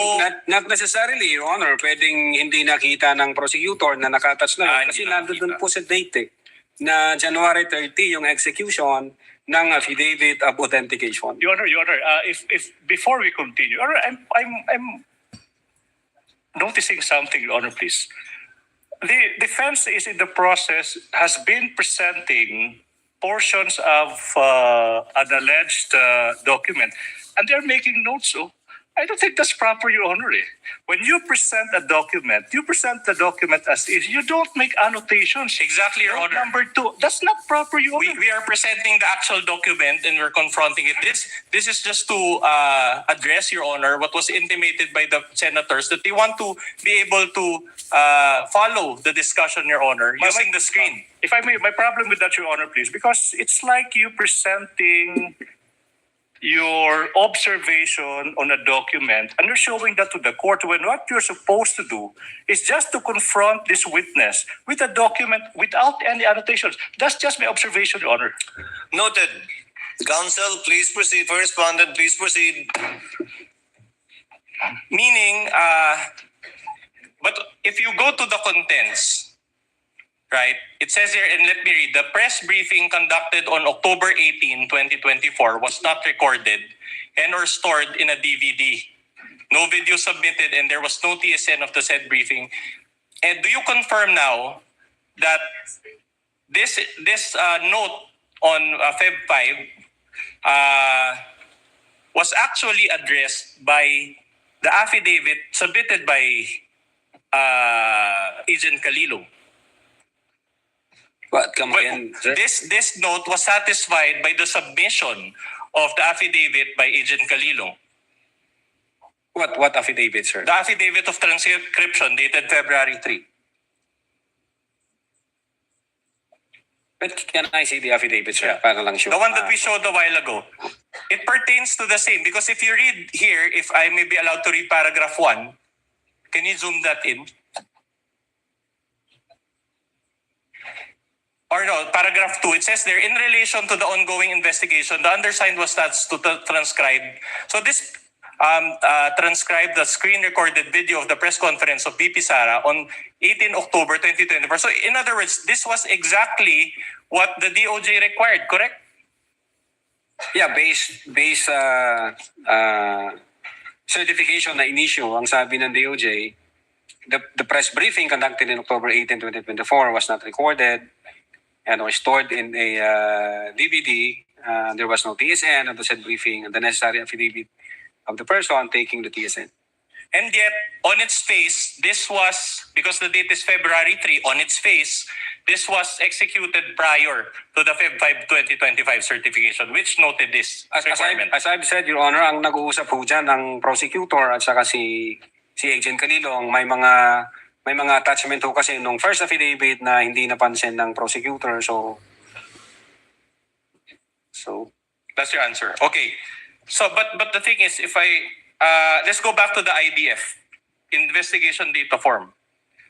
Now, the docket number that is indicated here is XVI IND 25C-0008. But in the Feb 5 2025 certification, can we flash that? The docket number is different, appears to be different. It's XVI eval INB 25A-0049.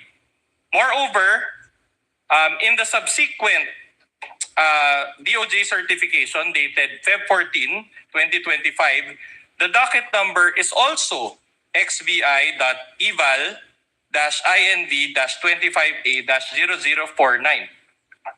Do you confirm the difference in the docket numbers? Your Honor, no personal knowledge and DOJ ho ang naglagay ng docket number niyan. But do you confirm that it was different? These are all received copies. Ask and answer, Your Honor, please. Ask and answer, argumentative. No, the answer is not responsive. Counsel, move on. So in other words, despite the discrepancy in numbers, you still decided to push through with the case. What, Your Honor? Despite the discrepancy in docket numbers, you still decided to push through with the handling of this case, correct? Again, I cannot confirm on the numbers because it's the DOJ who placed that number, sir. Ulitin ko, mas maganda ko tanungin nyo ang Department of Justice, sir. Chan. But insofar as you are concerned, as you are the complainant in this case, correct? Insofar as you are concerned, what is the correct docket number? Is it the one ending in 0049? I will now object. Or is it the one ending in 004? What they used, Your Honor? I will now object on the ground of misleading. You showed two docket numbers which appear different.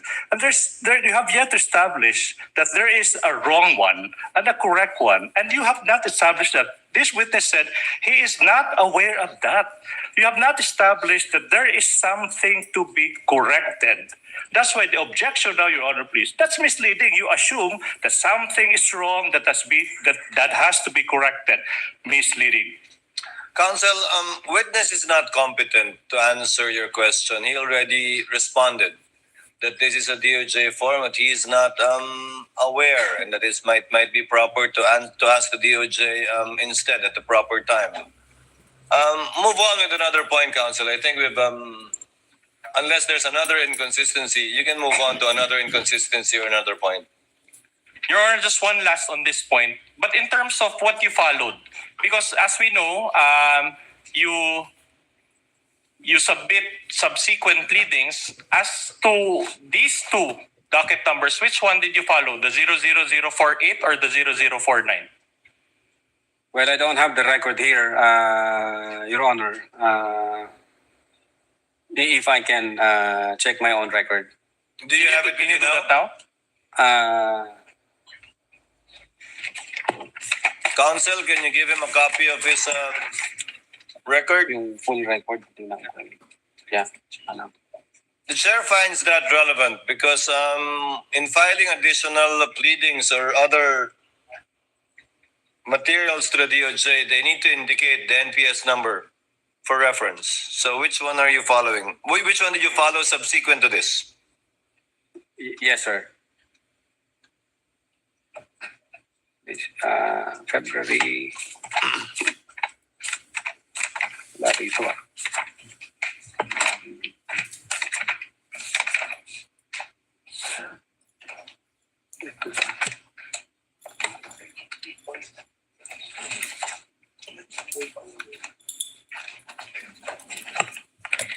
Well, wala ho rito, sir. Teka. Ang naalala ko, sir, yung sa investigation data form, dated February 11. Ano pong nakalagay na NPS docket number doon? Meron po ba? Yun po, sir, ang hindi ko, Your Honor, hindi ko po ma-confirm kung anong NPS docket number.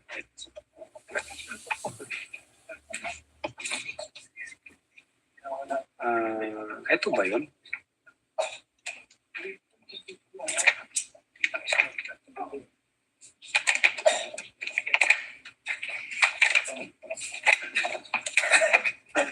Teka, saan ang NPS nito?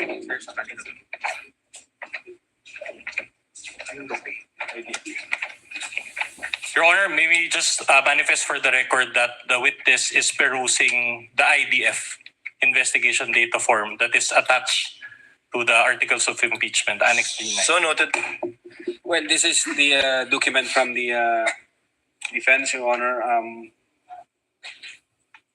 I cannot confirm, Your Honor. As of the moment, I cannot confirm. But this is as received, correct? So in other words, you just received the document and you didn't bother to Argumentative. Objection. Counsel, let him finish, but indeed it is argumentative. Move on to the next question, Counsel. With the permission of Senator Judge Tulfo, are you winding up or not yet, Counsel? Not yet? Far from it, Your Honor. Then Senator Judge Tulfo is recognized. What is the pleasure of Senator Judge Tulfo? Just manifestation. You may proceed, sir. Judge. And question as well. Mr. Witness. You have 2 minutes. Okay. Mr. Witness, a lot of questions were asked to you regarding the filing with the Office of the DOJ, in particular, regarding the docketing, dating, subscription for an investigation data form. Now, can you tell this court what exactly is your role and what did you do in relation to the filing of this investigation data form? Anong pinaka-role mo talaga dito? Yung papel mo talaga rito? Yes, Your Honor. I instructed the executive officers as well as the agent on case to file our referral to the Department of Justice. So sila na ho ang nag-ayos niyan, sir, insofar as the investigation data form, insofar as other requirements. Ang instruction ko is comply with the requirement given by the Department of Justice, and then you submit it, and then kung ano yung kanilang guidance, you comply with it. Okay, Mr. Presiding Judge, in my humble opinion, I think the errors in the investigation data form should be answered by the receiving office, and I think he's not. Hindi siya talaga yung dapat sumagot sa mga katanungan na binabato sa kanya ngayon. Mukhang hindi siya really that qualified at sumasablay-sablay itong taon to. Thank you. Noted. Senator Judge Erwin Tulfo, thereafter Senator Judge Alan Cayetano. Quick question, Mr. Presiding Officer, to the witness and You to have 2 the minutes, sir. prosecution or prosecutor here. Mr. Witness, kailan ba talaga finale itong kaso laban kay VP? Yung una na affidavit po, Your Honor, nag-file kami January 30, if I'm not mistaken.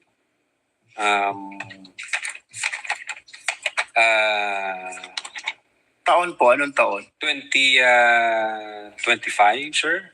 2025. And then nag-require po ang Department of Justice ng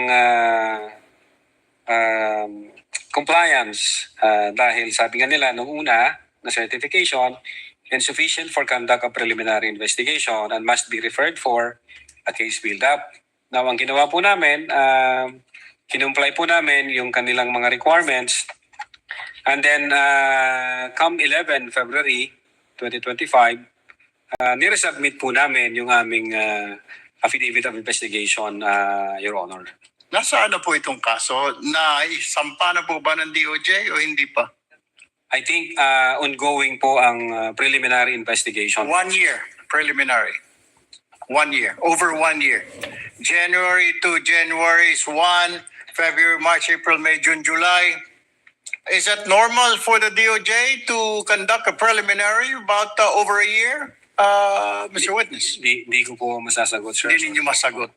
Could it be, hindi po kayo nagtatanong sa kanila, Sir, ano problema? Bakit hindi po pa naisasampa sa korte yung aming isinampang kaso dito sa inyo? Hindi ko kayo nagtataka?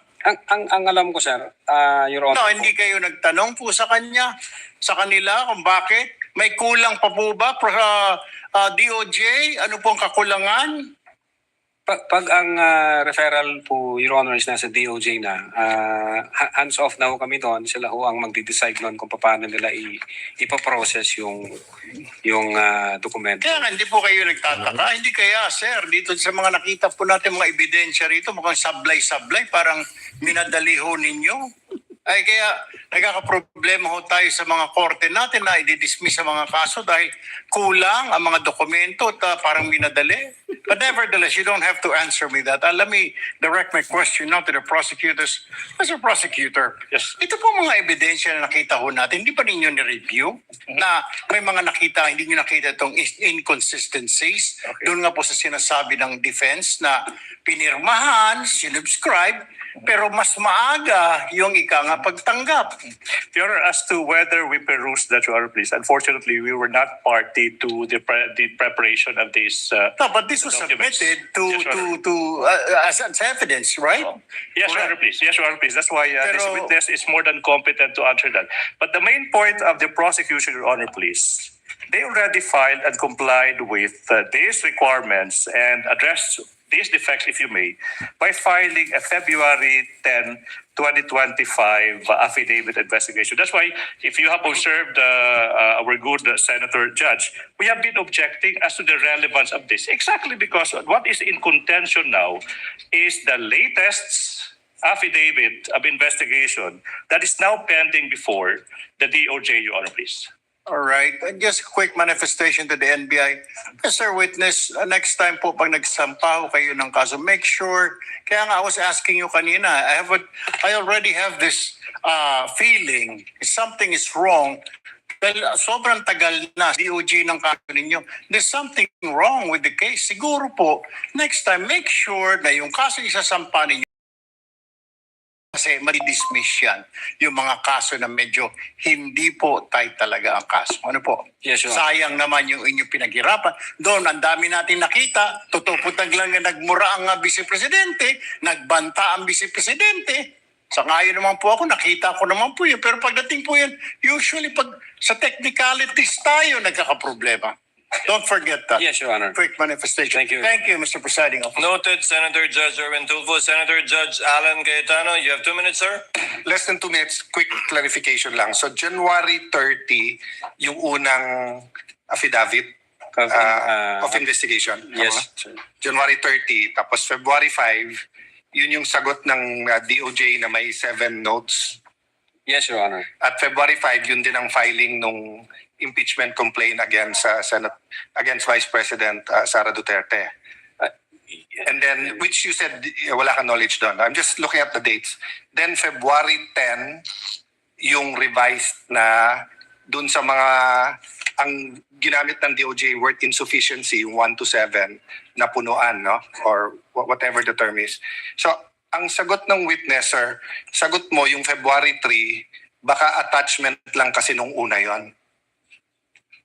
Yes, sir, I think so. Pero hindi siya pwedeng attachment nung una kasi January 30 sinubmit yun eh.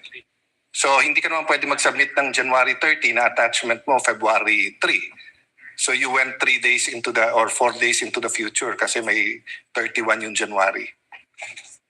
Well, sir, siguro ang makakasagot po niyan si Agent Calilong, sir, since siya ang signatory doon. I don't think you can answer it. Point ko lang, hindi logical na it was an attachment sa January 30 because wala pang February 3 nun eh. So hindi pwedeng post-dated affidavit.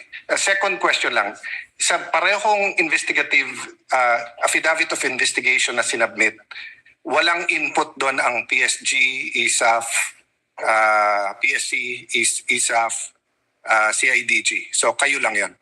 A statement, Your Honor, yung in-attach po namin. Yes. So what I meant is that questions kanina, many here, including the Senate President, Win Gatchalian, na did you consult the investigation ng PSC, etc. So nung final nyo to, walang input directly or indirectly ang Presidential Security Command, ang ISAF, ang PNP, CIDG, and anyone else, the National Security Council. So purely NBI to. No personal knowledge kung merong correspondence ng ibang agency with the director. Sorry, hindi kayo pwedeng walang personal knowledge kasi ikaw nag-file eh. Ikaw nakapirma dun sa affidavit. So you would know whether dun sa affidavit na yon they had input or not. No Yes, one Your else Honor. could know because you're the one who signed it. Yes, Your Honor. In so far as the Cybercrime Division is concerned, kami po yun yung gumawa Yes. noon. So the answer is they had no input. Hindi ko alam kung... well, in so far as the affidavit is concerned, amin po yun, Your Honor. Now, kung correspondence between other agencies and the NBI, hindi ko na po alam kung may usapan yung Thank you. director Thank you, sa ibang Mr. Presiding Officer. Thank you. Thank you, Senator Judge Cayetano, Senator Judge Ontiveros. Thereafter, Senator Judge Ejercito. Am I correct, JV? Senator Judge Ontiveros is recognized. You may proceed. You have 2 minutes, ma'am. Salamat po, Mr. Presiding Officer. Less than 2 minutes din po. Attorney Lotok, sa gitna nung DOJ certification dated February 5, 2025 at yung pag-submit nyo ng kompletong affidavit of investigation na tinanggap na ng DOJ, may nagbago po ba sa di umanong sinabi ng Vice Presidente? Wala po, Your Honor. Wala. At sa gitna ng DOJ certification dated February 5, 2025 at yung pag-submit nyo ng kompletong affidavit of investigation na tinanggap na ng DOJ, may nagbago po ba sa rekomendasyon ng NBI? Wala po, Your Honor. Salamat po, Attorney Lotok. Salamat po, Mr. Thank you, Presiding Senator Officer. Judge Ontiveros. Senator Judge Ejercito, you may proceed, sir. When you're ready, you have 2 minutes. Thank you, Mr. Presiding Officer. Attorney Lotok, Opo, Your Honor. dagdag clarification lang. The DOJ pointed out in its certification, yung pong pinakita kanina, noong February 5, 2025, that the NBI is not the proper offended party to file a complaint for grave threats and referred its initial referral for case build-up. As a result of the referral for case build-up by the DOJ, the NBI later submit affidavits or statements from the offended parties, namely si Presidente Marcos, First Lady, at si former Speaker Martin Romualdez. Hindi na po, Your Honor. Nung sinabit ho namin yung aming referral, yun po yung last phase ng investigation. And I think yung prosecutor na ho mag-i-issue ng summons sa mga parties involved. Ang purpose lang ho namin to comply with the requirements of preliminary investigation po. But earlier sa inyo pong statement, sinabi nyo na ang isa sa mga factors no sa pag-evaluate ng threat, if it is really serious, is through determination of the relationship no between the parties. Sinabi niyo po yun kanina. Yes po, Your Honor. So did you try at least to get the statements of the President, the First Lady, or the House of or the Speaker of the House, former Speaker? Ang pinagbasihan po namin, Your Honor, yung official nila dun sa website ng Presidential Communications Office, and then yung public statement ng former speaker during the plenary session on November 25, 2024, sir. So that was the basis yung pong nasa PCO website. So you did not bother to get the statements from the offended parties? I think nung nakita ko namin yung video na nag-issue ng statement yung presidente, na-establish namin yung requirement kung ano yung treatment ng presidente nung marinig niya yung utterances ng vice presidente. So, nung nakita namin yon na may reaksyon, ang sabi nga niya is nakakabahala. Based sa aming primary jurisdiction, nag-start po kami ng investigation, sir. Kanina rin tinanong ko yung tungkol doon sa revised affidavit of investigation, no? Which you submitted after the DOJ referred to the case for case build-up in its certification doon nga sa February 5, 2025. You mentioned that is just a compliance on the part of the NBI. Your Honor, ito ho yung part ng evaluation at saka case build-up process. Pag nakita ho ng prosecutor na may kulang pang mga attachment para ho mabuo, maging pulito yung kaso, nagbibigay ho sila ng mga requirement. O NBI, kulang ka nito, i-comply mo to para maidakit natin sa preliminary investigation. So normal lang po yun, no? Sa investigation agency na magsabit ng additional evidence or revise the affidavits after the case is referred back by the DOJ for case build-up. As part po ng evaluation at case build-up process, nagtutulungan ho dyan, Your Honor, yung prosecutor and then yung investigator base doon sa requirement ng DC-15, Your Honor. You mentioned that, last point, Mr. Presiding Officer, you mentioned that the case before the DOJ is still ongoing. Yes po. So as of today, Attorney Lotok, there is still no determination by the DOJ if the case referred by the NBI should be filed in court because there is prima facie evidence of reasonable certainty of conviction. Well, Your Honor, wala po kaming nare-receive na any updates from the Department of Justice. Ang alam po namin is nasa PI pa ho siya, preliminary investigation process, Your Honor.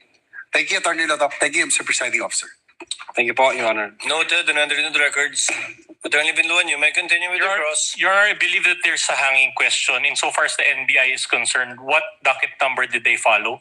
00048 What's or the response 0049? of the witness if he knows? Your Honor, I don't have the complete affidavit. So I cannot confirm, sir. So you do not know what NPS docket number the NBI is using whenever it files subsequent readings to the NBI to the DOJ regarding this case? Definitely there is that IDF, there is that NPS. Ang po, Your Honor, ma-ensure kung anong NPS number po yon. Ang ginagamit ninyo? Ang ginamit. Pero nandun po yun, Your Honor, naka-attach po yun sa affidavit of investigation. Proceed, counsel. So you cannot confirm which between the two. As at the moment, hindi ko po hawak yung... Yeah, but what if we show you, as I said, what if we show you the certification dated February, two certification, can you be guided? Ask an answer, Your Honor. Counsel, he already looked at the documents earlier before the senator judges intervened, and he couldn't. With Mr. Witness, Mr. Attorney Lotov, what document did you peruse earlier? The annex to the impeachment complaint, right? Next to the That was the document shown to you by counsel for the respondent earlier. yes, Your Honor. Upon your perusal of that document, can you say what the NPS docket number is that NBI uses? Your Honor, isa lang ho ang nandito na IDF.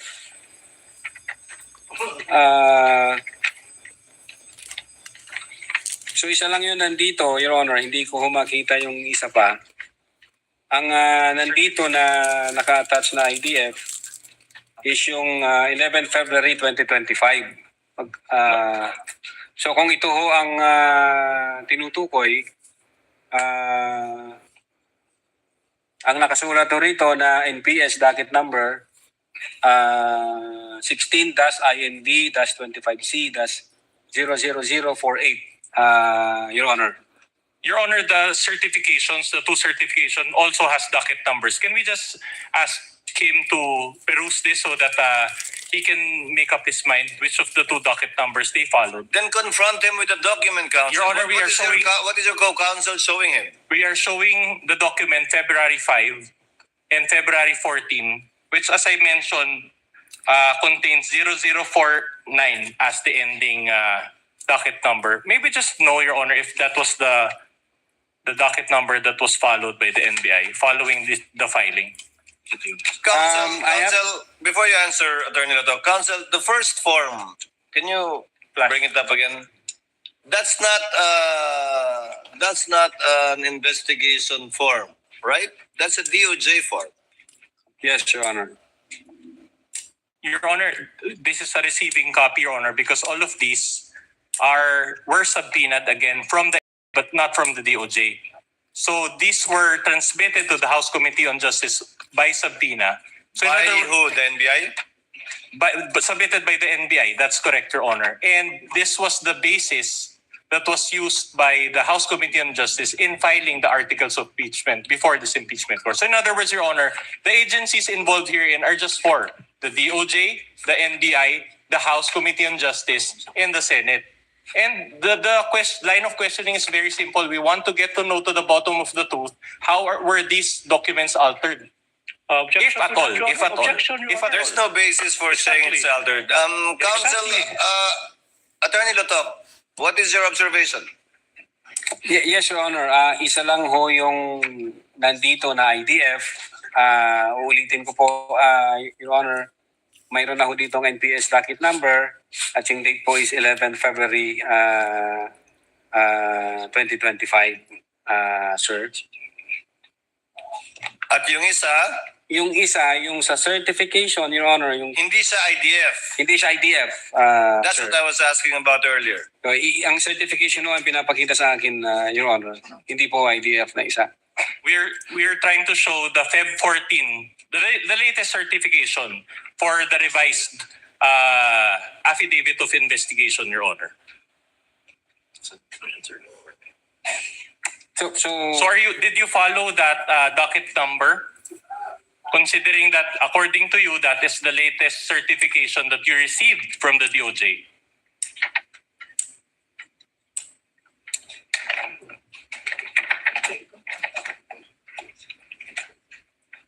Your Honor, yung nandito na pinapakita sa akin is yung certification from the DOJ 05 February 2025 and investigation data form dated February 11, 2025.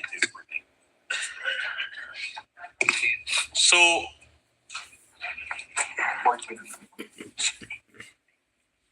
which is which, Attorney Lotok? Is it 00049 or 48? The earlier one or the later? I have here the second the second certification from the DOJ, which says sufficient for conduct of preliminary investigation, reference number 16 -eval-inv-25A-00049, sir. So the 49 is the latest one and is thus valid. Is Yeah, that I what you're believe so. saying? Ito yung may sufficient for All right. Okay. Now,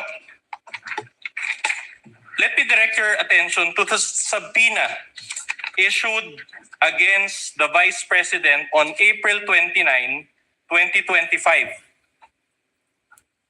This is the subpoena. And the issue is that the docket number is 0048. In other words, the VP SARA was made to answer to the earlier case that was docketed as such. Do you confirm this? You were part of this, correct? As the complainant. Your Honor, can I object now, Your Honor, please? If I may, Your Honor, please. What's the objection? If I may, I will explain. May- Your Honor, I would like to object, Your Honor, please. This witness is incompetent because he is now being confronted with docket numbers supplied by agencies other than him. If he knows, Your Honor, he was the complainant. Your Honor, he was the supervising agent. This is a DOJ document. Objection is sustained. Witness is not competent to answer these questions. You can call your witness to testify as to these documents belonging to the DOJ. Kindly move on, counsel. We've been at this for quite some time. I'll move on. My next question is, the NBI's own evaluation is merely recommendatory in nature, correct? yes, Your Honor, recommendation. Okay. It is not binding upon the DOJ, correct? The DOJ will assess, Your Honor, and evaluate. All right. the But it's not recommendation. binding upon the DOJ. No, Kindly answer the question, All right. Attorney Lotok. You're a lawyer. You know the answer to this question. yes, sir. It's not binding upon the courts, correct? If the DOJ Your report- recommendation, it's not binding upon the courts, correct?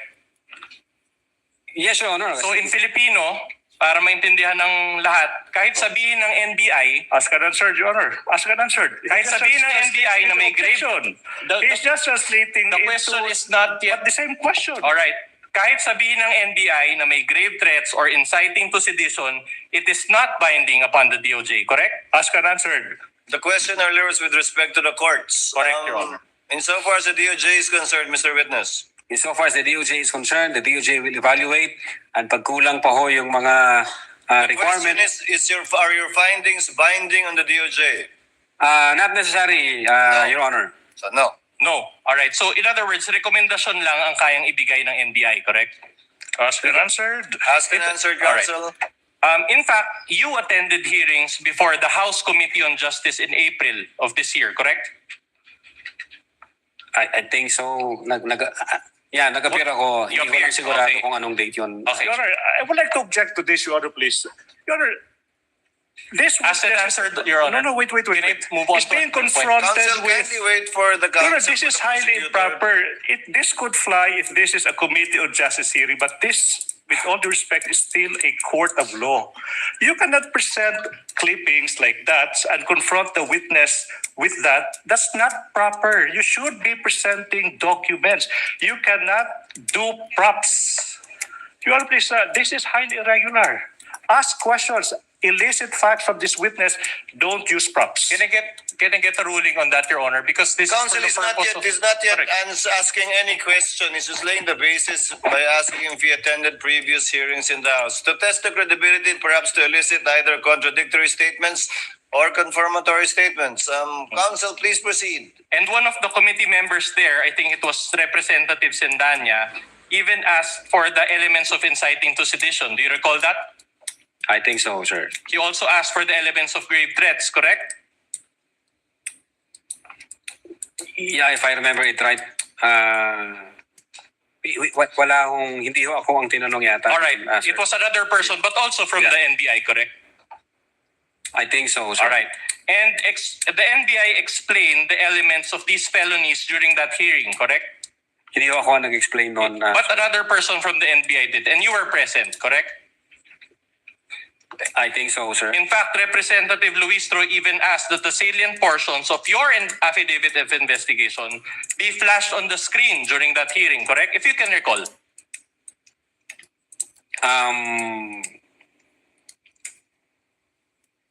Siguro, Your Honor, pero di ko maalala. You're not sure. Okay, that's okay. And when asked whether VP Sara's acts constituted grave threats and inciting to sedition, the NBI answered in the affirmative, correct?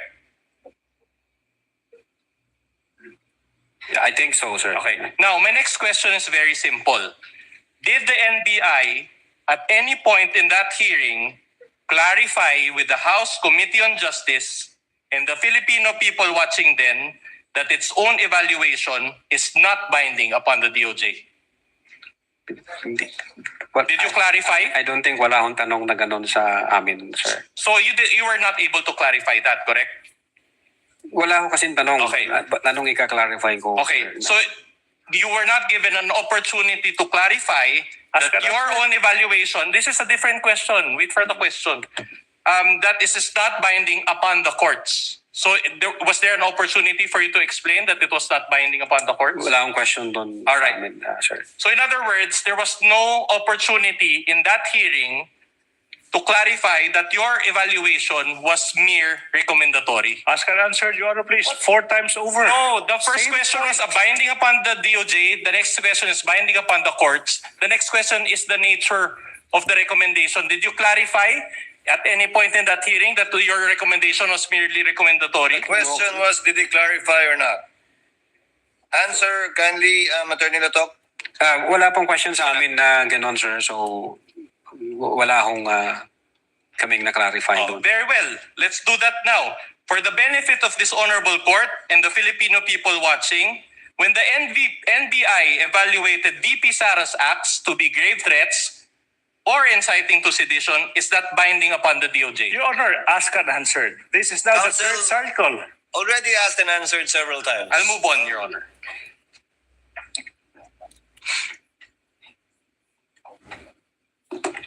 Will you agree with me that according to our laws, the authority to determine guilt or innocence of a person lies with the courts, Yes, sir. not with the DOJ, Yes, sir. not with the NBI? Yes, sir. Your Honor, I will now object now, Your Honor, please. Your Honor, he's competent enough to answer. Your Honor, he already answered. Counsel, kindly settle down. I know it's late and I know both parties are Can tired. I- Kindly wait for the chair to recognize you before speaking. If I may be recognized, Your Honor, Yes, please. I am Attorney now Ligutan. objecting on the ground of relevance of this series of questions. The defense might forget that we are an impeachment court. Okay?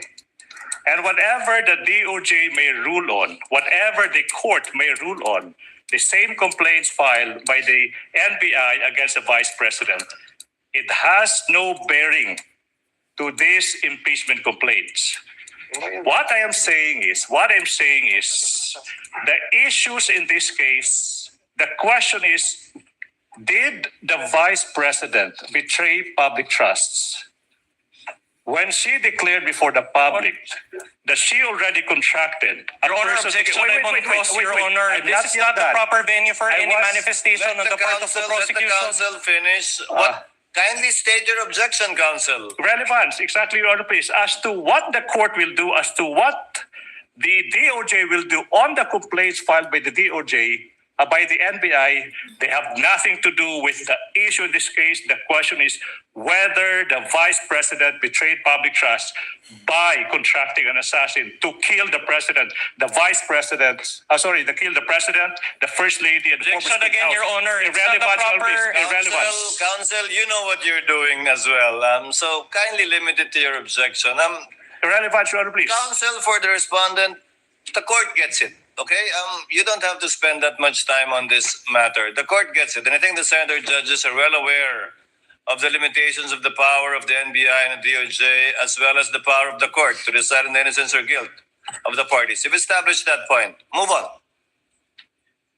In other words, it is only the proper courts that can determine the guilt or innocence of VP Sara in terms of grave threats or inciting to sedition. It's a direct question, Your Honor. Counsel, all asked and answered. Kindly move on. Kindly move on, counsel. Again, the court gets it. I think the senator judges get it as well as the people who are listening. All right.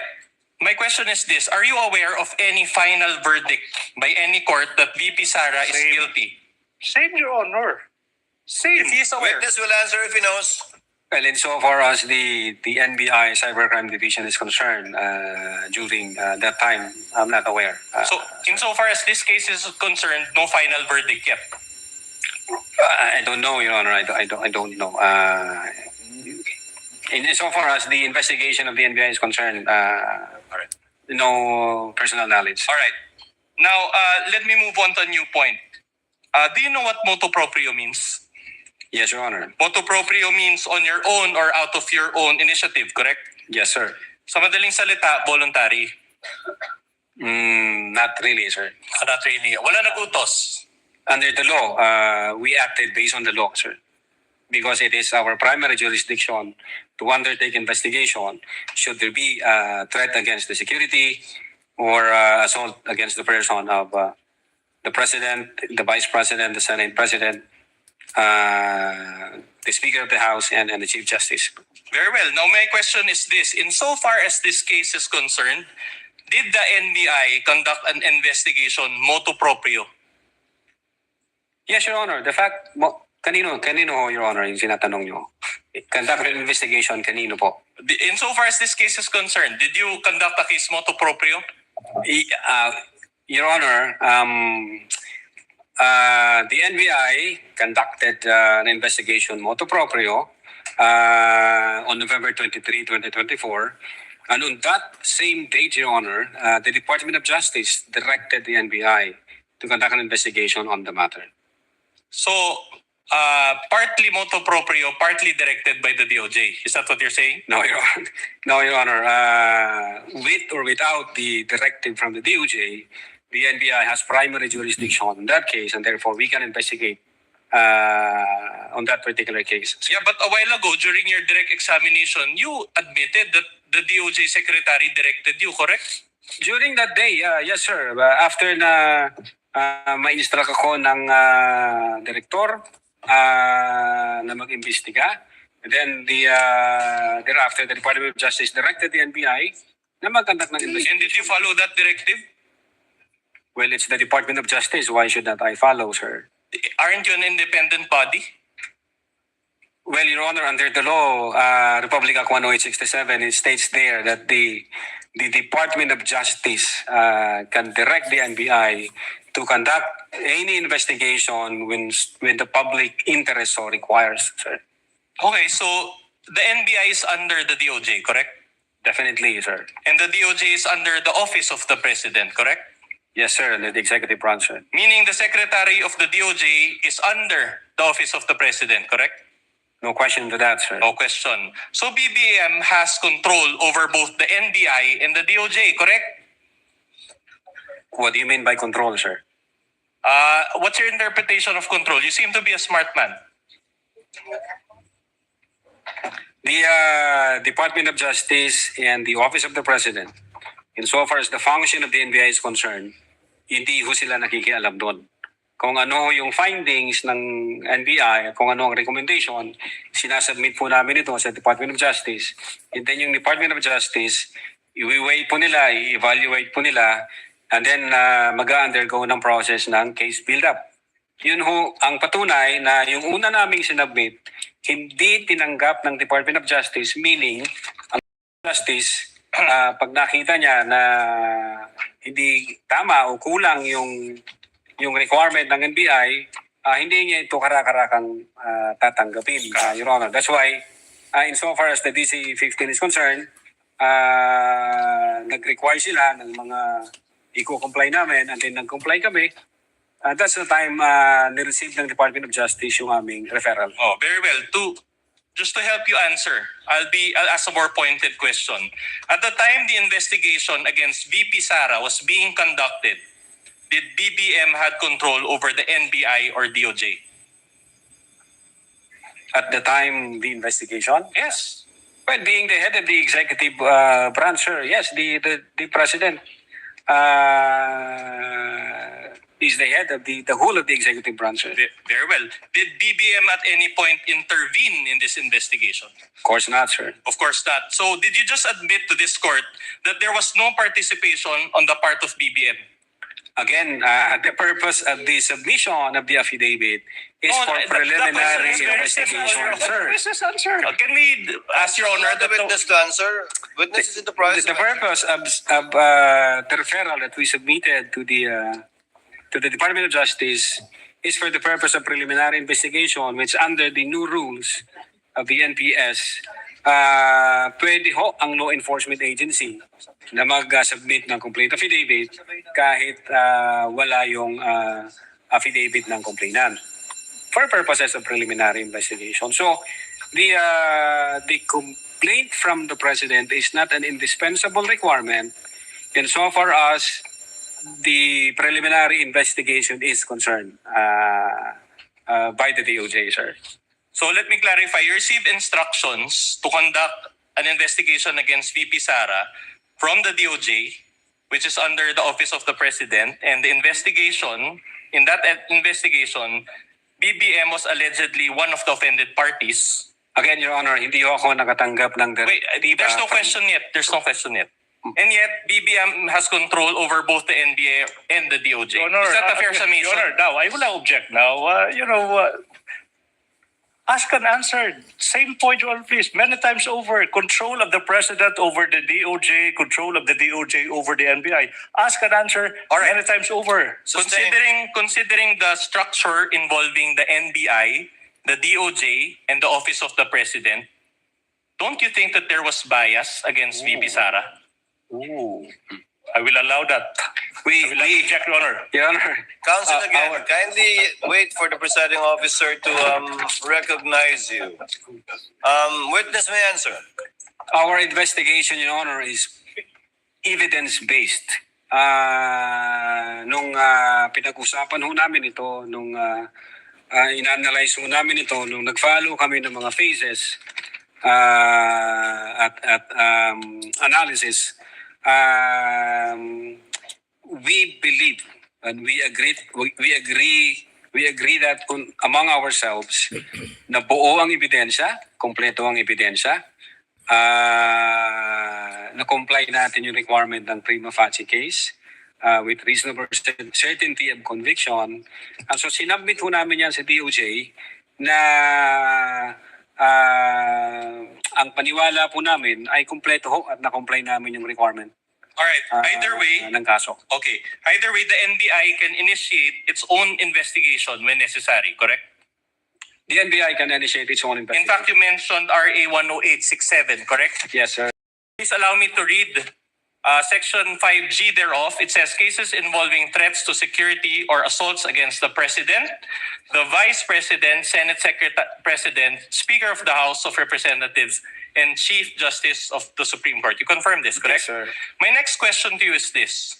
While you conducted a motu proprio investigation to help BBM, FL, and the former Speaker, did you also conduct a motu proprio investigation to help VP SARA? Yes, Your Honor. The fact that we sent a December 2, 2024 letter, we informed the Vice President na iniimbestigahan din namin yung alleged threat laban sa kanya. So kailangan namin makakuha ng valid information, confirmed data or any apparent violation of our revised penal code or any special law. You know yung ang purpose ng letter namin, Your Honor, to inform the Vice President na iniimbestigahan din namin yung alleged threat laban Your sa Honor, kanya. it's a yes or no answer. Can we ask Mr. Witness, Attorney Lutop, this is the second time you've mentioned your December 2 subpoena. So, the curiosity of the presiding officer has been piqued. In your subpoena of December 2, you issued a subpoena to the Vice President for evidence in a certain investigation. No mention was made of either the investigation pertaining to threats against the President or even threats against the Vice President. But it's the second time you've mentioned that the intent of this one is for the threat against the Vice President. What is your basis, sir? when the subpoena does not contain such a specification of the evidence you will obtain from her? Your Honor, yung subpoena, nakafocus po yan doon sa investigation namin on the alleged grave threats at inciting to sedition during that time. Yung investigation naman, insofar as the Vice President threat to her life is concerned, meron nung kaming separate na letter nung December 2. Hindi subpoena, letter. Letter po. Do we have that on file or on record Yes, sir. somewhere? Yes, Your Honor. It was Is it the pre-marked perfect. Marked during trial earlier, Your Honor. by Agent Kalilong? By this witness, Attorney Lotok, that would be P-Roman numeral 4-5, identified by the witness earlier, Your Honor, please. P-4-5? -4-5. Addressed to Attorney Lim? Attorney Lotok? Yes. Yes, Your Honor.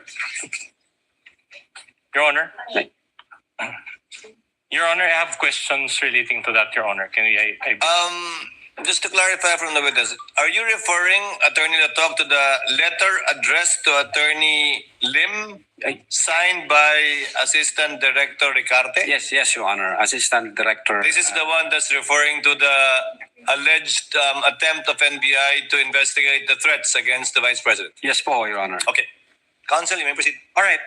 In fact, since we're on the topic, let me direct your attention to that NBI letter issued by Glenn Ricarte dated December 2, 2024. Again, for the perusal of the Senator Judges, this is pages 155 to 158 of the AOI's Annex G9. You confirm this? That this was sent out to the Vice President?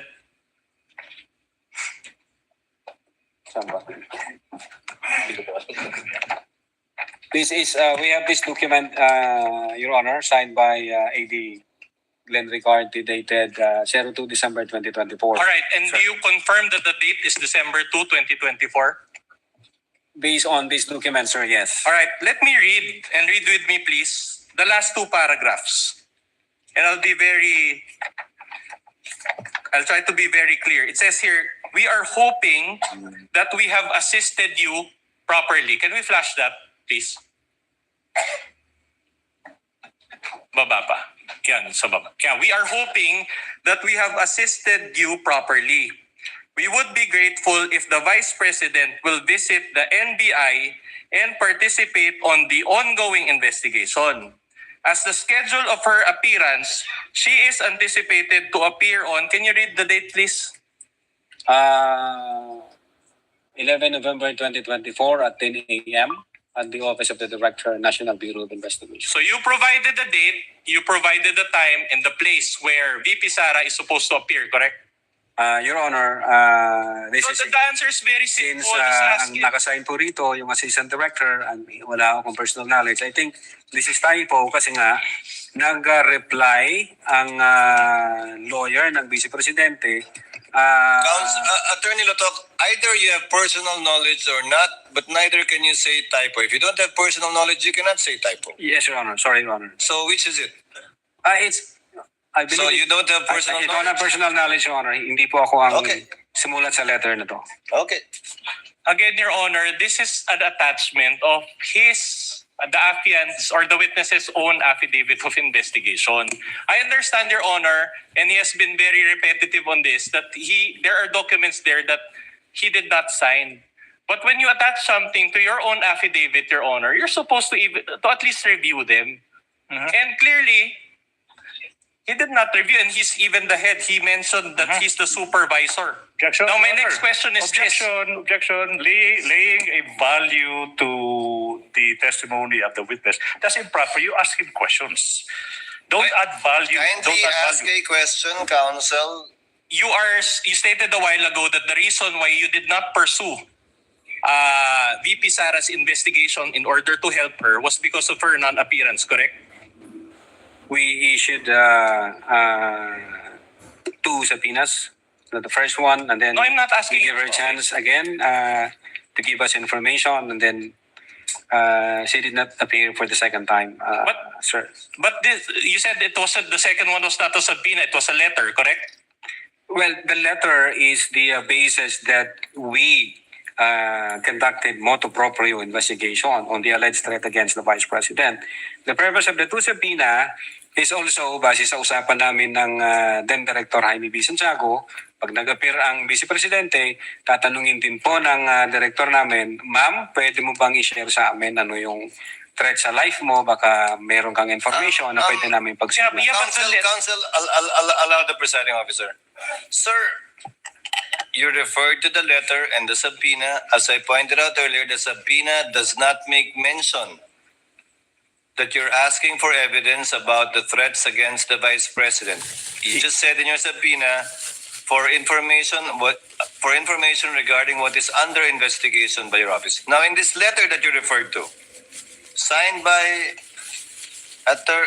Assistant Director Ricarte, yes, sir. where can I find too that you're asking the Vice President information about the threat against her? You quoted several instances about the Vice President's statement against the President, but I cannot see a reference to the threat against the Vice President. Now they're telling me again that you intended to ask her when she comes. Yes, but if I may answer po, Your Of Honor. course, sir, please. Thank you. Yes, Your Honor. Kung pwede ko pong basahin. Please, sir. Kindly guide us po. Quote, this Bureau wishes her well and we would acknowledge if she can find a convenient time to visit the NBI since according to her, she received threats on her life as well. As part of its mandate, the NBI would like to inform her that we are also investigating on the said threats. Her appearance to the NBI will aid us in the expeditious investigation on the said threats, Your Honor. And then this is the basis for the issuance of your two subpoenas against her.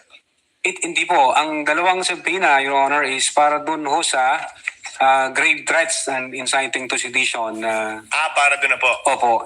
Yun po yung purpose ng dalawang subpoena. Letter lang yung sa kanya tungkol sa threat sa kanya. Yes po, Your Honor. Letter lang. Bagaman sa sulat na to, binanggit nyo rin yung threat niya laban sa Pangulo. O ibang sulat po yun? Your Honor, in-explain ho namin dito kasi doon ho sa may letter ho na sinabit ang lawyer ni VP, nagtatanong ho siya kung pwedeng makakuha ng copy ng complaint. And then kung ano yung mga itinatanong at itatanong ng NBI sa kanya, in-explain ho dito sa letter na to kung ano yung nature ng complaint. Yung mga allegation laban sa kanya? Opo, Your Honor. Thank you, Attorney Latok. Counsel, you may proceed. But the long and short of it, in that December 2024 letter, you provided a November schedule, correct? Again, I cannot answer to that. Ang signatory ho ang makakasagot, sir. So in other words, she could not have attended that November 11, 2024 because as of the date of the letter, it was already December 2, 2024, correct? Well, Your Honor, yung second letter na sinubmit ng lawyer niya, ang sabi niya doon, the Vice President is confident that the AI will conduct an investigation on the alleged threat against her life. Despite this error, do you still maintain that the investigation that you conducted was thorough? You used that word a while ago. Investigation on the alleged threat against the Vice President? We are looking, Your Honor, for a validated information, confirmed information para ho meron kaming pagsimulan. But as far as my office is concerned, since hindi na ho ako may hawak dyan, baka ho merong ibang tinask ang aming director para dyan, sir. So as early as December 2, 2024, the NBI has been investigating regarding the threats against VP SARA. Correct? When we issued the first subpoena and then when we issued the letter dated 02 December 2024, ang intention ho namin noon, i-inform namin siya na nag-iimbestiga din kami, ma'am. Kaya lang, kailangan ho namin ng valid at validated information para ho mapagsimulan namin. Mali lang yung schedule na nabigay doon sa Vice Again, President. wala akong personal knowledge doon sa scheduling, sir. Oh no, after more than 1.5 years of investigation, has the NBI come up with a recommendation? Asked and answered, Your Honor. Asked and answered. Kanina pa. No.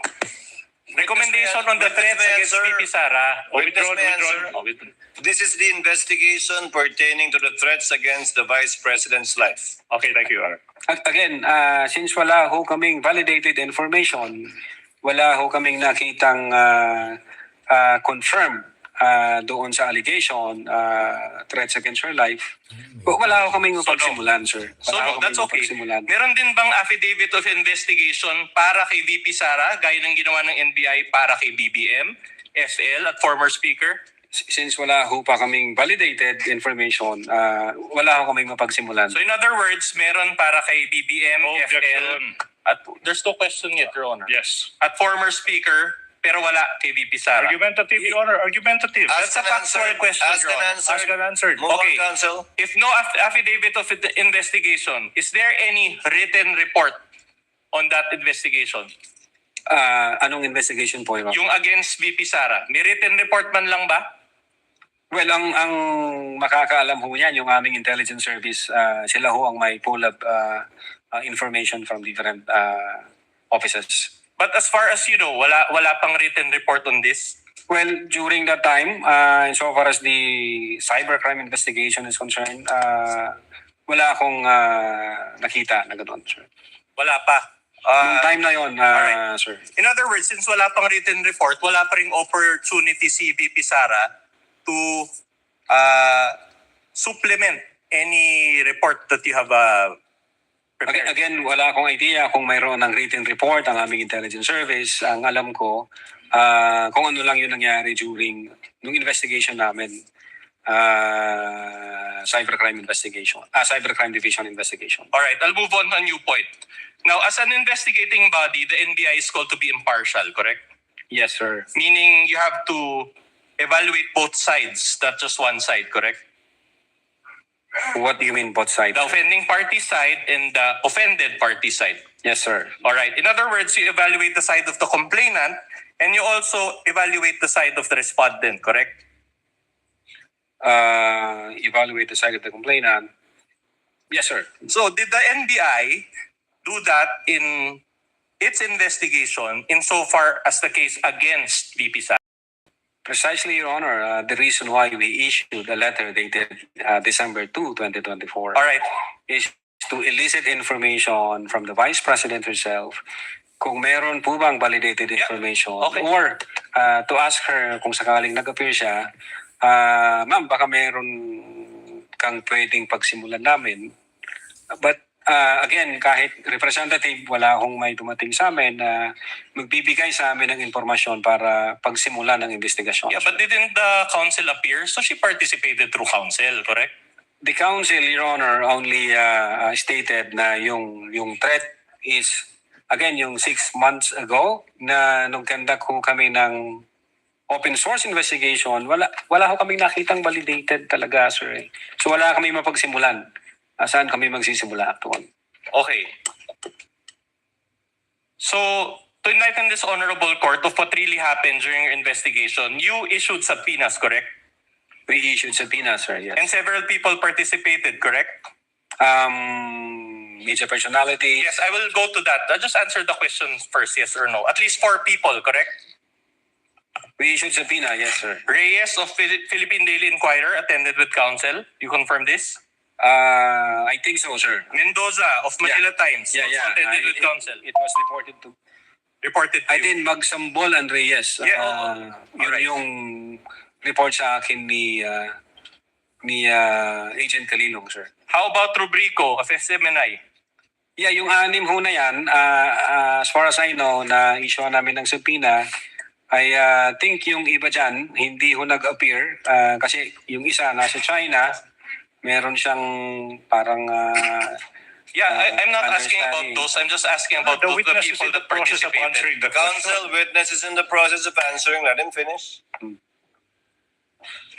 Are you done, Attorney Latok? Yes, Your Honor.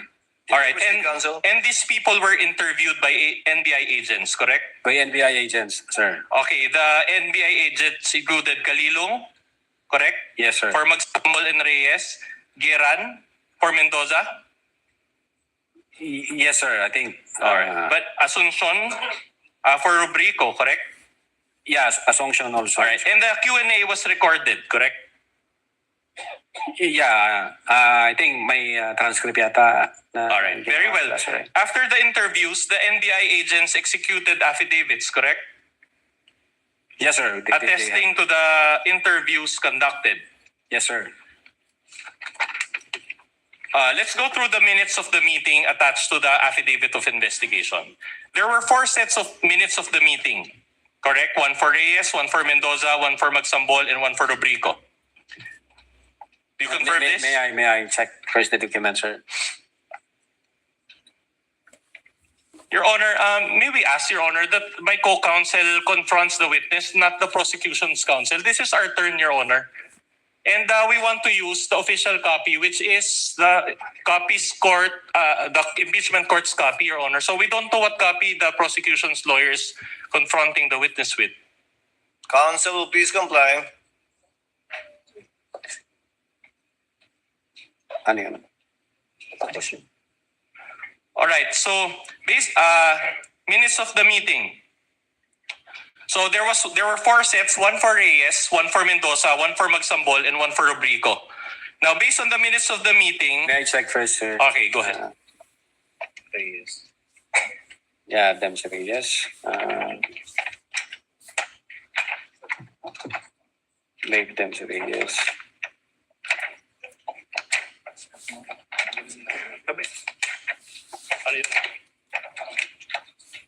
This is Mendoza. Yes.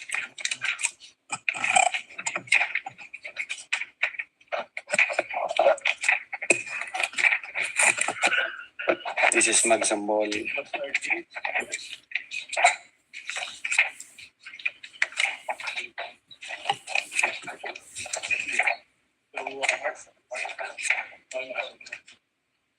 Magsambol. I'll be for you.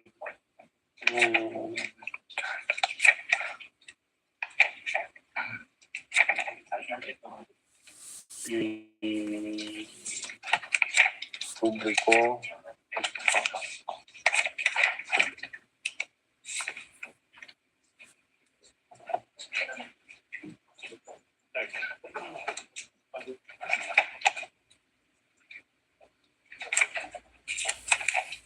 Yeah, I think up to Rubrico, sir.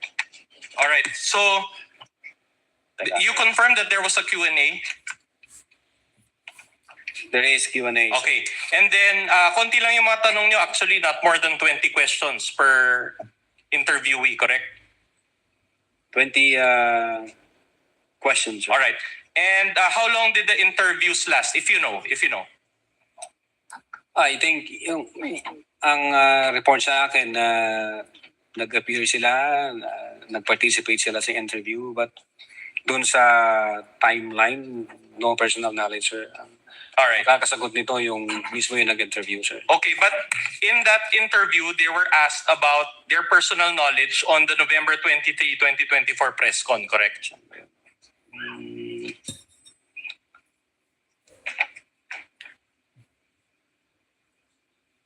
Yeah, the question was where were you on 23 November 2024? Just a yes or no will at do. about 12 a.m. to 1 a.m. Sir. Yes, your answer is yes. There is that question. Now, during this interview, according to the minutes also that you're now perusing, a video of the press con was shown, correct?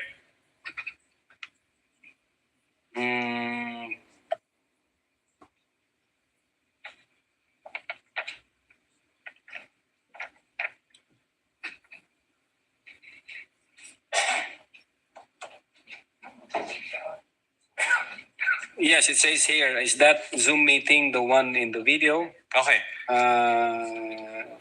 At this juncture, the agent showed the video. Attorney Lotok, kindly just answer yes to abbreviate the proceedings or no. Yes, sir. Okay, my question is this. Did the NBI show the entire video to the interviewee or just portions thereof? Ang makakasagot mo niyan, Your Honor, yung nagkanta po ng interview. If you know. I'm not sure, sir. Didn't you provide instructions to the NBI agents regarding the showing of the video?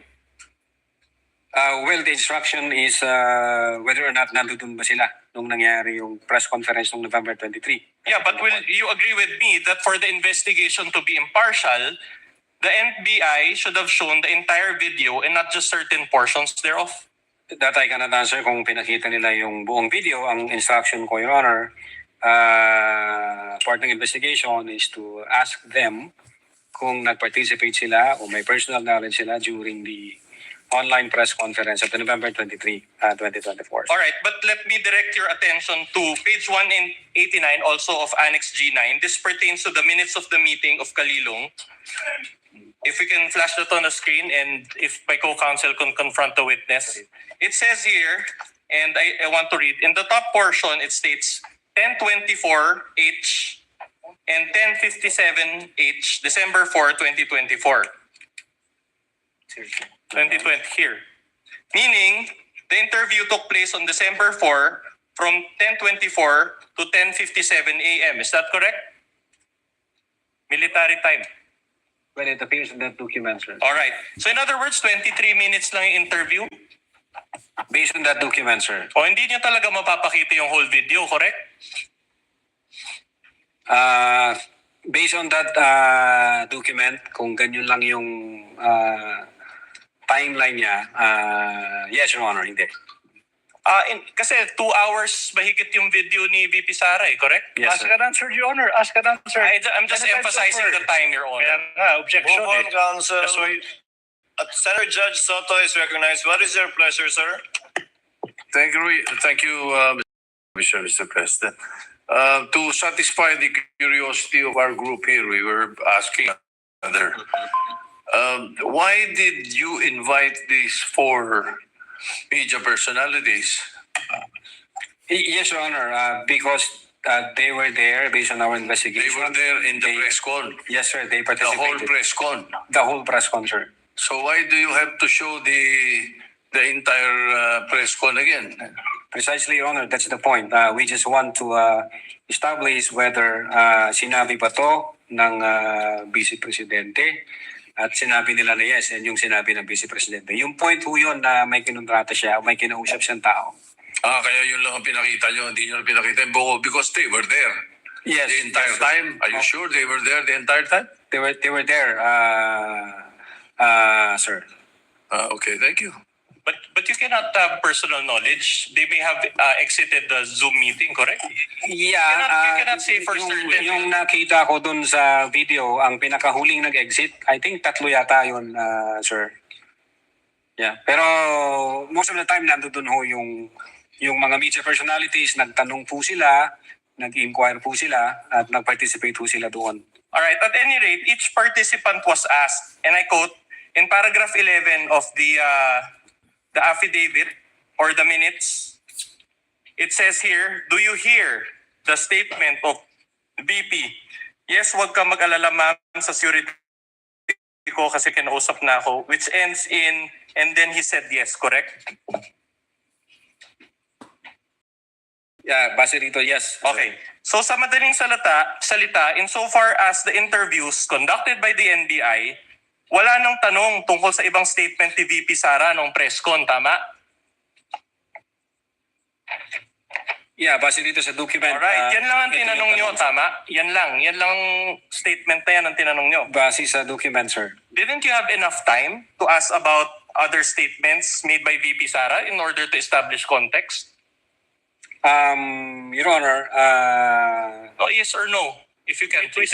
Let the witness answer. The presiding officer already directed a more responsive answer. Your Honor, nung November 26 video, nakita ho namin na may admission na ginawa, ni-reiterate ng Vice No, President. that's not my question. My question is, did you have enough time to ask That is his about... answer. No. Attorney Latok, the question was, did you show any other video or parts of the video other than this one? Based on the document, sir, ito lang ho yung mga tinanong kong Yan lang ano yung tinanong na nandoon sa part ng document. video. Walang ibang part ng video. Based on the document. Based on the document, ito lang po, Your Honor. Okay. Alright, in other words, the agents focus only on this one statement by VP SARA, correct? The interview, And sir. the Q&A used a targeted question, correct? Based on the document, sir, based on the interview, we asked them kung nandun sila, kung nag-participate sila, o kung narinig pa nila yung utterances na yun. Alright, the whole video was around 2 hours and 26 minutes. Now, if my math is correct, that is 60 minutes per hour, so 120 minutes plus 26 minutes, so a total of 101 minute. Ask and answer, Your Honor, please. Ask New and question, answer, the same counsel. topic many times over. Counsel, I understand that you're trying to emphasize the point, but to manage the court's time, kindly move on to your next question. So you think that by showing only a portion of the video, that portion was taken out of context? Your Honor, If you know. we authenticated the whole video and we saw what happened on that online press conference, sir. All right. By the way, did the interviewee sign the minutes of the meeting?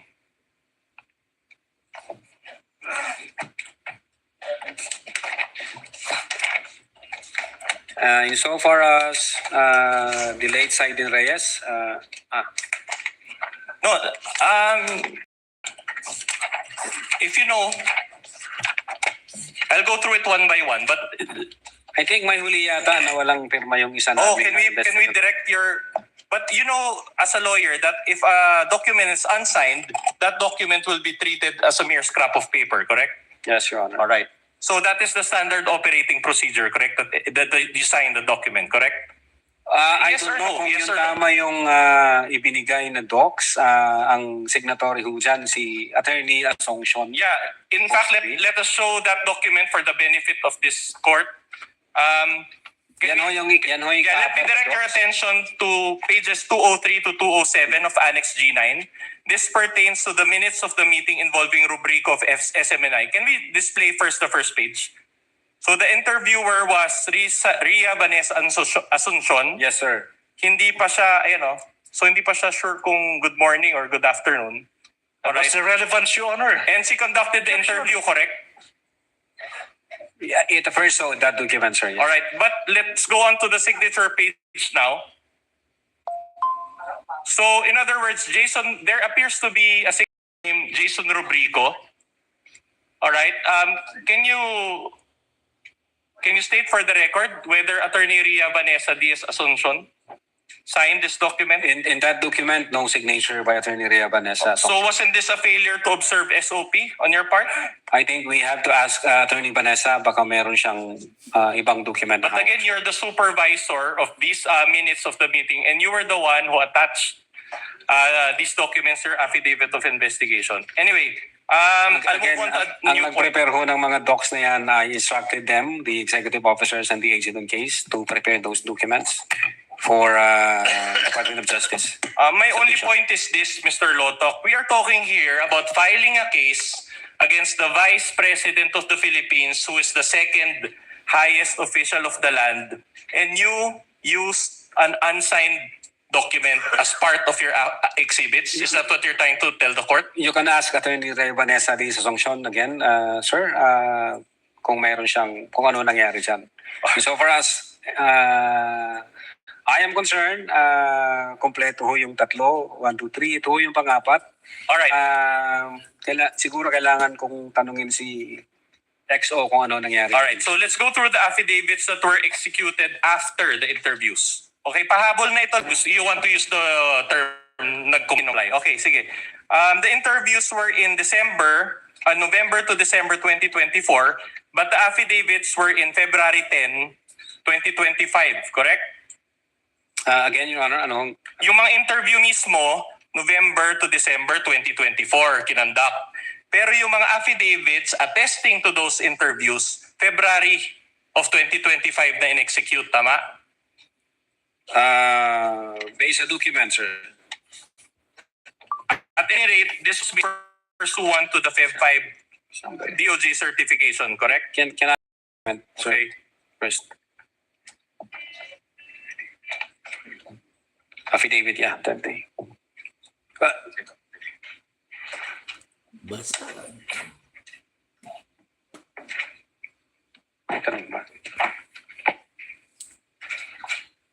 Okay.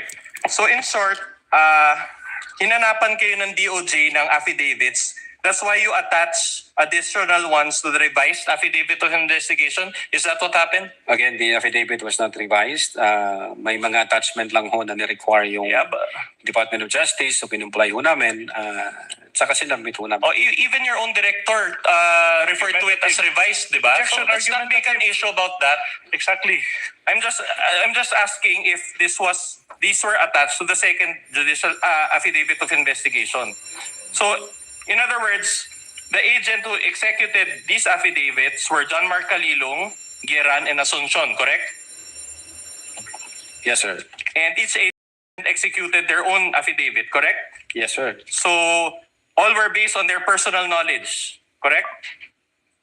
Again, sir, based on their personal knowledge. Okay. So, nothing was supplied to any agent, correct?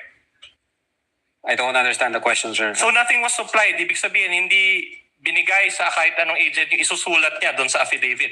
Independent nila ginawa lahat yan. Yung affidavit ng mga Correct, agent. yes. Yes, sir. All right. Doon So, sa kanilang- in other words, what you're telling this court is that these are bona fide affidavits and not template affidavits, correct? Bona fide and not what, sir? Template. Yung hindi pinirmahan lang basta. Well, I think you can ask, sir, the one who signed the Yeah, so ganun na. affidavit, sir. Hindi, but again, this is part of your affidavit. These are attachments to your affidavit of investigation. So you should have checked these at least, correct? Your Honor, sa practice ho namin, may mga templated na talaga kung common na yung question. Ginagawa ho talaga yon. Okay. Now, para ma-clarify ho kayo, pwede nyo hong tanungin Thank you. yung Thank you. So in other words, use template affidavits. Let me direct your attention to the affidavit of John Mark Calilong, pages 170 to 171, of the Articles of Impeachments G9. Allow me to read a portion of its paragraph. 5, it says there, no joke.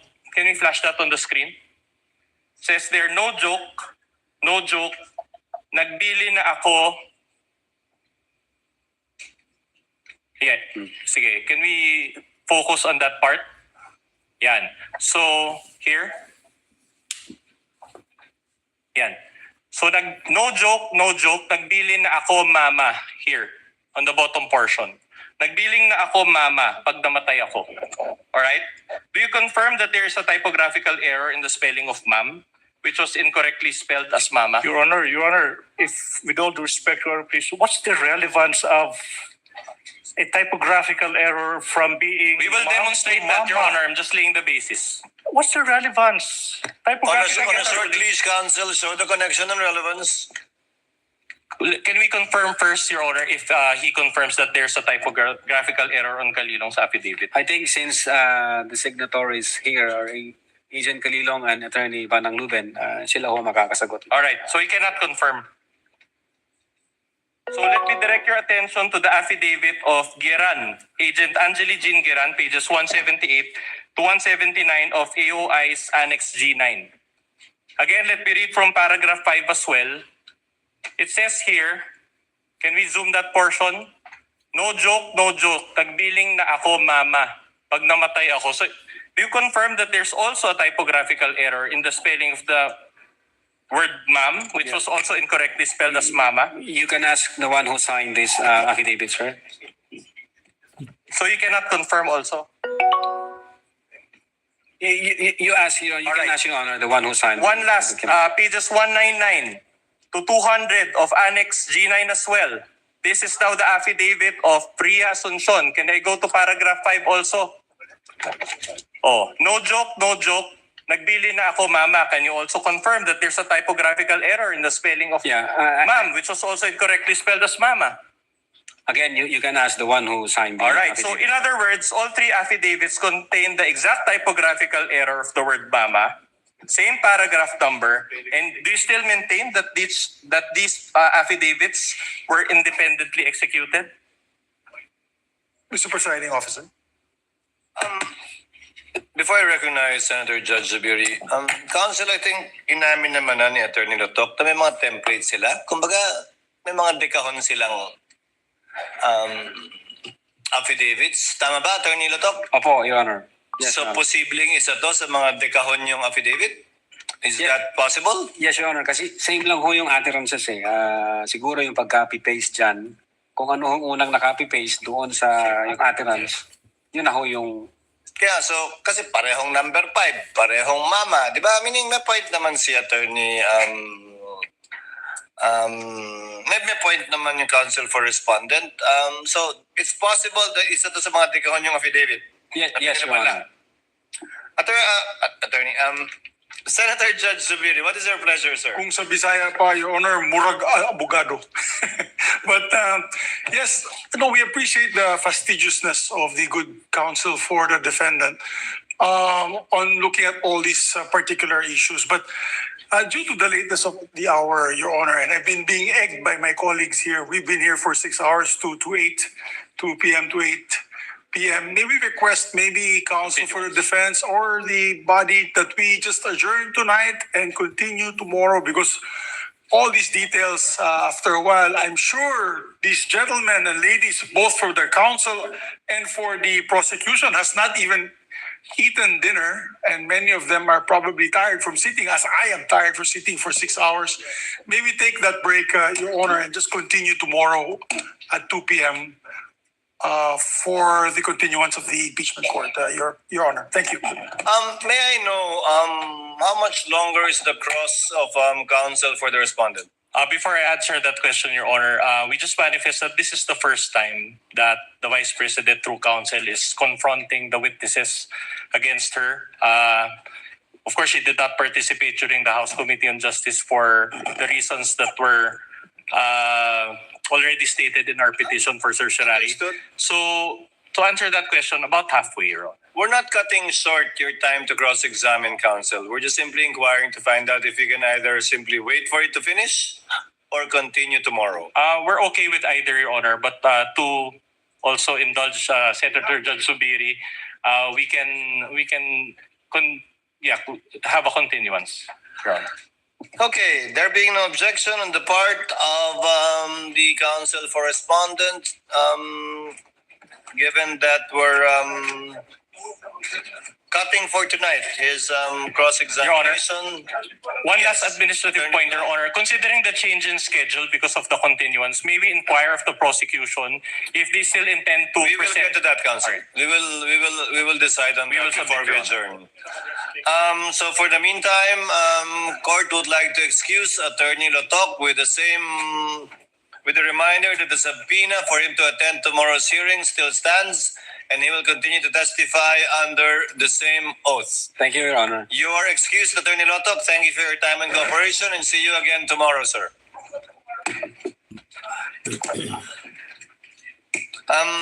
For some administrative matters, we are in receipt of the memorandum from the counsel for the respondents with respect to the issuance of subpoena for bank records and AMLC records as well as BAR records. Do we have a similar submission from the counsel for the prosecutors? Kindly furnish, clerk report is instructed to furnish all senator judges with a copy of the same, with a reminder that we will be hearing the oral arguments of the parties on these two matters on Wednesday after the presentation of the testimony of the witnesses of the counsel for the prosecution. What is the pleasure of the Honorable Defensor? We have no other matters to discuss, Your Honor. We will await the final ruling of the court. Chair would like to recognize that Senate President Gatchalian. Thank you, Mr. Presiding Officer. Pursuant to our discussion earlier on the subpoena for NBI Director Melvin Matibag, and pursuant to the discussion with Senator Judge Alan Cayetano and myself, and to give ample time to the Senator judges to study, to look at the pieces of evidence, as well as to propound their questions, may I propose to let him come to the Senate on Monday. I was looking at the letter from the NBI, and indeed the activity in Bangkok is quite important. It is the regional summit on scam center compounds and transnational organized crime, which will be held on Tuesday. We were also looking at the flights to Bangkok, and there are flights at night, Mr. Presiding Officer. So what we can do is to allow him to come here on Monday and then propound our questions. And if ever we don't finish it, we can request him to come back again after his activity in Bangkok. With the understanding, of course, Senate President Gatchalian, that the testimony of the witness given in direct examination would be meaningless unless he is thoroughly cross-examined by the other party. So should we not finish his testimony on Monday, it shall be continued on the next trial date until the cross-examination, redirect, and if at all, recross shall have been finished by the parties. Subject to that understanding. Is there any objection to the motion of the Senate President to issue the subpoena for the attendance of Director Matibag on Monday, July 20 at 2 o'clock in the afternoon? There being none, same is approved. Now to clarify, the Honorable Defensor, may I ask, who is your witness for tomorrow? I understand we still have two witnesses online, namely Attorney Lopez and Captain Bello. Is that correct, sir? That's correct, Your Honor. And you will be presenting Attorney Lopez first? Based on our earlier manifestation, we're supposed to present her next after Lotok, Your Honor. After the culmination of the cross, if at all, redirect and recross of Attorney Lotok. Yes, Your Honor. Thank you very much. Any other points that any other senator judge would like to raise?